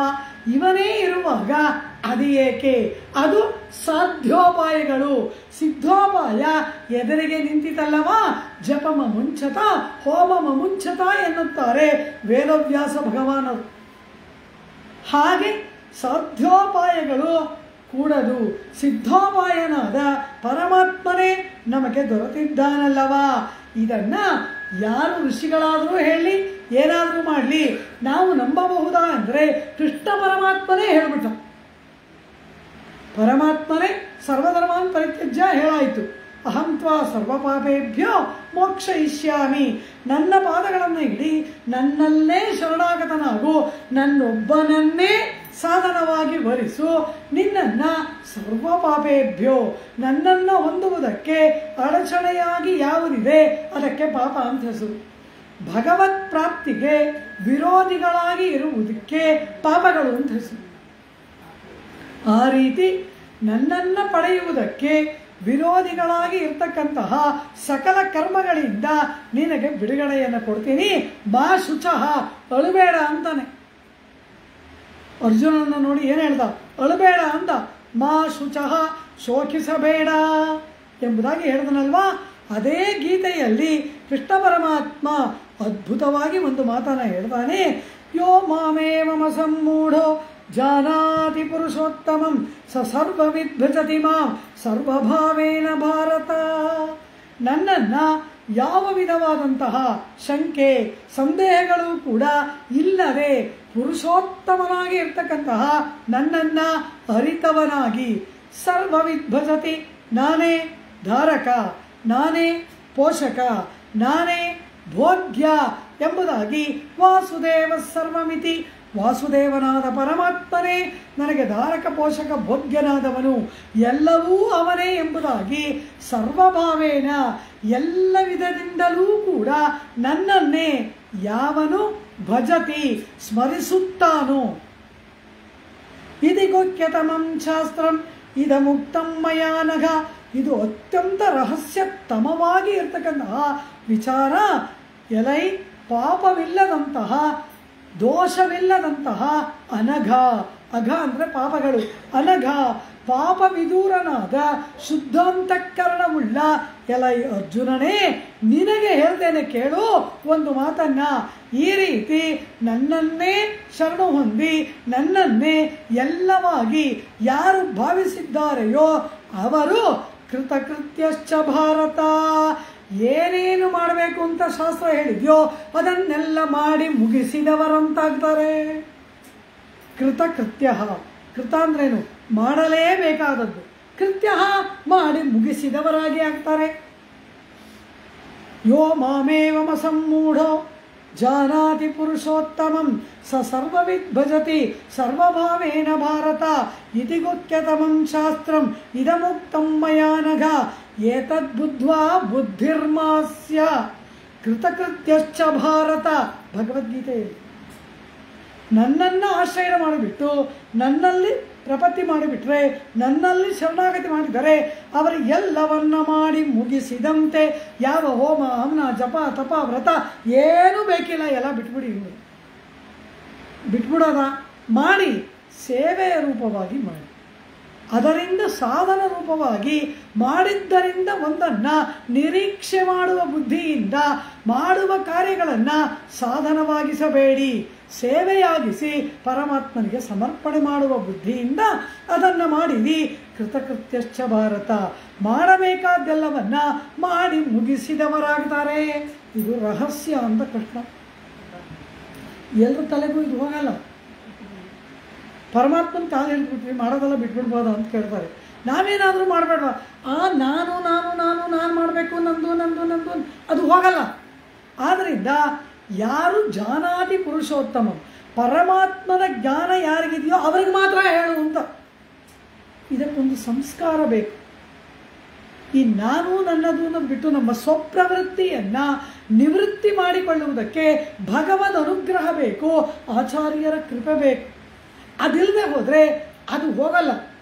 ಒಂದು ಡಬ್ಬಿಯಲ್ಲಿ ಇಂಗನ್ನೇ ಇಟ್ಟಿರ್ತೀವಿ, ಇಂಗು ತೆಗೆದುಬಿಟ್ರೂ ಕೂಡ ಆ ಡಬ್ಬಿನಲ್ಲಿ ಇಂಗಿನ ವಾಸನೆ ಬರ್ತಾನೇ ಇರುತ್ತೆ. ಪದಾರ್ಥ ಇಲ್ವಲ್ಲ, ಯಾಕೆ ಬರ್ತಾ ಇದೆ ಅಂದರೆ ಅದರ ವಾಸನೆ ಅಷ್ಟು ಬಲಿಷ್ಠವಾಗಿದೆ. ನಮ್ಗೆ ಏನಾದರೂ ಮಾಡಿ ಮಾಡಿ ಮಾಡಿ ಮಾಡಿ ನಾನು ನಂದು ನಾನು ನಂದು ಮಾಡಿ ಮಾಡಿ ಮಾಡಿ ಅದರ ವಾಸನೆ ಹೋಗೋದೇ ಇಲ್ಲ ನಮಗೆ. ಆ ಸ್ವಪ್ರವೃತ್ತಿಯನ್ನು ಬಿಡುವುದು ಬಹಳ ಕಷ್ಟ. ಮಾನಸಿಕವಾಗಿ ಬಿಡಬೇಕು. ಮಾಡುವ ಕಾರ್ಯವನ್ನು ಬಿಟ್ಟುಬಿಡು ಅಂತ ಹೇಳಿಲ್ಲ, ಎಲ್ಲ ಕಾರ್ಯವನ್ನು ಮಾಡು, ಆದರೆ ಬುದ್ಧಿಯಲ್ಲಿ ಬದಲಾವಣೆ ಮಾಡಿಕೊ. ಸಾಧನ ಪರಮಾತ್ಮ, ಎಲ್ಲವನ್ನ ಮಾಡುವುದು ಅವನ ಕೈಂಕರ್ಯ ರೂಪವಾಗಿ ಎಂಬ ಬುದ್ಧಿಯಲ್ಲಿ ಬದಲಾವಣೆ. ಈ ರೀತಿ ಕೃಷ್ಣ ಹೇಳುವ ಮಾತು ಕೃತಕೃತ್ಯಶ್ಚ ಭಾರತ. ಸ್ವಾಮಿ ನಮ್ಮಾಳ್ವಾರ್ ಹಾಡ್ತಾರೆ, ಹೇ ಪರಮಾತ್ಮ, ವಾನಮಾಮಲೈ ದಿವ್ಯಕ್ಷೇತ್ರದಲ್ಲಿ ಹೋಗಿ ಶ್ರೀವರ ಮಂಗಲನಹರ್, ಅಲ್ಲಿ ಪರಮಾತ್ಮನಿಗೂ ವಾನಮಾಮಲೆ ಅಂತಲೇ ಹೆಸರು, ಕ್ಷೇತ್ರಕ್ಕೂ ವಾನಮಾಮಲೆ ಅಂತ ಹೆಸರು, ಪರಮಾತ್ಮನಿಗೂ ವಾನಮಾಮಲೆ ಅಂತ ಹೆಸರು. ಏನು ಹೇಳ್ತಾರೆ? ಅಲ್ಲಿ ಹೋಗಿ ಪರಮಾತ್ಮನ ಮುಂದೆ ನಿಂತು ನೋತ್ತ ನೋನ್ಬಿಲೇನ್ ನುಣ್ಣರಿವಿಲೇನ್ ஆகிலும் இனி உன்னை விட்டு ஒன்னும் மாத்தக்கிற்கின்னிலேன் ಅರವಿನಣಯಮ್ಮಾನೇ. ಓ ವಾನಮಾಮಲೆಯಲ್ಲಿ ವಿಜಯ ಮಾಡಿರುವ ಓ ಪರಮಾತ್ಮನೇ, ಕ್ಷೇತ್ರತ್ತಾಮரை ಚನ್ನಲೂಡು ಮಲರ್ ಶ್ರೀವರ ಮಂಗಲನರ್ ವಿತ್ತಿರಂದ ಎಂದಾಯ್ ಉನಕ್ಕ ವಿಹಯಲ್ಲೇ ನಂಗೆ ಎಂಬುದಾಗಿ ಪಾಸ್ತ್ರ ಹಾಡ್ತಾರೆ. ಓ ಪರಮಾತ್ಮ, ಕೃಪೆ ಮಾಡು ಒಂದು. ಕೃಪೆ ಮಾಡಬೇಕಾ? ಏನು ಕರ್ಮಯೋಗವನ್ನು ಅನುಷ್ಠಾನ ಮಾಡಿದ್ದೀರಾ? ನೋತ್ತ ನೋನ್ಬು ಇಲೆ, ಯಾವ ವ್ರತಾಚರಣೆಯನ್ನು ನಾನು ಮಾಡಿಲ್ಲ. ಹೋಗಲಿ, ಏನಾದರೂ ಜ್ಞಾನಯೋಗ ಜ್ಞಾನ ಇದೆಯಾ? ನುಣ್ಣು ಅರಿವು ಇಲೆ, ಅಲ್ಪ ಜ್ಞಾನವೇ ಇಲ್ಲ, ಇನ್ನು ಸೂಕ್ಷ್ಮವಾದ ಜ್ಞಾನ ಎಲ್ಲಿಂದ ಬರಬೇಕು? ಜ್ಞಾನ ವಿಶೇಷ ಇದೆಯಾ ಅಂತಾರೆ. ಅದೇ ಅಂದರೆ ಜ್ಞಾನಯೋಗ ಅದಿದೆಯಾ? ಕರ್ಮವೇ ಇಲ್ಲ, ಜ್ಞಾನ ಎಲ್ಲಿಂದ ಬಂತು? ಸರಿ, ಇನ್ನು ಭಕ್ತಿ, ಕರ್ಮಜ್ಞಾನವೇ ಇಲ್ಲ ಅಂದಮೇಲೆ ಭಕ್ತಿ ಇಲ್ಲವೇ ಇಲ್ಲ. ನೋತ್ತ ನೋನ್ಬು ಇಲೇನ್, ನುಣ್ಣ ಅರಿವು ಇಲೇನ್, ಮತ್ತು ಏನೂ ಇಲ್ಲರೆ ಅದು ಯಾವ ಧೈರ್ಯದಿಂದ ನಾನು ಮುಂದೆ ನಿಂತ್ಕೊಂಡು ಅದನ್ನು ಕೊಡು ಇದನ್ನು ಕೊಡು ಅಂತೀಯ? ಪರಮಾತ್ಮ, ಉನ್ನೆ ಬಿಟ್ಟು ಅತ್ತ ಒನ್ನುಂ ಕಿರ್ಕಿನ್ನಿಲೇನ್, ನಿನ್ನ ಹೊರತಾಗಿ ನಾನು ಬೇರೆ ಏನೂ ಬಲ್ಲವನಲ್ಲ, ನಿನ್ನನ್ನು ಬಿಟ್ಟು ಇರಲಾರದವನು ನಾನು. ನನಗ್ಯಾಕೆ ಕರ್ಮಯೋಗ ಬೇಕು? ನನಗ್ಯಾಕೆ ಜ್ಞಾನಯೋಗ ಬೇಕು? ಅದರ ಸ್ಥಾನದಲ್ಲಿ ನೀನಿದೆಯಲ್ಲ ಅಂತಾರೆ ಆಳ್ವಾರ್. ನೋತ್ತ ನೋನ್ಬಿಲೆ ನುಣ್ಣರಿವಿಲೆ ಆಗಿಲುಂ ಇನಿ ಉನ್ನೆ ಬಿಟ್ಟು ಅತ್ತ ಕಿರ್ಕಿನ್ನಿಲೆ, ನಿನ್ನನ್ನು ಬಿಟ್ಟು ಬೇರೆ ಏನನ್ನೂ ಅರಿತವನು ನಾನಲ್ಲ ಅಂತಾರೆ ಅಲ್ಲಿ ನಮ್ಮ ಆಳ್ವಾರ್. ಇವರು ಮಾತ್ರವಲ್ಲ, ಆ ವಾನಮಾಮಲೆ ದಿವ್ಯಕ್ಷೇತ್ರದಲ್ಲಿ ಇದಾರಲ್ಲ ಅವರುಗಳೆಲ್ಲ ಹಾಗೆ ಇದ್ದಾರಂತೆ. ಏನು ಹೇಳ್ತಾರೆ ಆ 10 ಪಾಶರದಲ್ಲಿ ನಮ್ಮ ಆಳ್ವಾರ್? ವಾನಮಾಮಲೆ ದಿವ್ಯ ದೇಶದಲ್ಲಿ ಇರುವವರೆಲ್ಲರೂ ಎಲ್ಲ ಯಜ್ಞಯಾಗವನ್ನು ಮಾಡಿ ಮುಗಿಸಿದವರು. ಶೈದ ವೇಳ್ವಿಯರ್ ವೈಯತ್ತೇವರರ ಶ್ರೀವರ ಮಂಗಲನಹರ್. ಶ್ರೀವರ ಮಂಗಲನಹರ್ ಅಂದರೆ ವಾನಮಾಮಲೆ ದಿವ್ಯಕ್ಷೇತ್ರ. ಅಲ್ಲಿ ಇರುವವರು ಶೈದ ವೇಳ್ವಿಯರ್. ವೇಳ್ವಿ ಅಂದರೆ ಯಜ್ಞಯಾಗಗಳು. ಶೈದ ವೇಳ್ವಿಯರ್ ವೇದದಲ್ಲಿ ಹೇಳಲ್ಪಟ್ಟ ಎಲ್ಲ ಯಜ್ಞಯಾಗವನ್ನು ಮಾಡಿ ಮುಗಿಸಿದವರು. ಆ ಕ್ಷೇತ್ರದಲ್ಲಿರೋರು ಎಲ್ಲ ಯಜ್ಞಯಾಗ ಮಾಡಿ ಮುಗಿಸ್ಬಿಟ್ಟಿದಾರಂತೆ. ಏನು ಮಾಡಿದ್ರು ಅಂತ ಕೇಳಿದ್ರು. ಕೈ ತೊಳ ಇರಂದಾಯ್, ನಿತ್ಯವೂ ವಾನಮಾಮಲೆಯ ಪರಮಾತ್ಮನಿಗೆ ಕೈ ಮುಗಿತಾರೆ. ಅದರಿಂದ ಎಲ್ಲ ಯಜ್ಞಯಾಗವನ್ನು ಮಾಡಿ ಮುಗಿಸಿದವರಾಗ್ಬಿಟ್ಟಿದ್ದಾರೆ. ಶೈದ ವೇಳ್ವಿಯರರ ಎಲ್ಲ ಯಾಗವನ್ನ ಮಾಡಿ ಮುಗಿಸಿದವರಾಗಿ ಆದದ್ದು ಹೇಗೆ? ಈ ವಾನಮಾಮಲೆಯ ಪರಮಾತ್ಮನಿಗೆ ಶರಣಾಗತಿ, ಅವನನ್ನ ಆಶ್ರಯಿಸಿದ್ದರಿಂದ ಎಲ್ಲ ಯಜ್ಞಯಾಗವನ್ನ ಮಾಡಿ ಮುಗಿಸಿದವರು ಶೈದ ವೇಳ್ವಿಯರರ ಎಂಬುದಾಗಿ ಆ ಕ್ಷೇತ್ರದಲ್ಲಿರುವವರು ಕೂಡ ಹಾಗೇ ಇದ್ದಾರಂತೆ. ಈ ನಮ್ಮ ಇವಾರ್ ಕರ್ಮಯೋಗವಿಲ್ಲ, ಜ್ಞಾನಯೋಗವಿಲ್ಲ, ಏನೂ ಇಲ್ಲ ಅಂದರು. ಮತ್ತು ಇನ್ನೇನು ಮಾಡಿದ್ದೀರಾ ಅಂದರು. ವನಮಾಮಲಯೇ ಅಡಿಯೇನ್ ತೊಳವಂದರುಳೇ ಏನಮಾಯ್ ನಿಲಂ ಕಿಂಡ ಎನ್ನಪ್ಪನೇ ಕಣ್ಣ. ಏನಮಾಯ್ ನಿಲಂ ಕಿಂಡ, ಏನಂ ಅಂದರೆ ವರಾಹ. ಏನಮಾಯ್ ನಿಲಂ ಕಿಂಡ, ವರಾಹಾವತಾರವನ್ನು ಮಾಡಿ ಭೂಮಿಯನ್ನ ಮೇಲೆತ್ತಿದಂತಹ ಕಣ್ಣ. ವರಾಹ ಪರಮಾತ್ಮನಿಗೆ ಕೃಷ್ಣ ಅಂತ ಹೆಸರು. ಕೃಷ್ಣ ಅಂದರೆ ದೇವಕಿ ಪುತ್ರ ಅಂತ ಅರ್ಥ ಮಾತ್ರವಲ್ಲ, ಭೂಮಿಯನ್ನು ಆಕರ್ಷಿಸಿದವನು. ಕರ್ಷತಿ ಇತಿ ಕೃಷ್ಣ, ಆಕರ್ಷಣೆ ಮಾಡುವವನು. ಅಲ್ಲಿ ವೇದ ಅದೇ ಹೇಳ್ತು, ಉದ್ಧತಾಸಿ ವರಾಹೇಣ ಕೃಷ್ಣೇನ ಶತಬಾಹುನ. ಭೂಸೂಕ್ತದಲ್ಲಿ ಏನಿದೆ? ವರಾಹನಾದ ಕೃಷ್ಣನಿಂದ ಮೇಲೆತ್ತಲ್ಪಟ್ಟವಳು. ಅದೇನು ಹೇಳ್ತು?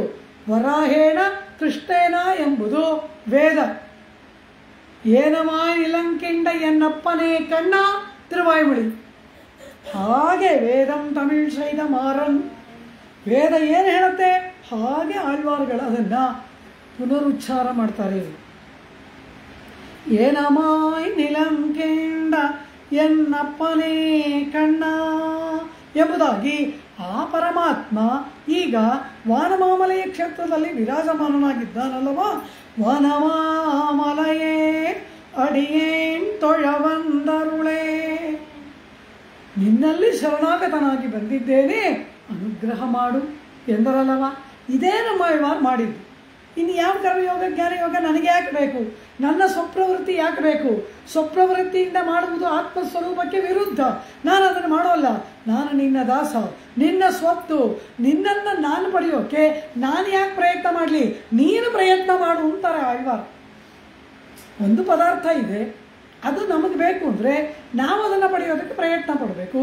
ಆ ಪದಾರ್ಥ ಪ್ರಯತ್ನ ಪಡುತ್ತಾ, ಹಾಗೆ ಪರಮಾತ್ಮನ ಸ್ವತ್ತು ನಾವು, ನಮ್ಮನ್ನು ಪಡೆಯೋಕ್ಕೆ ನೀನು ಪ್ರಯತ್ನ ಪಡು, ನಾನು ಯಾಕೆ ಪ್ರಯತ್ನ ಪಡಲಿ? ನಾನು ಚೆನ್ನಾಗಿ ಕೂತಿರ್ತೀನಿ ಅಂತಾರೆ ಆಳ್ವಾರ್. ವಾಳು ಸೋಂಬಾರ್ ಅಂದ್ಬಿಟ್ರು, ಅದು ಏನೂ ಮಾಡಲ್ಲ, ನಿವೃತ್ತಿ ಧರ್ಮ. ಆದರೆ ಒಂದು ಮಾತ್ರ ಹೇಳ್ತೀವಿ, ನೀನೇ ರಕ್ಷಕ ಅಂತೀವಿ ಅಷ್ಟೇ. ಇನ್ನು ರಕ್ಷ್ಯವಾದ ವಸ್ತುವನ್ನು ರಕ್ಷಿಸಿ ಪಡೆದುಕೊಂಡು ಹೋಗುವುದು ನಿನ್ನ ಜವಾಬ್ದಾರಿ ಎಂಬುದಾಗಿ ಪರಮಾತ್ಮನ ರಕ್ಷಕತ್ವದಲ್ಲಿ ದೃಢ ವಿಶ್ವಾಸವನ್ನು ಉಳ್ಳವರು ಇನ್ನೇನು ಮಾಡಬೇಕು? ಶೈದ ವೇಳ್ವಿಯರರ ಎಂಬುದಾಗಿ ಆ ಭಾವವನ್ನು நம்மாழ்வார் ತಿಳಿಸಿದ್ರಲ್ವಾ. ಇದನ್ನೇ ಅಲ್ಲಿ ತಿರುವಾಯ್ಮಲೆಯಲ್ಲಿ ಹಾಡ್ತಾರೆ. ಉನ್ಮನತ್ತಾಲ್ ಎನ್ನಿನೈಂದಿರಂದಾಯ್ ಇಳವೆಂದ ಎಂದ ಪಿರಾನೆ. ತಿರುವಿಡವೆಂದ ದಿವ್ಯಕ್ಷೇತ್ರದಲ್ಲಿ ವರಾಹ ಪರಮಾತ್ಮ ಭೂದೇವಿಯನ್ನು ಧಾರಣೆ ಮಾಡಿಕೊಂಡು ವಿರಾಜಮಾನನಾಗಿದ್ದಾನೆ. ಅವನ ಮುಂದೆ ನಿಂತು ಆಳ್ವಾರರ ತಾಯಿ ಕೇಳ್ತಾಳೆ, ನನ್ನ ಮಗಳ ಬಗ್ಗೆ ನಿನ್ನ ಮನದಲ್ಲಿ ಏನು ಸಂಕಲ್ಪ ಮಾಡಿದೀಯಾ ಅಂತ ಕೇಳ್ತಾಳೆ. ಅಂದರೆ ಏನು? ನಮ್ಮನ್ನು ಸ್ವೀಕರಿಸುವುದರಲ್ಲಿ ಪರಮಾತ್ಮನ ಸಂಕಲ್ಪವೇ ಸಾಧನವೇ ಹೊರತು ನಾವು ಮಾಡುವುದು ಯಾವುದೂ ಸಾಧನ ಅಲ್ಲ. ಉನ್ಮನತ್ತಾಲ್ ಎನ್ನಿನೈಂದಿರಂದಾಯ್, ನಮ್ಮ ಉಜ್ಜೀವನದ ಬಗ್ಗೆ ನೀನು ಏನು ಸಂಕಲ್ಪ ಮಾಡಿದೀಯಾ ಅದು ಸಾಧನ. ಪರಮಾತ್ಮನ ದಯೆ ಸಾಧನ, ಪರಮಾತ್ಮನ ಕರುಣೆ ಸಾಧನ. ನಮ್ಮ ಉಜ್ಜೀವನ ಮಾಡಬೇಕು ಅಂತ ಅವನ ಮನದಲ್ಲಿ ಮೂಡುವ ಸಂಕಲ್ಪ ಸಾಧನವೇ ಹೊರತು ನಮ್ಮ ಎಲ್ಲ ಪ್ರವೃತ್ತಿಗಳು ಕೂಡ ಅಹಂಕಾರ ಮೂಲ. ಆದ್ದರಿಂದ ಅದೆಲ್ಲವನ್ನ ತೊರೆದು ಪರಮಾತ್ಮನಲ್ಲಿ ಶರಣಾಗತನಾಗುವುದು ಒಂದೇ ಈ ಆತ್ಮನಿಗೆ ಇರ್ತಕ್ಕಂತಹ ಪರಮ ಧರ್ಮವಲ್ಲವ. ಅದನ್ನೇ ಕೃಷ್ಣ ಹೇಳಿದ, ಸರ್ವಧರ್ಮಾನೇ ಪರಿತ್ಯಜ್ಯ ಮಾಂ ಏಕಂ ಶರಣಂ ವ್ರಜ ಏತದ್ ಬುದ್ಧ್ವಾ ಬುದ್ಧಿರ್ಮಾಸ್ಯ ಕೃತಕೃತ್ಯಶ್ಚ ಭಾರತ. ಎಷ್ಟು ವಿಧದಲ್ಲಿ ಮಕ್ಕಳಿಗೆ ಹೇಳುವಂತೆ ಕೃಷ್ಣ ಪರಮಾತ್ಮ ಗೀತೆಯಲ್ಲಿ ಬಾಯಿ ಬಿಟ್ಟು ಇದನ್ನು ನಮಗೆ ಹೇಳ್ತಾನೆ. அங்குத்தேனல்லேன் இங்குத்தேனல்லேன் உன்னை காணும் அவாவில் வீழ்ந்து ನಾನು ಅಲ್ಲೂ ಇರಲಾರೆ ಇಲ್ಲೂ ಇರಲಾರೆ ನಿಂತ ಕಡೆ ನಿಲ್ಲಲಾರೆ. ಕಾರಣ ನಿನ್ನನ್ನು ಕಾಣುವ ಧಾವಂತ. ಆ ಧಾವಂತದಿಂದ ಹೊರಗಿರುವವರು ಬಂದಿದ್ದಾರೆ. ಒಳಗಿರುವವಳು ಏನು ಭಾವಿಸಿದ್ದಾಳೆ? ಕೃಷ್ಣ ಪರಮಾತ್ಮನನ್ನ ಆಶ್ರಯ ಮಾಡಿ ಬಿಟ್ಟಿದ್ದೇನೆ, ಇನ್ನು ವ್ರತಾಚರಣೆ ಯಾಕೆ? ಅವನನ್ನು ಆಶ್ರಯಿಸಿದ ಮೇಲೆ ಫಲದಲ್ಲಿ ಸಂದೇಹವಿಲ್ಲ ಎಂಬುದಾಗಿ ಪರೀಕ್ಷೆ ಬರೆದ್ಬಿಟ್ಟು ಬಂದಿರ್ತಾರೆ ಮಕ್ಕಳು. ಹೇಗೆ ಮಾಡಿದೆಯಾ ಪರೀಕ್ಷೆ? ರ್ಯಾಂಕ್ ಬಂದಾಯಿತು ಅಂತಾರೆ. ಇನ್ನೂ ರಿಸಲ್ಟೇ ಬಂದಿಲ್ಲ. ರ್ಯಾಂಕ್ ಬಂದಾಯಿತು ನಾನು ಅಂದರೆ ಅರ್ಥವೇನು? ಅಷ್ಟೊಂದು ವಿಶ್ವಾಸ. ತಾವು ಬರೆದಂತಹ ಪರೀಕ್ಷೆಯ ಫಲಿತಾಂಶದಲ್ಲಿ ಅಂತಹ ವಿಶ್ವಾಸ. ಹಾಗೆ ಕೃಷ್ಣಾಶ್ರಯಣವನ್ನು ಮಾಡಿ ಕೃಷ್ಣ ಪ್ರಾಪ್ತಿಯಲ್ಲಿ ದೃಢ ವಿಶ್ವಾಸದಿಂದ ಕೂಡಿ ಅವಳು ನಿಶ್ಚಿಂತಳಾಗಿ ಇರ್ತಕ್ಕಂತಹ ಭಾಗವತೋತ್ತಮೆಯನ್ನು ಆಂಡಾಳ್ ನೋತ್ತೆ. ಎಲ್ಲ ವ್ರತಾಚರಣೆ ಪೂರ್ತಿ ಆಗೋಯ್ತಾ ಎಂಬುದಾಗಿ ಕೇಳ್ತಾ ಏನು ಹೇಳ್ತಾಳೆ ಅವಳನ್ನು ನೋಡಿ. ಈ ರೀತಿ ಕೃಷ್ಣ ಆಶ್ರಯಣವನ್ನು ಮಾಡಿರುವುದರಿಂದ ವ್ರತಾಚರಣೆ ಪೂರ್ಣವಾಗಿಬಿಟ್ಟು ಫಲ ಕೈಗೆ ಬಂದ ನೆಮ್ಮದಿಯ ನಿದ್ರೆಯ ನಿನ್ನದು. ಚುವರ್ಕಂ ಪುಹುಹಿನ್ನ, ಸ್ವರ್ಗವನ್ನ ಪುಹುಹಿನ್ನ, ಸ್ವರ್ಗಾನುಭವವನ್ನ ಮಾಡಿ ಮುಗಿಸಿಲ್ಲ, ಮಾಡುತ್ತಲೇ ಇರುವ. ಪುಹುಹಿನ್ನ ಕಂಟಿನ್ಯೂಯಸ್ ಪ್ರೆಸೆಂಟೆನ್ಸ್ ಹೇಳ್ತಾ ಇದ್ದಾಳೆ ಆಂಡಾಳ್. ಸ್ವರ್ಗಾನುಭವದಲ್ಲಿ ಮುಳುಗುತ್ತಿರುವಂತಹ, ಮುಳುಗಿರುವಂತಹ, ಮುಳುಗಿ ಅನುಭವಿಸುತ್ತಲೇ ಇರುವಂತಹ ಅಮ್ಮನಾಯ್ ನಾಯಕಿಯೇ ಕೃಷ್ಣಾನುಭವವನ್ನು ಮಾಡ್ತಾ ಇದ್ದಾಳೆ. ಒಳಗಿರುವವಳು ಕೃಷ್ಣನನ್ನು ಅನುಭವಿಸುವ ಭೋಗ್ಯತೆಯಲ್ಲಿ. ಅಂದರೆ ಇಲ್ಲಿ ಸ್ವರ್ಗ ಎಂದರೆ ಏನರ್ಥ? ಆನಂದಾನುಭವ ಎಂಬುದಾಗಿ ಅರ್ಥ. ಆನಂದಾನುಭವದಲ್ಲಿ ಮುಳುಗಿರುವೆಯಾ ನೀನು? ಏನು ಆನಂದಾನುಭವ? ಕೃಷ್ಣಾನುಭವವೆಂಬ ಆನಂದದಲ್ಲಿ ಮುಳುಗಿದ್ದೀಯಾ. ಸ್ವರ್ಗಂ ಶಬ್ದದ ಅರ್ಥವೇನು? ಯಾವುದು ಸ್ವರ್ಗ ಅಂತ ಕೇಳಿದ್ರೆ ಇನ್ಯಾವುದೂ ಸ್ವರ್ಗವಲ್ಲ. ರಾಮ ಕಾಡಿಗೆ ಹೊರಟಿದ್ದಾನೆ. ಸೀತೆ ನಾನು ಬರ್ತೇನೆ ಎಂದಾಗ ಏನು ಹೇಳ್ತಾನೆ? ಬೇಡ, ವನವಾಸ ನರಕಾವಹವಾಗಿದೆ, ಸೂರ್ಯನ ಕಿರಣಗಳ ಸ್ಪರ್ಶ ಕೂಡ ಆಗದಂತಹ ಕೋಮಲವಾದ ತನುಕಾಂತಿ ನಿನ್ನದು, ಕಾಡು ಬಹಳ ಕಷ್ಟ, ಬೇಡ ಎಂಬುದಾಗಿ ಹೇಳಿ ಅದು ನರಕಾವಹ, ನರಕ ಸದೃಶ ಅಂತಾನೆ ರಾಮ. ಸೀತೆ ರಾಮನನ್ನು ನೋಡಿ ಕೇಳ್ತಾಳೆ, ರಾಮ ಸ್ವರ್ಗ ಯಾವುದು ನರಕ ಯಾವುದು ನಿನಗೆ ಗೊತ್ತಾ ಅಂತಾಳೆ. ಯಾವಾತ ಸ್ವರ್ಗ ನರಕಗಳನ್ನು ಸೃಷ್ಟಿ ಮಾಡಿದಾನೋ ಅವನನ್ನು ನೋಡಿ ಸೀತೆ ಕೇಳ್ತಾಳೆ, ಸ್ವರ್ಗ ಅಂದ್ರೇನು ನರಕ ಅಂದ್ರೇನು ನಿನಗೆ ತಿಳಿದಿದೆಯಾ ಅಂತಾಳೆ. ನೀನೇ ಹೇಳು ಅಂದ ರಾಮ. ಅದ್ಭುತವಾಗಿ ಸೀತೆ ಹೇಳ್ತಾಳೆ, ಯಸ್ತ್ವಯಾ ಸಸ್ವರ್ಗ ನಿರಯೋ ಯಸ್ತ್ವಯಾ ವಿನಾ ಇತಿ ಜಾನನ್ ಪರಾಂ ಪ್ರೀತಿಂ ಗಚ್ಚ ರಾಮಮಯಾ ಸಹ. ನಿನ್ನೊಡನೆ ಕೂಡಿ ಇರುವುದೇ ಸ್ವರ್ಗ, ನಿನ್ನಿಂದ ದೂರವಾಗಿರುವುದೇ ನಿರಯ ನರಕ. ಯಸ್ತ್ವಯ ಸಸ್ವರ್ಗ ಯಸ್ತ್ವಯ ಸಹ, ನಿನ್ನೊಡನೆ ತ್ವಯಾ ಸಹ, ನಿನ್ನೊಡನೆ ಕೂಡಿ ಇರುವುದೇ ಸ್ವರ್ಗ. ನಿರಯೋ ತ್ವಯಾ ವಿನ, ನಿನ್ನಿಂದ ಬೇರಾಗಿರುವುದೇ ನಿರಯ ನರಕವಾಗಿದೆ. ಇದನ್ನು ಚೆನ್ನಾಗಿ ಅರಿತು ಗಚ್ಚ ರಾಮಮಯ ಸಹ, ನನ್ನೊಡನೆ ಕಾಡಿಗೆ ಹೋಗುವವನಾಗು. ಇಲ್ಲಿ ಸ್ವರ್ಗ ಶಬ್ದ ವಾಚ್ಯನಾದವನು ಯಾರು? ಪರಮಾತ್ಮನೇ. ಅವನೇ ಸ್ವರ್ಗ. ಸ್ವರ್ಗ ಶಬ್ದ ವಾಚ್ಯನಾದವನು ಅವನೇ. ಇಲ್ಲಿ ಸ್ವರ್ಗ ಅಂದರೆ ಆನಂದ ಅಂತ ಅರ್ಥ. ಸ್ವರ್ಗ ಶಬ್ದದ ನಿಜವಾದ ಅರ್ಥವೇನು? ಎನ್ನ ದುಃಖೇನ ಸಂಭಿನ್ನಂ ನ ಚಗ್ರಸ್ತಮನಂತರಂ ಅಭಿಲಾಷೋಪನೀತಂಚ ತತ್ಸುಖಂ ಸ್ವಪದಾಸ್ಪದಂ. ಯಾವುದು ದುಃಖದ ಸ್ಪರ್ಶವೇ ಇಲ್ಲದೆ ಇದೆಯೋ, ಈಗ ದುಃಖದ ಸ್ಪರ್ಶ ಇಲ್ಲದಿರ್ಬೋದು, ಯಾವುದೋ ಒಂದು ಪದಾರ್ಥವನ್ನು ಆನಂದದಿಂದ ಭುಜಿಸ್ತಾ ಇರ್ತೀವಿ, ಆಹಾ ಎಷ್ಟು ಚೆನ್ನಾಗಿದೆ ಎಷ್ಟು ಚೆನ್ನಾಗಿದೆ ಅಂತ. ತಿಂದ ಮೇಲೆ ಬರಬಾರದು ವ್ಯಾಧಿ ಎಲ್ಲ ಬರುತ್ತೆ. ಅದನ್ನು ತಿನ್ನುವಾಗಲೇ ಭಯ, ಅಯ್ಯೋ ತಿಂತಾ ಇದ್ದೀವಿ ಏನಾಗ್ಬಿಡುತ್ತೋ ಅಂತ. ಭೋಗೇ ರೋಗ ಭಯಂ. ಒಂದನ್ನು ಅನುಭವಿಸುವಾಗಲೇ ಅದರಿಂದ ಏನಾಗ್ಬಿಡುತ್ತೋ ಅನ್ನೋ ರೋಗದ ಭಯ ಇರುತ್ತೆ. ಇದು ಸುಖವ, ಇದು ಆನಂದ.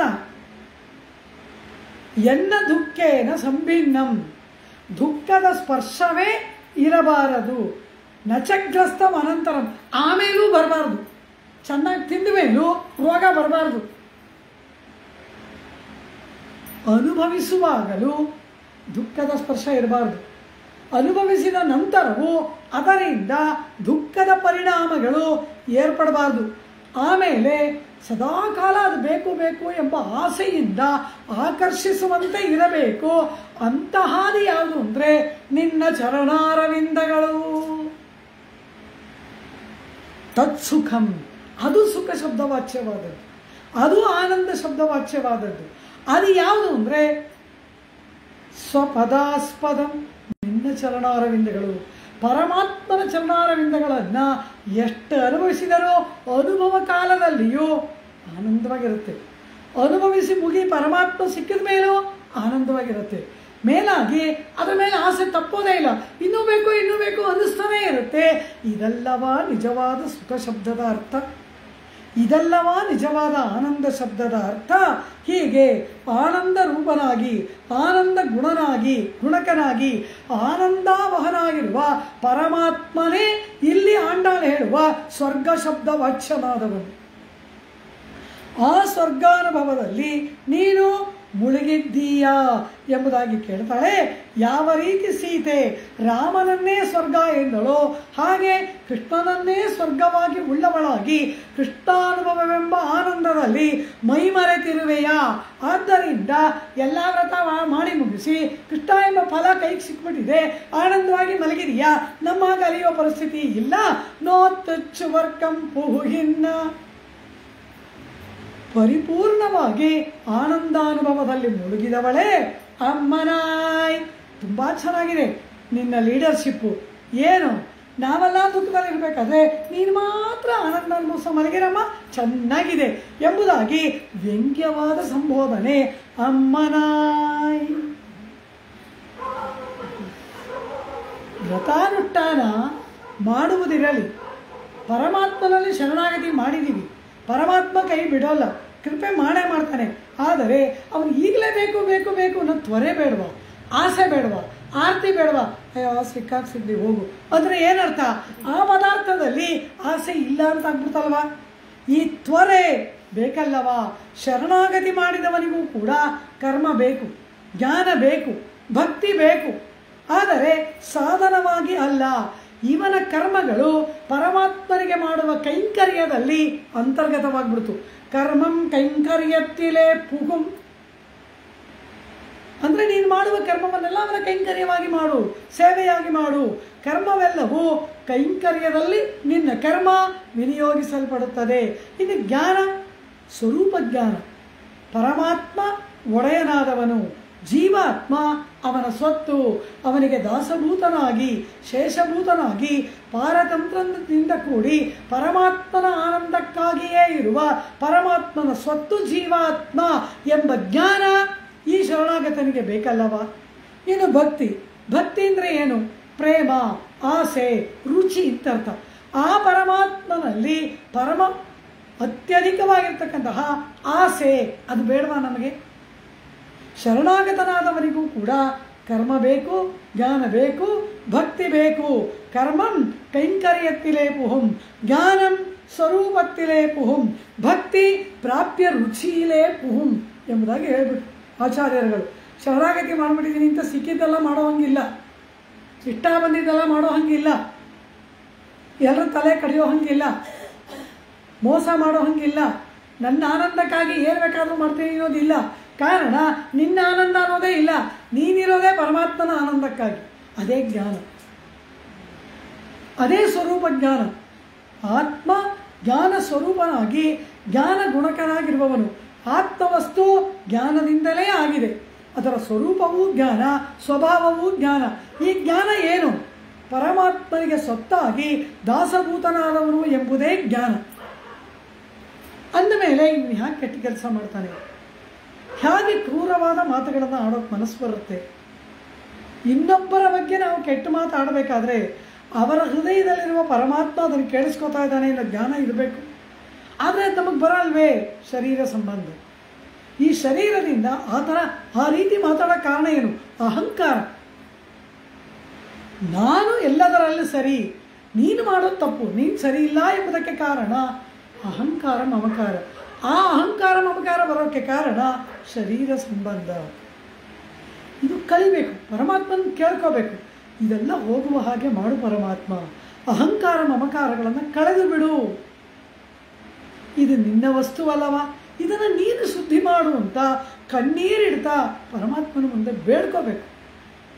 ಅದೇ ಧ್ಯಾನ, ಅದೇ ಜಪ, ಅದೇ ಅನುಸಂಧಾನ.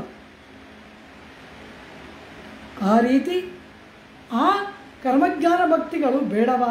ಶರಣಾಗತಿ ಮಾಡಿದ್ರಿಂದ ಒಳಗಡೆ ಮಲ್ಕೊಂಡ್ಬಿಡೋದು ಉಚಿತವಾ? ಹೀಗೆ ಕೃಷ್ಣಾನುಭವವೆಂಬ ಆನಂದದಲ್ಲಿ ಮಲಗಿರುವೆಯಲ್ಲ ನೀನು. ಇವಳು ಎಂಥವಳು? ಇಷ್ಟು ಜನ ಗೋಪಿಕೆಯರು ಕೃಷ್ಣನಿಗಾಗಿ ಏನು ಪಾಡು ಪಡ್ತಾರೋ ಆ ಪಾಡನ್ನ ಕೃಷ್ಣನಿಗೆ ಪಡಿಸ್ತಾಳಂತೆ ಇವಳು. ಅಯ್ಯೋ ಇವಳು ಸಿಗದೆ ಹೋದ್ರೆ ಪ್ರಾಣವೇ ಹೋಗುತ್ತೆ ಅಂತ ಕೃಷ್ಣ ಸಂಕಟ ಪಡ್ತಾನಂತೆ. ಆ ರೀತಿಯಾಗಿ ಇರುವವಳು ನೀನಲ್ಲವಾ? ಆದ್ದರಿಂದ ಆ ಉಪಾಯಾನುಷ್ಠಾನ ಮಾಡಿದ ಮೇಲೆ ವಿಳಂಬಕ್ಕೆ ಆ ಕಾಲವಿಲ್ಲ. ಆದರೂ ಕೂಡ ಆ ಪರಮಾತ್ಮ ಕೃಪೆ ಮಾಡುವ ತನಕ ಅವನನ್ನು ಬಿಟ್ಟಿರಲಾರದ ತ್ವರೆ ಬೇಡವಾ? ಏಳುವವಳಾಗು, ಎದ್ದು ಬರುವವಳಾಗು ಎಂಬುದಾಗಿ ಆಂಡಾಳ್ ಅವಳನ್ನು ಸಂಬೋಧನೆ ಮಾಡಿದಾಗ ನಾಯಕಿಯೇ ಅಮ್ಮನಾಯ್ ಎಂಬುದಾಗಿ ಸಂಬೋಧನೆ ಮಾಡ್ತಾಳೆ.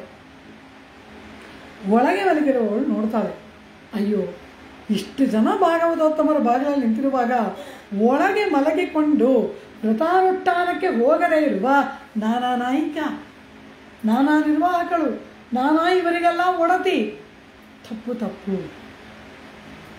ಆತ್ಮಸ್ವರೂಪ ಎಂಥದ್ದು? ಹಿರಿಯರಿಗೆ ಭಾಗವತೋತ್ತಮರಿಗೆ ದಾಸಭೂತರಾಗಿರುವುದೇ ಆತ್ಮನ ಸ್ವರೂಪವಲ್ಲವ? ಹಿರಿಯರು ಏನೋ ಒಂದು ತಪ್ಪು ಮಾಡಬಹುದು, ಭಾಗವತೋತ್ತಮರು ಏನೋ ಒಂದು ಅಪಚಾರ ಮಾಡ್ತಾರೆ.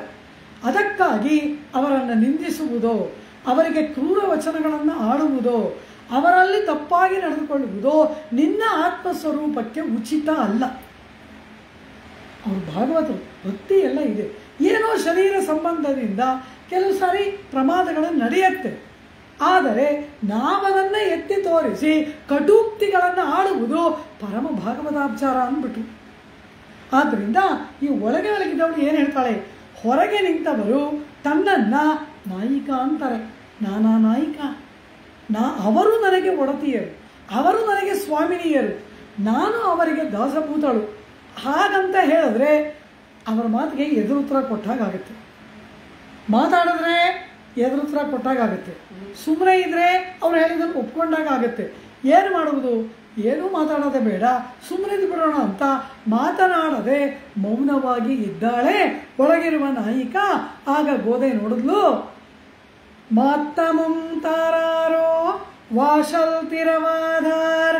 ವಾಶಲ್ ಬಾಗಿಲನ್ನ, ತಿರವಾದಾರ್ ತೆರೆಯದಿದ್ದರೂ ಕೂಡ, ಮಾತ್ತಮುಂ ಮಾತನ್ನಾದರೂ ಬಾಯನ್ನಾದರೂ ತೆರೆಯಬಾರದ ಸಖಿ.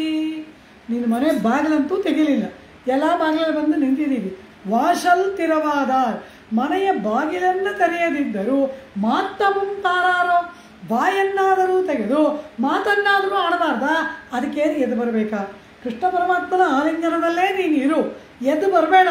ಆ ಆಲಿಂಗನದಲ್ಲಿ ಇದ್ದುಕೊಂಡೆ ಬಂದಿರಾ ಸಖಿಯರೇ ಅಂತ ಒಂದು ಮಾತಾಡು, ಆ ಮಾತಾಡೋಕ್ಕೂ ನಿನಗಾಗಲ್ವಾ ಎಂಬುದಾಗಿ ಅವಳನ್ನು ನೋಡಿ ಆಂಡಾಳ್ ಇಲ್ಲಿ ಕೇಳ್ತಾಳೆ. ಅಥವಾ ಕೃಷ್ಣಾನುಭವದಲ್ಲಿ ಮೈಮರೆತು ಬಿಟ್ಟು, ಕೃಷ್ಣ ಗುಣಾನುಭವದಲ್ಲಿ ಮೈಮರೆತು, ಆದ್ದರಿಂದ ಕಂಠ ತುಂಬಿ ಬಂದು ಗದ್ಗದಿತಳಾಗಿ ಮಾತಾಡೋಕ್ಕೆ ಆಗ್ತಾ ಇಲ್ವಾ ನಿನಗೆ? ರಾಮ ರಾವಣ ವಧೆಯನ್ನು ಮಾಡಿ ಆ ಶುಭವಾರ್ತೆಯನ್ನು ಹನುಮಾನ್ ಸೀತಾ ಅಶೋಕವನದಲ್ಲಿರುವ ಸೀತೆಗೆ ತಿಳಿಸುವುದಕ್ಕೆ ಹೋದಾಗ ಆ ಸೀತಾ ಏನು ಮಾಡಿದ್ಲು? ರಾಮ ವಿಜಯರಾಘವನಾಗಿ ಬಂದ, ರಾವಣ ವಧೆಯಾಯಿತು ಎಂಬ ಮಾತನ್ನು ಕೇಳಿದ ಕೂಡಲೇ ಕಂಠ ತುಂಬಿ ಬಂದ್ಬಿಡ್ತು ಸೀತೆಗೆ. ಎದುರಿಗೆ ನಿಂತ ಹನುಮಾನನಿಗೆ ಏನು ಉತ್ತರ ಕೊಡೋದು ಅಂತ ತೋರಿಸ್ತಾ ಇಲ್ಲ, ಕಂಠ ಗದ್ಗದಿತವಾಗಿಬಿಟ್ಟಿದೆ ಅವಳಿಗೆ. ಕಂಠೇನ ಅವರುದ್ಧ ಸಾ ಅಂತಾರೆ ವಾಲ್ಮೀಕಿ. ಗದ್ಗದಿತವಾದ ಕಂಠ ಉಳ್ಳಂತಹ ಆ ಸೀತೆ ಎಂದರು. ಯಾವ ಸೀತೆ? 10 ತಿಂಗಳಿನಿಂದ ರಾವಣಾಂತಃಪುರದಲ್ಲಿ ನರಕ ಯಾತನೆ ಅನುಭವಿಸಿದ ಆ ಸೀತೆ. ಸಾ ರಾವಣನ ವಿಜಯ ವಾರ್ತೆಯನ್ನು ಕೇಳುವುದಕ್ಕೆ ಚಾತಕ ಪಕ್ಷಿಯಂತೆ ಕಾದಿದ್ದ ಸಾ ಅವಳು, ಆ ಸೀತೆ.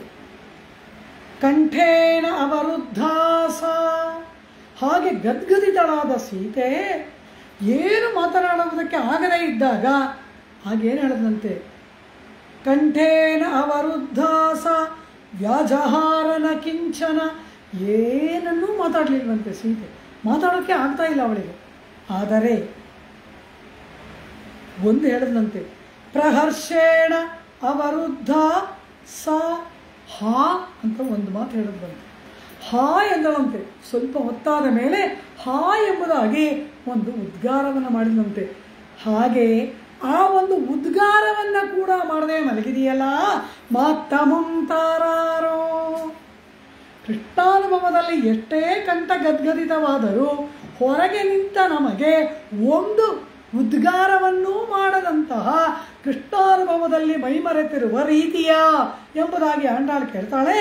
ನೋತ್ತೆಚ್ಚುವರ್ಕಂ ಪೂಹಿನ್ನ ಅಮ್ಮನಾಯ್ ಮತ್ತಮುಂತಾರೋ ವಾಶಲ್ತಿರವಾದಾರ್ ಏವ ಮುಕ್ತ ಸಮುಪತ್ಯ ಸೀತಾ ಶಶಿ ನಿಭಾನನ ಪ್ರಹರ್ಷೇಣ ಅವರುದ್ಧಾಸ ವ್ಯಾಜಹಾರನ ಕಿಂಚನ.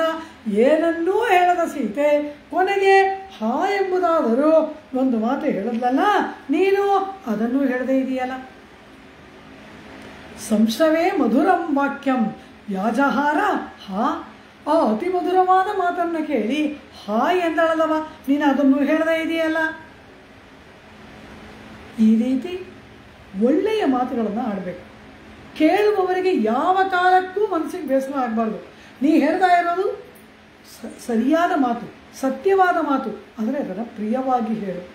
ಸತ್ಯಂ ಬ್ರೂಯಾತ್ ಪ್ರಿಯಂ ಬ್ರೂಯಾತ್ ನ ಬ್ರೂಯಾತ್ ಸತ್ಯಂ ಅಪ್ರಿಯಂ. ಸತ್ಯವನ್ನೇ ಹೇಳು, ಸತ್ಯವನ್ನೇ ಹೇಳ್ತೀನಿ ಅಂತ ಕಟುವಾಗಿ ಅದನ್ನು ಹೇಳಬೇಡ, ಅದನ್ನು ಪ್ರಿಯವಾಗಿ ಹೇಳು.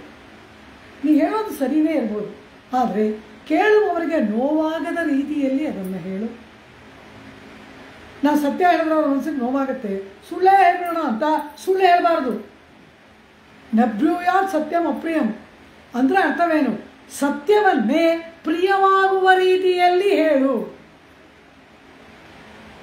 ಅಂಥ ಒಂದು ಮಾತನ್ನು ನೀನು ಆಡಬಾರದ. ಕೃಷ್ಣನ ಆಲಿಂಗನದ ಐಶ್ವರ್ಯದಲ್ಲಿ ನೀನು ಮೈಮರೆತಿದ್ದೀಯ. ಕೃಷ್ಣ ವಿರಹದಲ್ಲಿ ಬಡವರಾದ ನಮ್ಮನ್ನು ಕಡೆಗಾಣಿಸಿದೆಯಲ್ಲ, ಇದು ನಿನಗೆ ಉಚಿತವಾ ಎಂಬುದಾಗಿ ಕೇಳಿದಾಗ ಇದುವರೆಗೂ ಸುಮ್ಮನಿದ್ದವಳು ಈಗ ಹೇಳ್ತಾಳಂತೆ, ಏನೋ ನೀವು ಹೇಳೋದು ಕೇಳಿದ್ರೆ ಆ ಕೃಷ್ಣ ಇಲ್ಲಿ ನನ್ನ ಪಲ್ಲಂಗದಲ್ಲೇ ಇದ್ದಾನೆ, ಅವನ ಆಲಿಂಗನದಲ್ಲಿ ನಾನಿದ್ದೀನಿ, ಅವನ ಆಲಿಂಗನದ ಸುಖದಲ್ಲಿ ಮೈ ಮರೆತು ಬಿಟ್ಟಿದ್ದೀನಿ. ವ್ರತಾಚರಣೆಯ ಫಲವಾದ ಕೃಷ್ಣ ನನ್ನ ಆಲಿಂಗನದಲ್ಲೇ ಇದ್ದುಬಿಟ್ಟು ಅವನ ಆಲಿಂಗನಾನುಭವದಲ್ಲಿ ನಾನು ಮೈ ಮರೆತು ಬಿಟ್ಟಿದ್ದೀನಿ ಅಂತ ನೀವು ಮಾತಾಡ್ತಾ ಇದ್ದೀರಲ್ಲ, ಹೀಗೆ ನನ್ನ ಪಕ್ಕದಲ್ಲಿ ಕೃಷ್ಣ ಇದ್ದಾನ ಎಂಬುದಾಗಿ ಕೇಳ್ತಾಳೆ ಒಳಗಿರುವವಳು. ಈಗ ಆಂಡಾಳು ಹೇಳ್ತಾಳೆ, ಇದಾನೆ ಬಾಗಿಲಿನ ಹೊರಗೆ ನಿಂತಿದ್ದೀರ, ನಾನು ಮನೆ ಒಳಗಿದ್ದೀನಿ, ಒಳಗೆ ಕೃಷ್ಣ ಇದಾನ ಇಲ್ವ ಅಂತ ನಿಮಗೆ ಯಾಕೆ ಗೊತ್ತು? ನಮಗೆ ಗೊತ್ತು ಅಂತಾಳೆ ಆಂಡಾಳು. ಹೇಗೆ ಎಂದು, ನೀನು ನಿನಗೆ ಕಳ್ಳತನ ಮಾಡ್ಬೋದು, ಕಾರಣ ಕಳ್ಳನ ಸಹವಾಸ. ಬರೀ ಸುಳ್ಳೇ ಹೇಳುವವನು ಅವನು. ಹಸಿ ಹಸಿ ಸುಳ್ಳನ್ನೇ ಹೇಳುವುದರಲ್ಲಿ ಬಹಳ ನಿಷ್ಣಾತನಾದವನು ಈ ಕರಿಯ. ಅವನ ಸಹವಾಸದಿಂದ ನೀನು ಕೂಡ ಸುಳ್ಳನ್ನು ಹೇಳುವುದನ್ನು ಚೆನ್ನಾಗಿ ಕಲಿತಿದೆಯಾ. ಅವನೊಬ್ಬ ಸುಳ್ಳ, ಅವನ ಸಹವಾಸದಿಂದ ನೀನು ಸುಳ್ಳು ಹೇಳ್ತಿದ್ಯಾ. ಇಬ್ಬರೂ ಪರಸ್ಪರ ಆಲಿಂಗನದಲ್ಲಿ ಮೈಮರೆತು ತಾನು ನಿನ್ನ ಮನೆಯ ಒಳಗಡೆ ಇಲ್ಲ ಎಂಬ ಹಾಗೆ ಅವನು ನಾಟಕ ಆಡ್ತಾ ಇದ್ದಾನೆ. ಅವನು ನಿನ್ನ ಪಲ್ಲಂಗದಲ್ಲಿ ಇಲ್ಲ ಎಂಬ ಹಾಗೆ ನೀ ನಾಟಕ ಆಡ್ತಿದ್ಯಾ. ಆದರೂ ಕೃಷ್ಣ ಒಳಗಡೆ ಇದ್ದಾನೆ ಎಂಬುದು ನಮಗೆ ಗೊತ್ತು. ನೀವಿಬ್ಬರೂ ನಾಟಕ ಆಡಿದ್ರು ಸುಳ್ಳು ಹೇಳಿದ್ರು ನಮಗೆ ಗೊತ್ತು. ಕಾರಣ ನಮಗೊಬ್ಬ ಸಖಿ ಇದ್ದಾಳೆ, ಅವಳು ಒಳಗಡೆ ಕೃಷ್ಣ ಇದ್ದಾನೆ ಅಂತ ನಮಗೆ ಹೇಳ್ತಾ ಇದ್ದಾಳೆ. ಇನ್ನೊಬ್ಬ ಸಖಿಯ ಅವಳಾರು?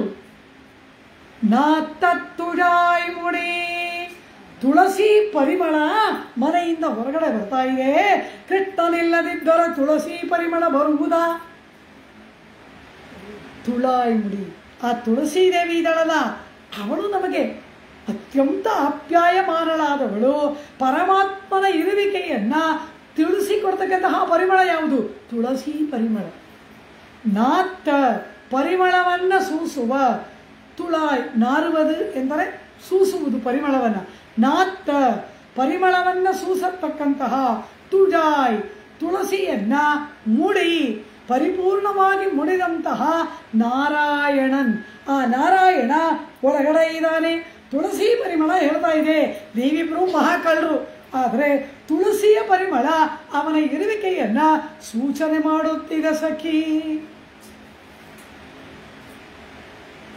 ಆ ಗೋಪಿಗೆ ಹೇಳ್ತಾಳೆ, ಅಯ್ಯೋ ತುಳಸಿ ಪರಿಮಳದಿಂದ ಕೃಷ್ಣ ಒಳಗಡೆ ಇದ್ದಾನೆ ಅಂತ ಭ್ರಮಿಸಿದರ, ನಿಮಗೆಲ್ಲೋ ಭ್ರಮೆ. ಒಂದು ಸಾರಿ ಕೃಷ್ಣ ಆಲಿಂಗನ ಮಾಡಿಬಿಟ್ರೆ 100 ಸಾರಿ ಸ್ನಾನ ಮಾಡಿದ್ರು ತುಳಸಿ ಪರಿಮಳ ಬಿಟ್ಟು ಹೋಗಲ್ಲ. 100 ಕುಳಿಕ್ಕೆ ಹೋಗಾದಿರೆ ಪೆರಿಯವಚನ ಬೆಳೆ ಹೇಳ್ತಾರೆ. 100 ಸಾರಿ ಸ್ನಾನ ಮಾಡಿದ್ರು, ಒಮ್ಮೆ ಕೃಷ್ಣ ಆಲಿಂಗನ ಮಾಡ್ಕೊಂಡ್ಬಿಟ್ರೆ 100 ಸಾರಿ ಸ್ನಾನ ಮಾಡಿದ್ರು ಕೂಡ ಆ ಪರಿಮಳ ಬಿಟ್ಟು ಹೋಗಲ್ಲ. ಎಂದೋ ಕೃಷ್ಣ ಮಾಡಿದ ಆಲಿಂಗನ ಆ ಪರಿಮಳ ಬರ್ತಾ ಇದೆ, ಆದ್ದರಿಂದ ನೀವು ಕೃಷ್ಣ ಒಳಗಡೆ ಇದ್ದಾನೆ ಅಂತ ಹೇಳ್ತಿದ್ದೀರಾ. ಸರಿ, ನಿಮ್ಮ ಅಭಿಪ್ರಾಯಕ್ಕೆ ನಾನು ಬರ್ತೀನಿ. ಎಲ್ಲರೂ ವ್ರತ ಮಾಡಬೇಕು ಅಂತ ತೀರ್ಮಾನ ಮಾಡಿದ್ವಿ. ಹಾಗೆ ಹೇಳಿ ನನ್ನ ಮನೆ ಒಳಗಡೆ ನಾನು ಬಂದೆ. ನೀವುಗಳೋ ನಾ ಮನೆ ಒಳಗಡೆ ಬಂದಾಗಲಿಂದ ನನ್ನ ಮನೆ ಬಾಗಿಲಲ್ಲೇ ಕೂತಿದ್ದೀರ. ನೀವೆಲ್ಲಾದರೂ ಹೋದ್ರ ಬೀದಿ ಅಲಿತಾ ಹಾಡು ಹಾಡ್ತಾ ಕೃಷ್ಣನ ಸಂಕೀರ್ತನೆ ಮಾಡ್ತಾ ಇಲ್ಲೇ ಕೂತಿದ್ದೀರ. ನಿಮ್ಮ ಕಣ್ಣನ್ನು ಮರೆಸಿ ಆ ಕೃಷ್ಣ ಅದು ಯಾವಾಗ ಒಳಗೆ ಬರೋಕ್ಕೆ ಸಾಧ್ಯ? ಇಲ್ಲೇ ಕೂತಿದ್ದೀರಲ್ಲ, ಏನಾದರೂ ಆ ಕಡೆ ಮಿಸ್ ಮಾಡಿದ್ದೀರಾ? ಹೀಗಿರುವ ನಿಮ್ಮ ಕಣ್ಣು ತಪ್ಪಿಸಿ ಆ ಕೃಷ್ಣ ನನ್ನ ಮನೆಯ ಒಳಗಡೆ ಬರುವುದಾದರೂ ಹೇಗೆ? ಆಹಾ, ಜಾಣ್ಮೆಯ ಮಾತನಾಡ್ತೀಯಾ? ನಮ್ಮ ಕಣ್ಮುಂದೆ ಕೃಷ್ಣ ಬರಬೇಕು. ಅವನು ಯಾರು? ನಾರಾಯಣನ್, ಸರ್ವಾಂತರ್ಯಾಮಿಯಾದವನು. ಅಂತರ್ಬಹಿಶ್ಚ ತತ್ ಸರ್ವಂ ವ್ಯಾಪ್ಯ ನಾರಾಯಣ ಸ್ಥಿತ ಅಂತ ಅವನು ಎಲ್ಲ ಕಡೆ ವ್ಯಾಪಿಸಿರೋದೆ ನಿನ್ನ ಶಯ್ಯಾ ಮಂದಿರಕ್ಕೆ ಕಳ್ಳತನದಲ್ಲಿ ಬರುವುದಕ್ಕಾಗಿ. ಅವನು ಅದಕ್ಕೋಸ್ಕರ ಎಲ್ಲ ಕಡೆ ವ್ಯಾಪಿಸ್ಬಿಟ್ಟಿದ್ದಾನಂತೆ. ಯಾವಾಗ ಅಂದರೆ ಇವನು ಶಯ್ಯ ಮಂದಿರಕ್ಕೆ ತೋರಿದ ಸ್ಥಳದಲ್ಲಿ ಪ್ರತ್ಯಕ್ಷವಾಗುವುದಕ್ಕೆ. ನಮ್ಮ ಕಣ್ಮುಂದೆ ಬರಬೇಕಾ? ಅವನಾರು? ನಾರಾಯಣ. ನಮ್ಮ ಕಣ್ಣಿಗೆ ಕಾಣದಂತೆ ಅಂತರ್ಯಾಮಿಯಾಗಿ ಎಲ್ಲ ಕಡೆ ಇರುವವನು ಅವನಲ್ಲವಾ? ಆದ್ದರಿಂದ ನಮ್ಮ ಕಣ್ಮುಂದೆನೇ ಬರಬೇಕಾಗಿಲ್ಲ. ನಾರಾಯಣನಾದ್ದರಿಂದ ಅವನ ಅಲ್ಲೇ ಪ್ರತ್ಯಕ್ಷ ಆಗಿ ನಿನ್ನ ಜೊತೆ ಇದ್ದಾನೆ. ಸಾಲದ್ದಕ್ಕೆ ನಿನ್ನ ಮನೆ ಕೃಷ್ಣನ ಮನೆ ಪಕ್ಕದಲ್ಲಿದೆ. ಕೃಷ್ಣನ ಮನೆಯಿಂದ ಇವನ ಮನೆಗೆ ಒಂದು ಕಳ್ಳ ಬಾಗಿಲಿದೆಯಂತೆ. ಆ ಬಾಗಿಲಿಂದ ಕೃಷ್ಣ ಬಂದಿದ್ದಾನೆ ಅಂತಾಳೆ ಹೊರಗಡೆ ಇರುವವರು. ಏನು ರಸವಾಗಿ ಮಾತಾಡ್ತಾರೆ. ಆ ರೀತಿಯಾಗಿ ಅವನು ಬರುವವನು. ಕೃಷ್ಣನ ಮನೆ ಪಕ್ಕದ ಮನೆ ಅಲ್ವಾ? ಅವನು ಮನೆಯ ಬಾಗಿಲಿಂದ ಹೊರಗಡೆಯಿಂದ ಬರುವ ಅವಶ್ಯಕತೆ ಇಲ್ಲ. ಅವನು ಮಹಾಕಳ್ಳ. ಕಳ್ಳ ಬಾಗಿಲಿನಿಂದ ಬಂದ ಕಳ್ಳ ಅವನು ಒಳಗಿದ್ದಾನೆ ಅಂತಾಳೆ ಆಂಡಾಳ್. ನಾತ್ತುಳಾಯ್ ಮುಡಿ ನಾರಾಯಣನ್ ಎಂಬುದಾಗಿ ಆ ಪರಮಾತ್ಮ ಒಮ್ಮೆ ಆಲಿಂಗನ ಮಾಡಿದ್ರು ಸಾಕು, ಎಷ್ಟು ವರ್ಷಗಳಾದರೂ ಪರಿಮಳ ಹೋಗಲ್ವಂತೆ. ಕಾರಣ ಏನು? ಆ ಕೃಷ್ಣ, ಆ ಪರಮಾತ್ಮ ಯಾವ ರೀತಿ ಮಾಲೆ ಧರಿಸಿದ್ದಾನೆ. ನಮ್ಮ ಇವರು ತಿರುವಾಯ್ಮಡಿಯಲ್ಲಿ ಅದ್ಭುತವಾಗಿ ಹಾಡ್ತಾರೆ.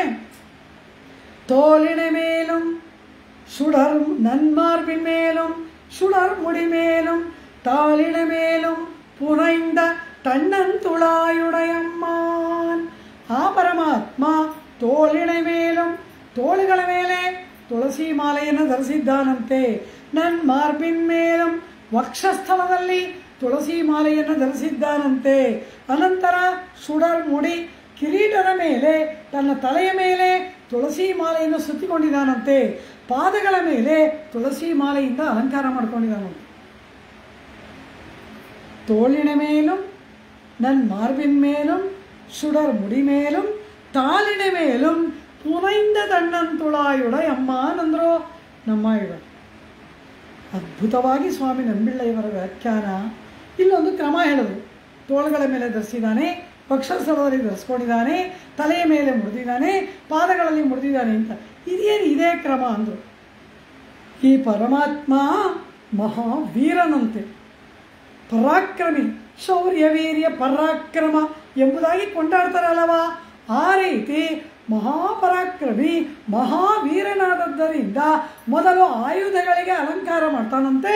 ತೋಳಿನ ಮೇಲೂ ಕೈಯಲ್ಲಿ ಶಂಖಚಕ್ರವನ್ನು ಹಿಡಿದಿದ್ದಾನಲ್ಲ, ಅದು ತೋಮಾಲೆ ಸೇವೆ ಹೇಳ್ತೀವಿ. ತೋಮಾಲೆ ಅಲ್ಲ, ತೋಳ್ಮಾಲೈ. ಆ ಲಕಾರ ಹೋಗ್ಬಿಡ್ತು. ತೋಳ್ಮಾಲೈ ಪರಮಾತ್ಮನಿಗೆ ಹೀಗೆ ಧರಿಸ್ತಾರೆ. ಶ್ರೀನಿವಾಸನಿಗೆ ಎರಡೂ ತೋಳುಗಳ ಮೇಲೆ ಇಳಿಬಿದ್ದ ಮಾಲೆ, ತೋಳ್ಮಾಲೈ. ಪರಮಾತ್ಮ ತೋಳಿನ ಮೇಲೂ ನಮ್ಮ ಹಾಡಿದ್ರಲ್ವ, ಎರಡೂ ತೋಳುಗಳಲ್ಲಿ ಕೈಗಳಲ್ಲಿ ಶಂಖಚಕ್ರವನ್ನು ಧರಿಸಿದ್ದಾನೆ. ಮಹಾವೀರ ಪುರುಷೋತ್ತಮ ಆದ್ದರಿಂದ ಆ ತುಳಸಿಯಿಂದ ಮೊದಲು ಆಯುಧಗಳಿಗೆ ಅಲಂಕಾರ ಮಾಡಿಕೊಳ್ತಾನಂತೆ. ಅವುಗಳಿಗೆ ಮೊದಲು ತುಳಸಿ ಮಾಲೆಯನ್ನು ಇಡ್ತಾನಂತೆ. ಆಮೇಲೆ ಮಹಾರಸಿಕ ಶಿರೋಮಣಿ ಶೃಂಗಾರ ಲೋಲ ಇದಾಳಲ್ಲ ಪ್ರಿಯತಮೆ, ಅವಳಿಗೆ ಅಲಂಕಾರ ಮಾಡ್ತಾನಂತೆ. ನನ್ಮಾರ್ಬಿನ್ ಮೇಲಂ ಪ್ರಿಯತಮೆಯ ಅಂತಃಪುರವನ್ನು ಅಲಂಕಾರ ಮಾಡ್ತಾನಂತೆ. ಅವಳ ಅಂತಃಪುರ ವಕ್ಷಸ್ಥಳವಲ್ಲವ, ಆ ಅಂತಃಪುರ ಪ್ರಿಯತಮೆ ಇರುವ ಸ್ಥಳವನ್ನು, ಆ ಮಹಾಲಕ್ಷ್ಮಿಯನ್ನ ಅವಳಿಗೆ ಅಲಂಕಾರ ಮಾಡ್ತಾನಂತೆ. ನನ್ಮಾರ್ಬಿನ್ ಮೇಲಂ. ಆದರೆ ಇವನಾರು ಶ್ರೀಯಪತಿಯಾಗಿ ಇರ್ತಕ್ಕಂತಹ ಇವನು ದೇವಾದಿದೇವನಲ್ಲವ. ಆ ರೀತಿ 33 ಕೋಟಿ ದೇವತೆಗಳು ಕೂಡ ಇವನ ಕಾಲಿಗೆ ಬಂದು ಬಿಡ್ತಾರಲ್ಲ. ಯಾಕೆ ಬರ್ತಾರೆ? ನಮಗೆಲ್ಲ ಇವನು ಒಡೆಯ ಅಂತ ಆ ದೇವಾದಿದೇವತ್ವದ ಆ ಪರಮಾತ್ಮನ ಪರತ್ವ ಸೂಚಕವಾದ ಕಿರೀಟವನ್ನು ನೋಡ್ತಾರಂತೆ. ಮುಡಿಯಾನೆ ಮೂವುಲಹುಂ ತೊಳುದೇತ್ತಂ ಶೀರಡಿಯಾನೆ. ನಮ್ಮ ಮುಡಿಯಾನೆ ತೊಟ್ಟಿದನಲ್ಲ ಕಿರೀಟ ತಲೆಯ ಮೇಲೆ, ಅದು ಯಾವುದಕ್ಕೆ ಸೂಚಕ? ಸಮಸ್ತ ಉಭಯ ವಿಭೂತಿ ನಾಥತ್ವದ ಸೂಚಕ ಆ ಕಿರೀಟ. ಪರತ್ವ ಸೂಚಕವಾದದ್ದು ಅವನ ಶಿರದಲ್ಲಿ ವಿರಾಜಮಾನವಾದ ಆ ಮುಡಿ ಮಕುಟ. ಅದರ ಮೇಲೆ ತುಳಸಿ ಮಾಲೆ ಇಟ್ಕೋತಾನಂತೆ. ಕಾರಣ ಏನು? ಆ ಎಲ್ಲ ಸಮಸ್ತ ದೇವತೆಗಳು ಕೂಡ ಆ ಮುಡಿಯನ್ನು ನೋಡ್ತಾರಂತೆ. ಇವನು ನಮಗಿಂತ ದೊಡ್ಡವನು, ಇವನು ನಮಗಿಂತ ದೊಡ್ಡವನು ಅಂತಾರಂತೆ. ಅದಕ್ಕಾಗಿ ದೇವತೆಗಳೆಲ್ಲರೂ ಕಾಣುವ ಮುಡಿಯನ್ನು ಅಲಂಕಾರ ಮಾಡ್ಕೋತಾನಂತೆ. ಏನೇ ಅಲಂಕಾರ ಮಾಡಿದ್ರು, ಯಾವುದನ್ನೇ ಮಾಡಿದ್ರು ಕೂಡ ಕೊನೆಗೆ ಎಲ್ಲರೂ ಶರಣಾಗಿ ಬಂದು ಬೀಳುವುದು ಪಾದದಲ್ಲವ, ಭಕ್ತರು ಬಂದು ಹಿಡಿಯುವ ಪಾದಕ್ಕಾಗಿ ತಾಳಿನ ಮೇಲಂ ಪಾದಗಳನ್ನು ತುಳಸಿ ಮಾಲೆಯಿಂದ ಅಲಂಕಾರ ಮಾಡ್ಕೊಂಡಿದ್ದಾನಂತೆ. ಎಷ್ಟು ಚೆನ್ನಾಗಿ ಪಾಶರ ಹಾಡ್ತಾರೆ. ಈ ಕ್ರಮ ಹೇಳ್ತಾರಲ್ಲ, ವ್ಯಾಖ್ಯಾನ ಮಾಡ್ತಾರೆ ನೋಡಿ. ತೋಳುಗಳ ಮೇಲೆ ಯಾಕೆ, ಅನಂತರ ವಕ್ಷಸ್ಥಳ, ಅನಂತರ ಮುಡಿ, ಅನಂತರ ಪಾದಗಳು, ಇದನ್ನೆಲ್ಲ ವ್ಯಾಖ್ಯಾನಕಾರರು ಹೇಳಲಿಲ್ಲ ಅಂದರೆ ಯಾವ ಆಳ್ವಾರರ ಪಾಶರವನ್ನು ನಾವು ಏನಂತ ಅನುಭವಿಸೋದು? ಸಮಸ್ತ ವ್ಯಾಖ್ಯಾನಕಾರರಾದ ಪೂರ್ವಾಚಾರ್ಯರುಗಳಿಗೆ ನಮೋ ನಮಃ. தோளின மேலும் நன்மார்பின் மேலும் சுடர் முடி மேலும் தாளின மேலும் புனைந்த ತಣ್ಣಂತುಳಾಯುಡೆಯಮ್ಮಾನ್. ಈ ರೀತಿ ನಖಶಿಖಾಂತ ತುಳಸಿಯನ್ನು ಧರಿಸಿದವನು ಅವನಿಲ್ಲದೆ ಹೋದರೂ ಕೂಡ ಆ ಪರಿಮಳ ಇರುತ್ತದೆ ಅಲ್ಲವ. ಗೋದೆ ಅಂತಲೇ ಒಳಗಿರುವ ನಾಯಿಕ. ಆದ್ದರಿಂದ ಅವನು ಈಗ ಇಲ್ಲ, ಪರಿಮಳ ಮಾತ್ರ ಇಲ್ಲೇ ಇದೆ. ಅವನಾರು?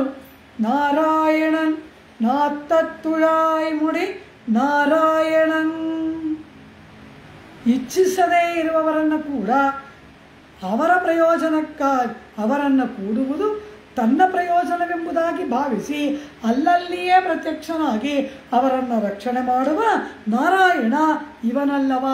ಇಚ್ಛೆ ಬಂದ ಸ್ಥಳದಲ್ಲಿ ಆವಿರ್ಭವಿಸುವುದಕ್ಕಾಗಿಯೇ ಅಂತರ್ಯಾಮಿಯಾಗಿ ಇರುವವನು ಎಂಬುದನ್ನು ನಾರಾಯಣ ಶಬ್ದದಿಂದ ಆಂಡಾಳು ಹೇಳ್ತಾಳೆ. ಹೀಗೆ ಅಪೇಕ್ಷೆ ಪಟ್ಟವರನ್ನು ರಕ್ಷಿಸುವುದಕ್ಕಾಗಿ ಸರ್ವಾವಯವಗಳಲ್ಲಿಯೂ ತುಳಸಿ ಮಾಲೆಯನ್ನು ಧರಿಸಿದಂತಹ ಆ ನಾರಾಯಣ ಸರ್ವರಕ್ಷಕನಾದವನು. ನಮ್ಮಾಲ್ ಅಂತಹ ಪರಮಾತ್ಮ, ನಮ್ಮಾಲ್ ಅಂದರೆ ಯಾವ ಪರಿಷ್ಕರಣವೂ ಇಲ್ಲದ, ಯಾವ ಆಚಾರ ವಿಚಾರವೂ ಇಲ್ಲದ, ಕೇವಲ ದನ ಕಾಯುವ ಎಳೆಯ ಬಾಲಕಿಯರಾದ ನಾವು ಕೂಡ ಅಂಜದೆ ಅಳುಕದೆ ಆಶ್ರಯಣ ಮಾಡುವುದಂತಹ ನಮ್ಮಿಂದ.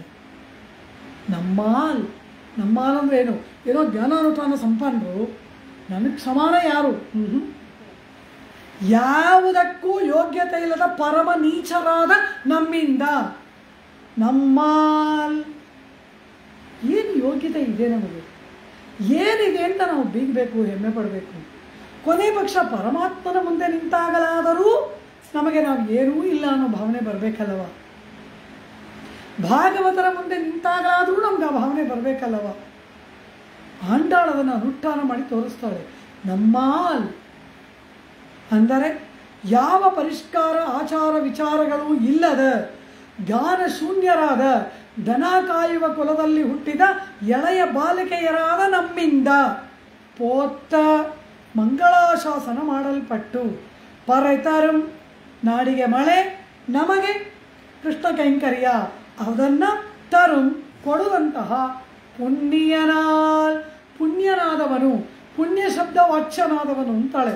ಪುಣ್ಯ ಅಂದರೆ ಯಾರು? ಪರಮಾತ್ಮನ ಹೆಸರೇ ಪುಣ್ಯ, ಅವನನ್ನೇ ಪುಣ್ಯ ಅಂತಾಳೆ ಅಂಡಾಳೆ. ಪುಣ್ಯನಾಲ್ ಅಂದರೆ ಪುಣ್ಯ ಶಬ್ದ ವಾಚ್ಯನಾದವನು, ನಮ್ಮಿಂದ ಮಂಗಳಾಶಾಸನವನ್ನು ಮಾಡಿಸಿಕೊಂಡು ಪುರುಷಾರ್ಥವನ್ನು ಕೊಡ್ತಕ್ಕಂತಹ ಪುಣ್ಯ ಶಬ್ದ ವಾಚ್ಯನಾದವನು ಆ ಪರಮಾತ್ಮ. ಪುಣ್ಯನಾಮಸೌ ಪುಣ್ಯ ಎಂಬುದಾಗಿ ಆ ಪುಣ್ಯ ಶಬ್ದದ ವಾಚ್ಯ. ತಿರುಮಣಿಷೆಯಾಳ್ವಾರ್ ಪರಮಾತ್ಮನ ಮುಂದೆ ನಿಂತು ಅನುಗ್ರಹ ಮಾಡು ಅಂತಾರೆ. ಏನಿದೆ ನಿಮಗೆ ಪುಣ್ಯ, ಏನು ಪುಣ್ಯ ಸಂಪಾದನೆ ಮಾಡಿದ್ದೀರಾ ಅನುಗ್ರಹ ಮಾಡೋಕ್ಕೆ ಅಂತ. ಪುಣ್ಯವ ಏನು ಪರಮಾತ್ಮ ಹೀಗೆ ಕೇಳ್ತೀಯಾ?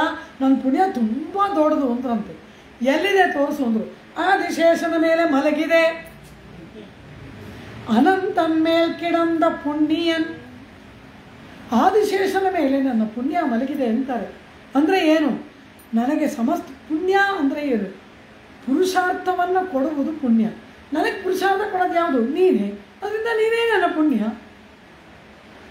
ಅನಂತನ್ ಮೇಲ್ ಕೆಡಂದ ಪುಣ್ಯಂ ಎಂದರಲ್ಲವಾ ಅಲ್ಲಿ ಸ್ವಾಮಿ ತಿರುಮಣಿಷೆಯಾಳ್ವಾರ್. ಪುರುಷಾರ್ಥವನ್ನು ನೀಡುವುದು ಯಾವುದೋ ಅದು ಪುಣ್ಯ. ನಮಗೆ ಬೇಕಾದ ಪುರುಷಾರ್ಥ ನೀನು, ನಿನ್ನನ್ನು ಕೊಡುವವನು ಯಾರು? ನೀನೇ. ಅದರಿಂದ ನೀನೇ ನಮ್ಮ ಪುಣ್ಯ.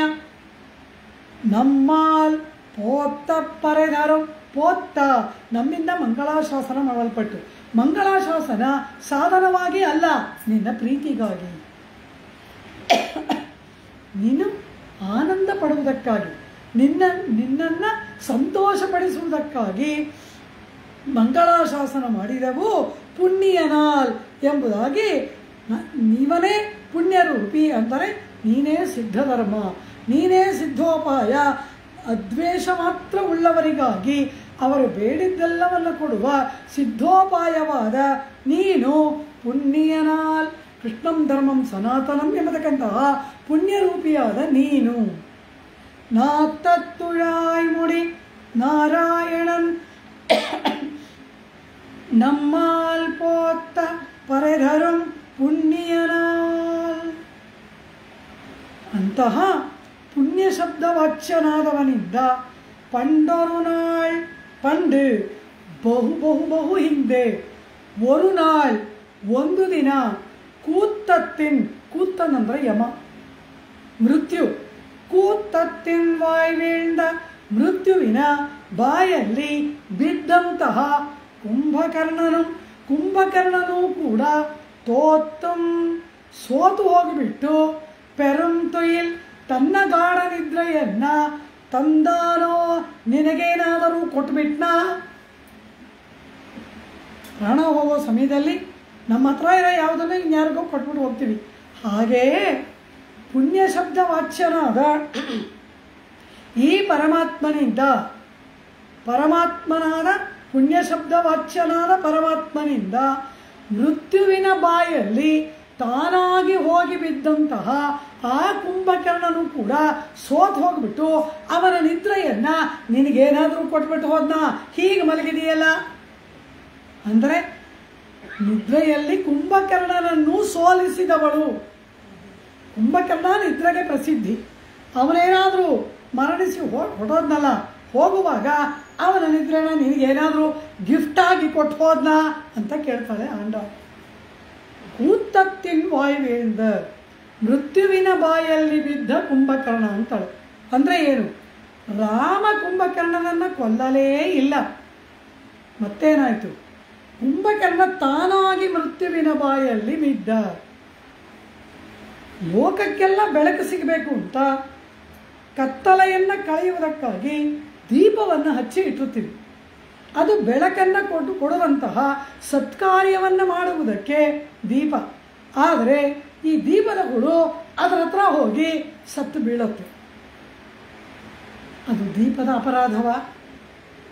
ಲೋಕದಲ್ಲಿ ಎಲ್ಲರಿಗೂ ಶೀತಲವಾದ ತೀರ್ಥ ಸಿಗಲಿ ಅಂತ ಒಳ್ಳೆ ಕೆರೆ ಕಟ್ಟೆಗಳನ್ನು ಪುಣ್ಯಾತ್ಮರು ಕಟ್ಟಿಸಿ ಇಟ್ಟಿರ್ತಾರೆ. ಯಾವನೋ ಒಬ್ಬ ಕತ್ತಲು ಕಲ್ಲು ಕಟ್ಕೊಂಡು ಅದರಲ್ಲಿ ಹೋಗ್ಬಿದ್ದು ಆತ್ಮಹತ್ಯೆ ಮಾಡಿಕೊಂಡ್ರೆ ಕೆರೆಯನ್ನು ಕಟ್ಟಿಸಿದವನ ಅಪರಾಧವ? ಲೋಕೋಪಕಾರಕ್ಕಾಗಿ ಇರುವುದು ಅದು. ನೀನು ಹೋಗಿ ಅದರಲ್ಲಿ ಮೃತ್ಯುವನ್ನು ತಂದುಕೊಂಡರೆ ಅಪರಾಧ ಯಾರದು? ಹಾಗೆ ಲೋಕೋಪಕಾರಕ್ಕಾಗಿ ಅವತರಿಸಿದವನು ಶ್ರೀರಾಮಚಂದ್ರ. ಸರ್ವಭೂತೇಶು ಕೋಹಿತಃ. 16 ಪ್ರಶ್ನೆ ಕೇಳ್ತಾರೆ ವಾಲ್ಮೀಕಿ ನಾರದ ಮುನಿವರ್ಯರನ್ನು. ಅದರಲ್ಲಿ ಒಂದು ಪ್ರಶ್ನೆ, ಸಕಲ ಜೀವರಾಶಿಗಳಿಗೂ ಹಿತವನ್ನೇ ಮಾಡುವವನು ಯಾರು ಅಂತ. ಅದು ರಾಮ. ಹೀಗೆ ಸಕಲ ಭೂತಗಳಿಗೂ ಹಿತವನ್ನು ಮಾಡುವುದಕ್ಕೆ ರಾಮ ಬಂದಾಗ ಆ ರಾಮನಿಗೆ ಶರಣಾಗತಿ ಮಾಡಿ ಕೈ ಜೋಡಿಸಿ ವಿಭೀಷಣ ಹನುಮಾನನಂತೆ ಉಜ್ಜೀವನವನ್ನು ಹೊಂದದೆ ರಾಮನಿಗೆ ಎದುರಾಗಿ ಯುದ್ಧ ಅಸ್ತ್ರಶಸ್ತ್ರಗಳನ್ನು ಹಿಡಿದು ಬಂದು ಸಾವನ್ನ ಕುಂಭಕರ್ಣ ತಾನಾಗಿ ತಂದುಕೊಂಡು ಮೃತ್ಯುವಿನ ಬಾಯಲ್ಲಿ ಬಿದ್ದ. ರಾಮ ಎಂತಹವನು? ಯುದ್ಧದಲ್ಲಿ ರಾವಣ ಪರಿಪೂರ್ಣ ಸೋತು ಮೈಯೆಲ್ಲ ಗಾಯವಾಗಿ ಮೂರ್ಛೆ ಬೀಳ್ತಾನೆ ರಾವಣ. ಆಗ ಸಾರಥಿ ಯುದ್ಧ ರಂಗದಿಂದ ಸ್ವಲ್ಪ ದೂರ ರಾವಣನನ್ನು ದೂರ ಕರ್ಕೊಂಡು ಹೋಗ್ತಾನೆ ಉಪಚಾರ ಮಾಡುವುದಕ್ಕೆ. ಮೂರ್ಛೆ ತಿಳಿದು ಎದ್ದ ರಾವಣ ಅವನು ಹೇಳ್ತಾನೆ, ಆಹಾ ಎಂಥ ವೀರ ರಾಮ, ಏನು ಆನಂದದಿಂದ ಅವನ ಜೊತೆ ಯುದ್ಧ ಮಾಡ್ತಾ ಇದ್ದೆ, ಹೀಗೆ ಬೆನ್ನು ತೋರಿಸಿ ಕರ್ಕೊಂಡು ಬಂದ್ಬಿಟ್ಟಿಯಲ್ಲ ಅಂತ ಹೇಳ್ತಾನೆ. ಆಗ ಆ ರಾವಣ ಕೂಡ ರಾಮನ ಪರಾಕ್ರಮವನ್ನು ಕೊಂಡಾಡ್ತಾನೆ. ಆದರೆ ಹಾಗೆ ಮೂರ್ಛೆ ಬಿದ್ದ ರಾವಣನನ್ನ ಒಂದು ಬಾಣದಿಂದ ರಾಮ ಕೊಲ್ಲಬಹುದಾಗಿತ್ತು. ವಧೆ ಮಾಡಿದನಾ? ಇಲ್ಲ. ಮತ್ತೊಮ್ಮೆ ರಾವಣನ ರಥ, ಸಾರಥಿ, ಬಿಲ್ಲು, ಬಾಣ, ಧನುಸ್ಸು ಎಲ್ಲ ಚೂರು ಚೂರಾಗ್ಬಿಡುತ್ತೆ ರಾಮನ ಬಾಣದಿಂದ. ಕೈಯಲ್ಲಿ ಆ ಧನುಸ್ಸನ್ನು ಹಿಡ್ಕೊಂಡಿದ್ದಾನ ರಾವಣ, ಅಷ್ಟು ಭಾಗ ಮಾತ್ರ ರಾವಣನ ಕೈಯಲ್ಲಿ ಇದೆಯಂತೆ. ಕೊನೆಗೆ ಅದು ಬಿದ್ದು ಹೋಗುತ್ತೆ. ಚಚಾಲ ಚಾಪಂಚ ಮುಮೋಚ ವೀರ. ವಾಲ್ಮೀಕಿಗಳು ಹೇಳ್ತಾರೆ ಚಾಪಂಚ ಅಂದ್ರು. ಚಾಪ ಅಂದರೆ ಧನುಸ್, ಚಾಪಂಚ ಅಂದರೆ ಏನು? ಆ ಬಿಲ್ಲಿನ ತುಂಡು ಇತ್ತಲ್ಲ ಅದು ಕೈಯಿಂದ ಬಿದ್ದೋಯ್ತಂತೆ. ಆ ಬಿಲ್ಲಿನ ತುಂಡು ಕೈಯಲ್ಲಿರುವ ತನಕ ರಾಮ ಯುದ್ಧ ಮಾಡ್ತಾ ಇದ್ದ ರಾವಣನೊಡನೆ. ಆ ತುಂಡು ಬಿದ್ದೋದ ಕೂಡಲೇ ಏನು ಹೇಳ್ತಾನೆ ರಾಮ? ಹೋಗು, ಇಂದು ಅಂತಃಪುರಕ್ಕೆ ಹೋಗು, ನಿನ್ನ ಗಾಯಗಳಿಗೆಲ್ಲ ಚೆನ್ನಾಗಿ ಉಪಚಾರ ಮಾಡಿಸಿಕೊಂಡು ನಾಳೆ ಹೊಸ ರಥ, ಹೊಸ ಧನುಸ್ಸು, ಹೊಸ ಬಾಣಗಳನ್ನು ತೆಗೆದುಕೊಂಡು ಹೊಸದನಾಗಿ ಬಾ ಅಂತಾನೆ. ಅಂದರೆ ಏನು? ಬಿಲ್ಲು ಬಾಣಗಳ ಸಮೇತನಾಗಿ ಬರ್ತಾನೋ ಇಲ್ಲ ಹೀಗೆ ಬರ್ತಾನೋ ತಿಳಿಯದು. ಆಗ ಕೂಡ ರಾಮ ರಾವಣನನ್ನು ನೋಡಿ ಏನು ಹೇಳ್ತಾನೆ? ಗಚ್ಚಾನು ಜಾನಾಮಿ ರಣಾರ್ಧಿತಸ್ತ್ರಂ ಪ್ರವಿಶ್ಯ ರಾತ್ರಿಂಚರ ರಾಜಲಂಕಾಂ. ಹೋಗು, ಯುದ್ಧದಿಂದ ಅತ್ಯಂತ ಆಯಾಸಗೊಂಡ ನೀನು ಆ ನಿನ್ನ ರಾಜಧಾನಿಯಾದ ಲಂಕೆಗೆ ಹಿಂತಿರುಗಿ ಹೋಗಿ ಉಪಚಾರಗಳನ್ನು ಮಾಡ್ಕೋ ಅಂತ ಹೇಳಿ ಪ್ರಾಣದಾನ ಮಾಡಿದವನು. ರಿಪೂಣಾಮಪಿ ವತ್ಸಲಃ. ಶತ್ರುಗಳಲ್ಲಿ ಕೂಡ ವಾತ್ಸಲ್ಯವನ್ನು ತೋರುವವನು ರಾಮ. ಗರುಡ ಈ ಮಾತು ಹೇಳ್ತಾನೆ. ರಿಪೂಣಾಮಪಿ ವತ್ಸಲಃ. ನಾಗಪಾಶದಿಂದ ಬಿಡಿಸಿಕೊಳ್ಳುವುದಕ್ಕೆ ಗರುಡನನ್ನು ಪ್ರಾರ್ಥನೆ ಮಾಡಿದಾಗ ಬಂದ ಗರುಡ ರಾಮನನ್ನು ನೋಡಿ ಹೇಳುವ ಮಾತು ರಿಪೂಣಾಮಪಿ ವತ್ಸಲಃ. ಶತ್ರುಗಳಲ್ಲಿ ಕೂಡ ವಾತ್ಸಲ್ಯವನ್ನು ತೋರುವವನು ನೀನಲ್ಲವಾ ರಾಮ? ಸುಹೃದಂ ಸರ್ವಭೂತಾನ. ಎಲ್ಲ ಭೂತರಾಶಿಗಳಲ್ಲಿಯೂ ಪರಮ ಸ್ನೇಹವನ್ನು ಉಳ್ಳವನು ಪರಮಾತ್ಮ. ಅಷ್ಟೇಕೆ ವಿಭೀಷಣ ಬಂದಿದ್ದಾನೆ ಶರಣಾಗತಿಯನ್ನು ಮಾಡಿ. ಈ ಕಪಿಗಳೆಲ್ಲವೂ ಕೂಡ ಆ ವಿಭೀಷಣನನ್ನು ಅಂಗೀಕಾರ ಮಾಡಬಾರದು. ಬಂದವನು ವಿಭೀಷಣನೋ ಅಥವಾ ವಿಭೀಷಣನ ವೇಷದಲ್ಲಿ ರಾವಣನೇ ಬಂದಿದ್ದಾನೋ? ಬೇಡ ಬೇಡ, ಈ ವಿಭೀಷಣ ಬಂದ ಕಾಲ ಸರಿ ಇಲ್ಲ, ರೀತಿ ಸರಿ ಇಲ್ಲ, ನೂರಾರು ದೋಷಗಳನ್ನು ಆ ವಾನರ ವೀರರೆಲ್ಲರೂ ಕೂಡ ಹೇಳ್ತಾರಲ್ಲವ. ಆಗ ರಾಮ ಏನು ಹೇಳ್ತಾನೆ? ಬಂದವನು ವಿಭೀಷಣನ, ರಾವಣನ, ಮೋಸಗಾರನಾದ ವಿಭೀಷಣನ ವೇಷದ ರಾವಣನ. ಇದೆಲ್ಲ ಏಕೆ? ವಿಭೀಷಣೋ ವಾ ಸುಗ್ರೀವ ಯದಿ ವಾ ರಾವಣ ಸ್ವಯಂ ಆನಯೈನಂ ಹರಿಶ್ರೇಷ್ಠ ದತ್ತಮಸ್ಯ ಅಭಯಂ ಮಯ. ಬಂದವನು ವಿಭೀಷಣನೋ, ವಿಭೀಷಣನ ವೇಷದ ರಾವಣನೋ, ಅಥವಾ 10 ತಲೆ 20 ಕೈಗಳಿಂದ ರಾವಣನೇ ಬಂದಿದ್ದರೂ ಸರಿ, ಕರೆದುತ ಸುಗ್ರೀವ. ರಾವಣನನ್ನೇ ನಿರೀಕ್ಷೆ ಮಾಡ್ತಾ ಇದ್ದೀನಿ, ರಾವಣ ಬರಲಾರಣ ಅಂತ. ಯಾರನ್ನೂ ಕೊಲ್ಲುವುದರಲ್ಲಿ ಇಚ್ಛೆ ಇಲ್ಲ, ರಾವಣನೇ ಬರ್ತಾನ ಶರಣಾಗತನಾಗಿ ಅಂತ ಕಾಯ್ತಾ ಇದ್ದೀನಿ.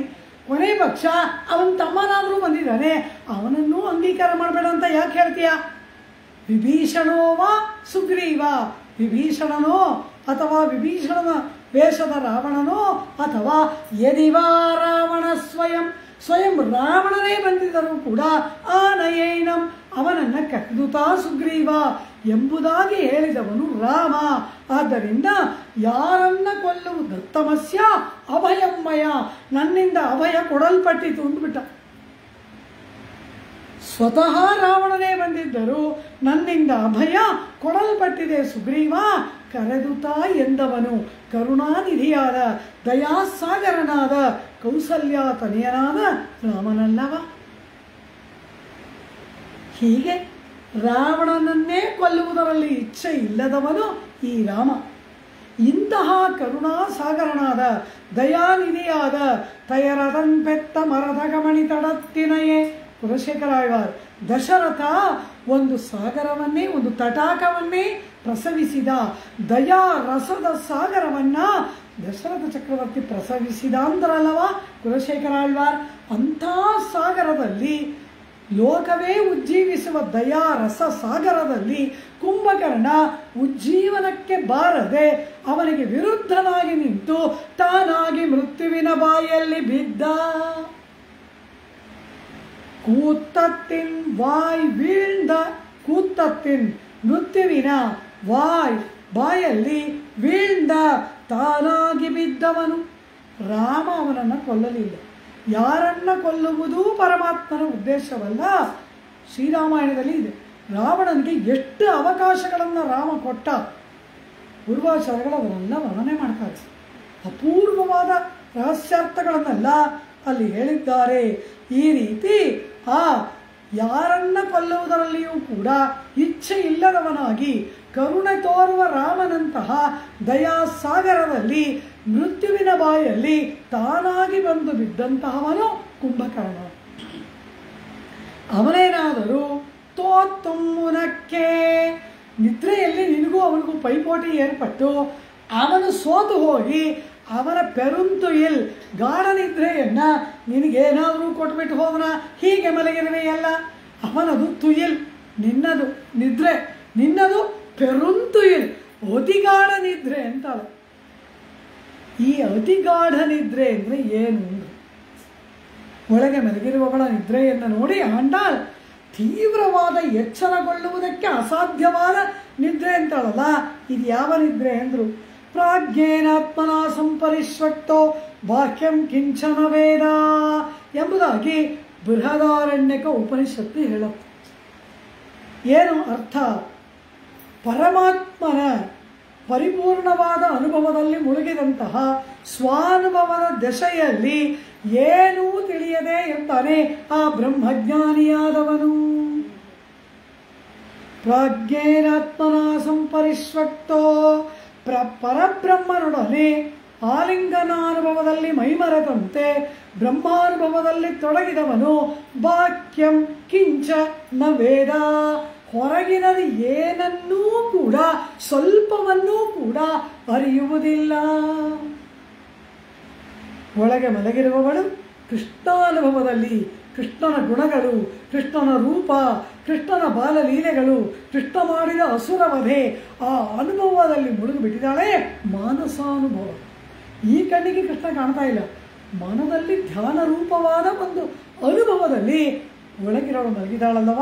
ಹೊರಗಿನ ಯಾವ ಚಟುವಟಿಕೆಗಳು, ವ್ಯವಹಾರಗಳು ಅವಳಿಗೆ ತಿಳಿಯುತ್ತಿಲ್ಲ.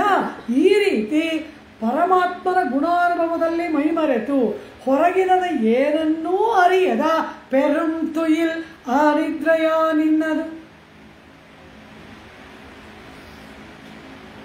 பெருந்துயில் தாம் தந்தானோ ಆತ್ತ ಆನಂದಲುಡೆಯಾಯ್. ಆತ್ತ ಅತ್ಯಧಿಕವಾದಂತಹ ಆನಂದಲ್ ಆಲಸ್ಯವನ್ನ ಉಳ್ಳಂತಹ ಅರಂಕಲಮೇ. ನಮಗೆಲ್ಲರಿಗೂ ಕಲಂ ಅಂದರೆ ಆಶ್ರಯ ಪಾತ್ರೆ. ಅರಂಕಲಮೇ ಸಮಸ್ತ ಭಾಗವತೋತ್ತಮರಿಗೂ ಕೃಷ್ಣನ ವಿರಹದಲ್ಲಿರುವವರಿಗೂ ಆಶ್ರಯಭೂತಳಾದವಳೇ ಅಂತ ಒಂದರ್ಥ. ಅರುಂಕಲನ್ ನಕಾರ ಹೇಳಿದ್ರೆ ಆಭರಣಪ್ರಾಯಳಾದವಳೇ. ಈ ಸಮಸ್ತ ಗೋಪಿಕಾ ಸಮೂಹಕ್ಕೆ ಒಂದು ಆಭರಣದಂತೆ ಇರುವವಳೇ. ನಮ್ಮ ಗೋಪಿಕೆ ಇರೋದು ಒಂದು ಹಾರ, ಅದರಲ್ಲಿ ನಾಯಕ ಮಣಿಯಂತೆ ಮಧ್ಯಮ ಮಣಿಯಂತೆ ಶೋಭಿಸಬಲ್ಲ ಆಭರಣಪ್ರಾಯಳಾದವಳೇ ಎಂಬುದಾಗಿ ಅವಳನ್ನು ಕೊಂಡಾಡ್ತಾಳೆ. ಆಪ್ತ ಆನಂದಲ್ ಅತ್ಯಧಿಕವಾದ ಆಯಾಸ ಅಂದ್ರೇನು? ಇದು ಪರಮಾತ್ಮಾನುಭವದಲ್ಲಿ ಮೈಮರೆತು ಏನೂ ಬೇಡದ ಒಂದು ಸ್ಥಿತಿ, ಏನೂ ಬೇಕಿಲ್ಲದ ಒಂದು ಸ್ಥಿತಿ, ಆಲಸ್ಯ. ಅದನ್ನು ಆಂಡಾಳ್ ಪ್ರಾಜ್ಞೇನಾತ್ಮನ ಸಂಪರಿಷ್ವಕ್ತೋ ವಾಕ್ಯಂ ಕಿಂಚ ನವೇದ ಎಂಬ ಸ್ಥಿತಿಯನ್ನ ಆತ್ತ ಆನಂದಲ್ ಅತ್ಯಧಿಕವಾದಂತಹ ಆಲಸ್ಯ, ಏನು ಪರಮಾತ್ಮಾತಿರಿಕ್ತವಾದದ್ದು ಯಾವುದರಲ್ಲೂ ಆಸಕ್ತಿ ಇಲ್ಲದ ಆಲಸ್ಯವನ್ನ ಉಳ್ಳವಳಾಗಿದ್ದೀಯಾ. ಇಂತಹ ಭಗವದ್ ಅನುಭವದಲ್ಲಿ ಮುಳುಗಿದ ನೀನಲ್ಲವ ನಮಗೆ ಆಭರಣಪ್ರಾಯಳು, ನಾಯಕಿಯಾದವಳು, ಆಶ್ರಯ ಸ್ಥಾನವಾದವಳು. ಆದ್ದರಿಂದ ತೇತ್ತಮಾಯ್ ವಂದತಿರ ಆತ್ತ ಆನಂದಲುಡೆಯಾಯ್ ಅರಂಕಲಮೇ. ಹೀಗೆ ಕೃಷ್ಣಾನುಭವದಲ್ಲಿ ಮೈಮರೆತು ಮಲಗಿದೀಯಾ ಅಂತ ಅವರು ಹೇಳಿದಾಗ ಈ ನನ್ನನ್ನು ಆಶ್ರಯ ಸ್ಥಾನ ಅನ್ಬೋದ, ನಾಯಕಿ ಅನ್ಬೋದ, ಹೀಗೆ ನನ್ನನ್ನು ಇವರು ಅತ್ಯಂತ ಎತ್ತರದಲ್ಲಿ ಇಟ್ಟು ಆರಾಧನೆ ಮಾಡುವಂತೆ ಮಾತಾಡ್ತಾ ಇದ್ದಾಳಲ್ಲ, ಅಪಚಾರ. ಹೊರಗೆ ನಿಂತ ಭಾಗವತೋತ್ತಮರಿಗೆ ನಾನು ದಾಸಭೂತಳಲ್ಲವಾ? ಇನ್ನು ಅವರನ್ನು ಹಾಗೆ ಬಿಟ್ಟರೆ ಇನ್ನೂ ನನ್ನನ್ನು ಕೊಂಡಾಡ್ತಾರೆ, ಅಪಚಾರ, ಹೊರಗೆ ಬರಬೇಕು ಅಂತ ಅವಳು ಥಟ್ಟನೆ ಎದ್ದು ಬರುವುದಕ್ಕೆ ಹೊರಟಾಗ ಅವಳ ಮನೆಯ ಜಾಲಕ ರಂಧ್ರದಿಂದ ನೋಡ್ತಾರಂತೆ ಇವಳು ಏನು ಮಾಡ್ತಾ ಇದ್ದಾಳೆ. ಹಾಗೆ ನೋಡಿದಾಗ ಇವಳು ತಕ್ಷಣ ಎದ್ದು ಬರುವುದಕ್ಕೆ ಹೊರಟದ್ದನ್ನು ನೋಡಿ ತೇತ್ತಮಾಯ್ ವಂದೆ, ಸಾವಧಾನವಾಗಿ ಬಂದು ತಿರ ನಿನ್ನ ಮನೆಯ ಬಾಗಿಲನ್ನು ತೆರೆ, ತೇತ್ತಮಾಯ್ ಸಾವಧಾನವಾಗಿ ಹೊರಕ್ಕೆದ್ದು ಬಾ. ಇಷ್ಟು ದೊಡ್ಡ ಸಮೂಹ ಹೊರಗೆ ನಿಂತಿದೆ. ಮೇಲಾಗಿ ನಮ್ಮನ್ನೂ ನಿಲ್ಲಿಸತಕ್ಕಂತಹ ಗೋಪವೃದ್ಧರು ಇದ್ದಾರೆ. ಹೇಗೆ ಮಲಗಿ ಕೃಷ್ಣಾನುಭವದಲ್ಲಿ ಅಸ್ತವ್ಯಸ್ತವಾಗಲ್ಲ ನೀನಿದೆಯಾ, ಆ ಅಸ್ತವ್ಯಸ್ತವಾದ ಸ್ಥಿತಿಯಲ್ಲಿಯೇ ಹೊರಕ್ಕೆ ಬರಬೇಡ. ಸಾವಧಾನವಾಗಿ ಸದಸ್ಯಳಾಗಿ ಲೋಕದಲ್ಲಿ ಹೇಗೆ ಬರಬೇಕೋ ಆ ರೀತಿ ಬರುವವಳಾಗು. ಲಕ್ಷ್ಮಣ ಧನುಟ್ಟಂಕಾರವನ್ನು ಮಾಡ್ತಾನೆ. ವಾಲಿಯ ಅಂತಃಪುರದ ಹೊರಗೆ ನಿಂತು, ಸುಗ್ರೀವನ ಅಂತಃಪುರದ ಹೊರಗೆ ನಿಂತು ರಾಮನಿಗೆ ಕೊಟ್ಟ ಗಡುವು ಮೀರಿ ಹೋಯಿತು. ಆದರೂ ಸುಗ್ರೀವ ಸೀತಾನ್ವೇಷಣ ಕಾರ್ಯಕ್ಕೆ ತೊಡಗಲಿಲ್ಲ. ಕೋಪಗೊಂಡ ಲಕ್ಷ್ಮಣ ಬುಸುಗುಡುವ ಸರ್ಪದಂತೆ ಬಂದು ಆ ತಾರೆಯ ಅಂತಃಪುರದಲ್ಲಿ ನಿಂತಿದ್ದಾನೆ. ಆಗ ಆ ಸುಗ್ರೀವ ಹೇಳ್ತಾನೆ, ನಾನೀಗ ಹೋದರೆ ಈ ಲಕ್ಷ್ಮಣ ನನ್ನನ್ನು ಕೊಂದೇ ಹಾಕ್ಬಿಡ್ತಾನೆ, ನೀನು ಹೋಗು, ಅವನನ್ನು ಸಮಾಧಾನ ಮಾಡು ಎಂಬುದಾಗಿ ತಾರೆಯನ್ನು ಕಳಿಸಿದಾಗ ಆ ತಾರೆ ಹೇಗೆ ಬಂದ್ಲು, ಚೆನ್ನಾಗಿ ಮದಿರಾಪಾನ ಮಾಡಿದ್ದಾರೆ. ಈ ಕಪಿ ತಾರೆ ಎಲ್ಲ ಸೇರಿಕೊಂಡು ಆ ಮಧುರಾಪಾನವನ್ನು ಮಾಡಿ ಸುತ್ತುವ ಕಣ್ಣಾಲೆಗಳು ತೂರಾಡ್ತಾ ಇದ್ದಾಳೆ. ವಸ್ತ್ರವೆಲ್ಲ ಅಸ್ತವ್ಯಸ್ತವಾಗಿದೆ. ಆ ಅವಸ್ಥೆಯಲ್ಲಿ ಲಕ್ಷ್ಮಣನ ಮುಂದೆ ಬಂದು ನಿಂತಳು ತಾರೆ ಅಂತಾರೆ ವಾಲ್ಮೀಕಿ. ಹಾಗೆಲ್ಲ ಬರಬೇಡ ಅಂತಾಳೆ. ತೇತ್ತಮಾಯ್ ವಂದತಿರ ಅಂದ್ರೆ ಅರ್ಥ ಏನು? ಬ್ರಹ್ಮಾನುಭವದಲ್ಲಿ ಮುಳುಗಿದವಳು ಆ ನಿನ್ನ ಉತ್ಕೃಷ್ಟವಾದ ಮನಸ್ಥಿತಿಯಿಂದ ಈ ಲೋಕದ ಮನಸ್ಥಿತಿಗೆ ಇಳಿದು ಬಂದು ಹೊರಕ್ಕೆ ಬಾ. ಅದು ಉತ್ಕಟಾವಸ್ಥೆ, ಮಾನಸಾನುಭವದ ಉತ್ಕಟಾವಸ್ಥೆ, ಒಂದು ವಿಧವಾದ ಸಮಾಧಿ. ಆ ಭಗವದ್ ಅನುಭವದ ಉತ್ಕಟಾವಸ್ಥೆಯಲ್ಲಿರುವವಳು ಇದ್ದಕ್ಕಿದ್ದಂತೆ ಎದ್ದು ಬರುವುದು ಬಹಳ ಕಷ್ಟವಲ್ಲವಾ? ಆದ್ದರಿಂದ ಸಾವಧಾನವಾಗಿ ಆ ನಿನ್ನ ಕೃಷ್ಣ ಗುಣಾನುಭವದ ಅಂತರಂಗದ ಪರಭಕ್ತಿಯ ದೆಸೆಯಿಂದ ನಿಧಾನವಾಗಿ ಹೊರಕ್ಕೆ ಬಂದು ನಮ್ಮನ್ನು ಅನುಗ್ರಹಿಸುವವಳಾಗು ಎಂಬುದಾಗಿ ಆಂಡಾಳ್ ಅವಳನ್ನು ಪ್ರಾರ್ಥನೆ ಮಾಡ್ತಾಳೆ. ಹೀಗೆ ಆ ಪರಮಾತ್ಮನಿಗೆ ಪರಮ ಪ್ರಿಯಳಾಗಿ ಜ್ಞಾನೀತು ಆತ್ಮೈವ ಮೇಮತಂ ಅಂತಾನೆ. ಜ್ಞಾನಿಗಳು ನನಗೆ ಆತ್ಮಸ್ಥಾನೀಯರು ಅಂತಾನೆ ಗೀತೆಯಲ್ಲಿ ಪರಮಾತ್ಮ. ಹಾಗೆ ಕೃಷ್ಣನಿಗೆ ಆತ್ಮಸ್ಥಾನೀಯಳಾಗಿ ಪರಮ ಪ್ರಿಯಳಾಗಿ ಕೃಷ್ಣನನ್ನು ಆಶ್ರಯ ಮಾಡಿದ್ದರಿಂದ ಫಲದಲ್ಲಿ ನನಗೆ ಸಂದೇಹವೇ ಇಲ್ಲ ಅಂತ ಮಹಾವಿಶ್ವಾಸದಿಂದ ಕೂಡಿರ್ತಕ್ಕಂತಹ ಮಹಾಜ್ಞಾನಿಯಾದ ಒಬ್ಬ ನಾಯಕಿಯನ್ನ ದೇವಿ ಆಂಡಾಳ್ ಸುಪ್ರಭಾತವನ್ನು ಗಾನ ಮಾಡುತ್ತಾ ಎಚ್ಚರಗೊಳಿಸುತ್ತಾ ತನ್ನ 10ನೆಯ ದಿನದ ವ್ರತವನ್ನ ಪೂರ್ಣ ಮಾಡ್ತಾಳೆ. ನೋತ್ತಿಚ್ಚುವರ್ಕಂ ಊಹಿನ್ನ ಅಮ್ಮನಾಯ್ மத்தமுந்தாரோ வாசல் திரவாத நாத்தத்துழாய் முடி நாராயணன் நம்மால் போத்த பரிதரும் புண்ணியனால் பண்டொரு நாள் கூத்தத்தின் வாய் வீழ்ந்த கும்பகர்ணனும் தோத்தும் உனக்கே பெருந்துயில் தான் தந்தானோ ஆத்த அனந்தருடையாய் அருங்கலமே தேத்தமாய் வந்தே திரவேலோரெம்பாவாய். சோச்சிஷ்டமாலிகா கந்தபந்துர விஷ்ணவே விஷ்ணுசித்த தனூஜாயை கோதாயை நித்யமங்களம் மாதೃಶா கிஞ்சனத்ராண பத்த கங்கணபாணயே விஷ்ணுசித்த தனூஜாயை கோதாயை நித்யமங்களம் ஸ்ரீமத்யை விஷ்ணுசித்தார்ய மனோநந்தனஹேதவே நந்தநந்தன சுந்தரியை கோதாயை நித்யமங்களம்.